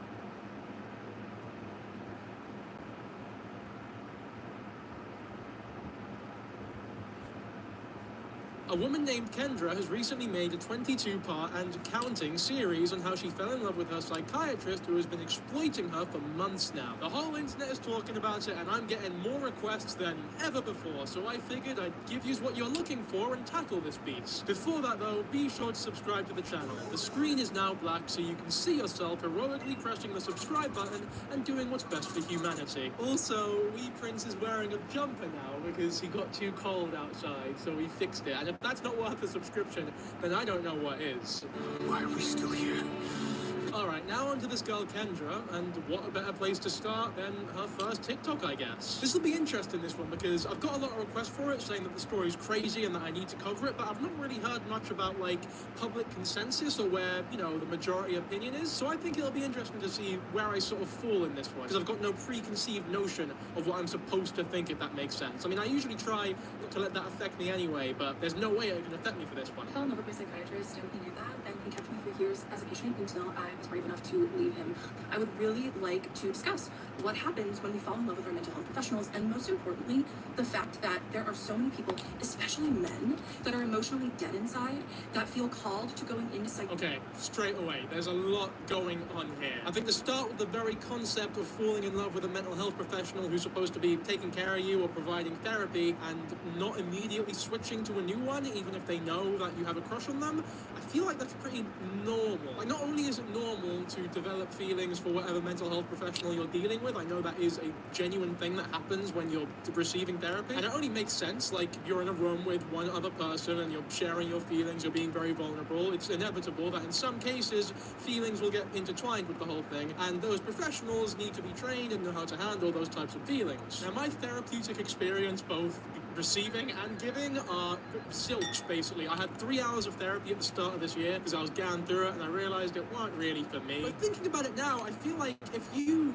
I guess, confessed to your therapist or psychiatrist and they immediately switched you out for someone else, that would almost fuel abandonment issues if you have any. Like, if you're in therapy because you're struggling for whatever reason and you're immediately kicked out for telling the truth, I can understand how some therapists might see that as like a deterrent from telling the truth, which I feel like is the opposite of why you're in therapy. So it makes sense that you wouldn't immediately be switched to a new therapist the second you, I don't know, develop feelings or admit to having those feelings. They're a tried and true professional. They should be able to navigate and help you navigate those feelings as efficiently as possible. But I'm sure there's a lot more to this story than that, so let's hear Kendra out, shall we? Most importantly, the fact that there are so many people, especially men, that are emotionally dead inside, that feel called to going into psychiatry and therapy, so they don't have to feel their feelings, but they can feed off of the vulnerability of their mostly female. I don't know about that generalization. I think it is quite harmful, actually. You know, one thing to talk about a negative experience you've had with a therapist who happened to be a man, and there's another thing to denounce the entire profession for like the entire gender as well. Mental health professionals, anyone in that field, you need to train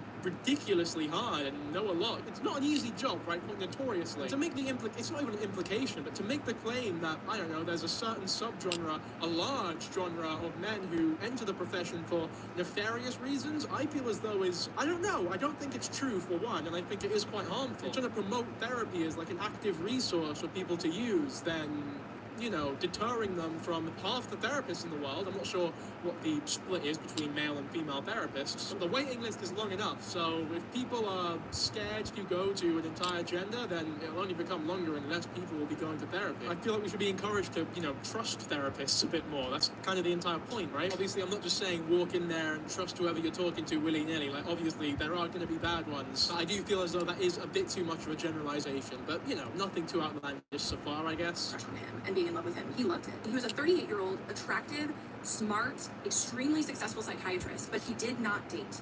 Why didn't he date? Because he got his emotional needs met, feeding off of his patients and getting fantasy supply from them and being seen by them. I'm really good at seeing people. He loved the way I saw him. Right, okay, so I guess to make the claim that he loved the fact that you had a crush on him and that he was actively feeding into that crush, and the reason he isn't dating, you're making these incredible assumptions about this bloke, which I'm guessing are going to be substantiated through some sort of evidence throughout this story. Like, if there is evidence for these things, and there's evidence you were being manipulated and exploited the whole time for whatever reason, I'm sure the reasons will be explained at some point, maybe. Or maybe they won't, and this did not go down well for her. I guess there's only one way to find out. So far, I'd say there isn't really enough information to draw any massive conclusions, but I'm not a fan of some of the aspects of the way that this story is being told or the messages behind them. And I also think that she's come in swinging in a way that'll be pretty hard to substantiate. But if you can do it, then you can do it. Sorry, but what did you want him to do? Get rid of you as patient? Yes, yes, that's what they're taught in psychiatric training, is that the moment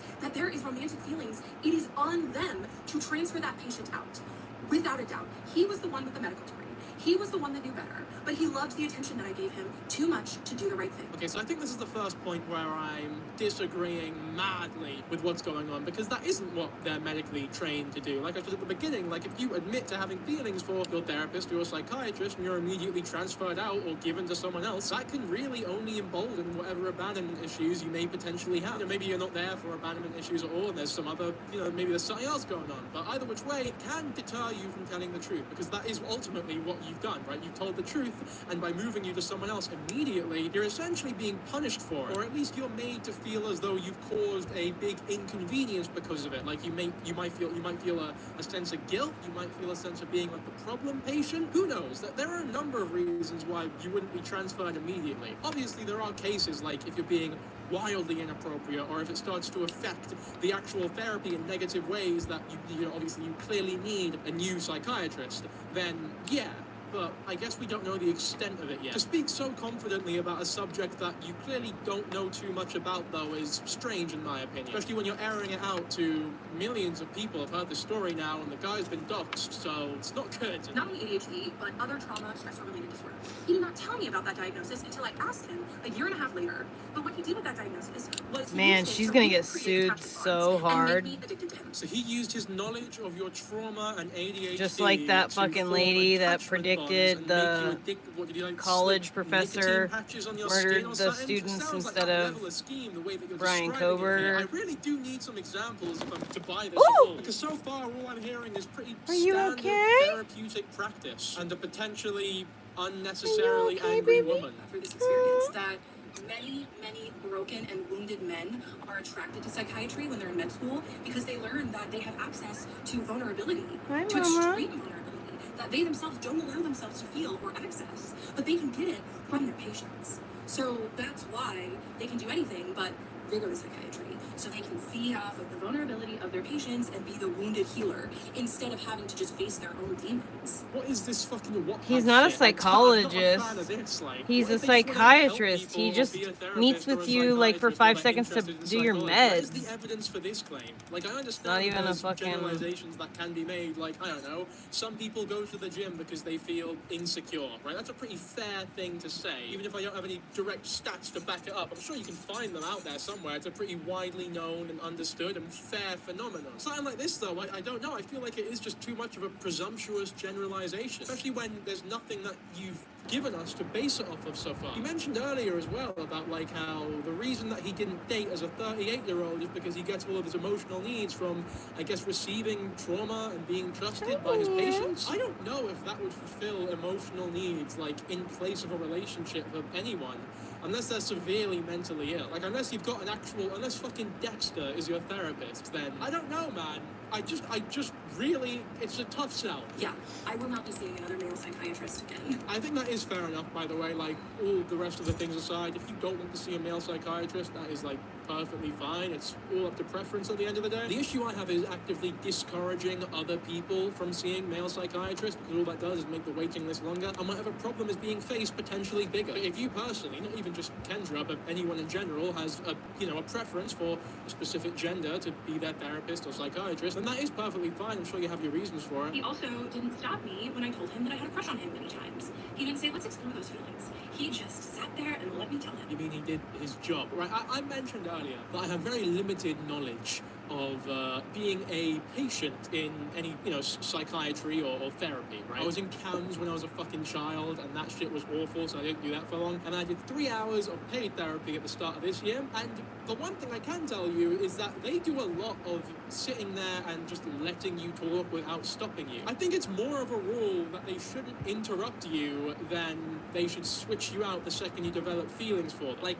he just sit there and let you talk to him. Yes, that's exactly what he's supposed to do. Unless you just speak uninterrupted for the whole hour, then he's going to say something eventually. You won't just sat there in silence. So as much as you say something like, oh, he didn't say, let's work through those feelings, okay, well, what did he say then? Because you don't mention it here. All you say is that he didn't say anything, but he also didn't say, let's work through the... So what did he say? When you stopped talking, was it just dead silence? I don't know, man. If the woman genuinely feels uncomfortable or felt violated in any way, shape, or form from this experience, and obviously those feelings might be valid, so I don't want to discount them this early on, but there are some tough sells so far. And the biggest thing that I took away was that it's very important for ADHDers to be on meds. So I decided to make an appointment with a psychiatrist.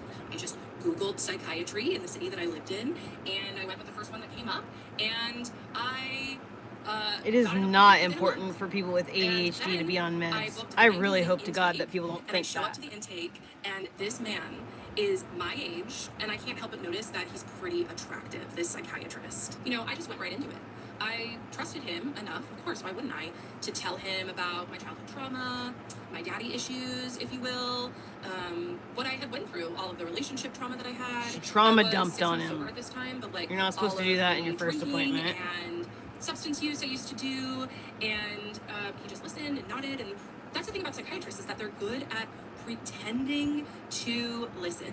No, that's just him listening. So how can you distinguish pretending to listen from actually listening? If someone sat there and you're explaining your story and your trauma to them, and then they are using the things that you're telling them to, I guess, ask you introspective questions or help you out in any way or do their job as therapists, then that's not them pretending to listen. That is just them listening. It's very difficult to pretend to listen if you're actually trying to engage in an active conversation with someone. Therapists are very good at pretending to listen. Like, no, what you've described so far is the most normal experience in therapy ever. You rock up to the place, he's 38 years old, he's decently attractive, which makes sense. You'd hope that as therapists, they would have the mental wherewithal to take care of themselves, maintain good hygiene, keep themselves clean, just, again, take care of themselves. And then you started to explain your trauma to him. Once again, just a completely normal thing to do in therapy. There's nothing outlandish or special about that. And he sat there and listened to you. I really am waiting, because this fucking story is huge. I really am waiting for the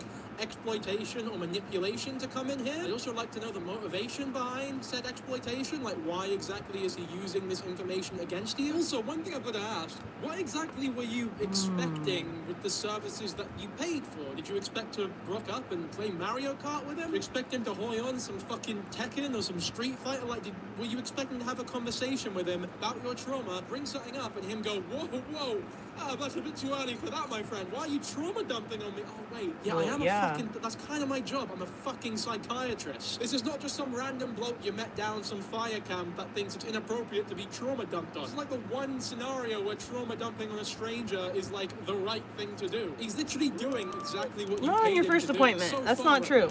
I said, hey, do you mind if I call you by your first name?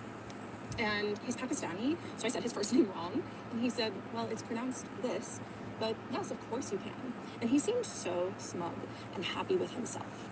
And I know that that is because that was his first sign that him pretending like we're friends was working. Oh my goodness. Jeez, okay, I think oh God. I don't want to leave this TikTok and look at public reception to this whole thing and realize that everyone's actually on this woman's side and I'm the one who might have it horribly wrong or have a contrarian opinion. But how the fuck can you hear that and not think at least slightly that there's something delusional going on here? You asked him for his first name and he smiled at you like any service worker would. What do you want him to do? Fucking grimace or look at you in anger, furrow his eyebrows You fucker, you don't ask my first fucking name. I'm not a teacher. It's not like when you go to Mr. Smith and call him Barry and he starts slapping the shit out of you. You're a therapist. It's fine. You can be on first name basis. The whole point is that you're comfortable. How could you possibly know the exact nefarious, insidious reasoning behind every smile, every action, every fucking breath that this bloke takes? Him every month and just gaining more and more respect for him because he would just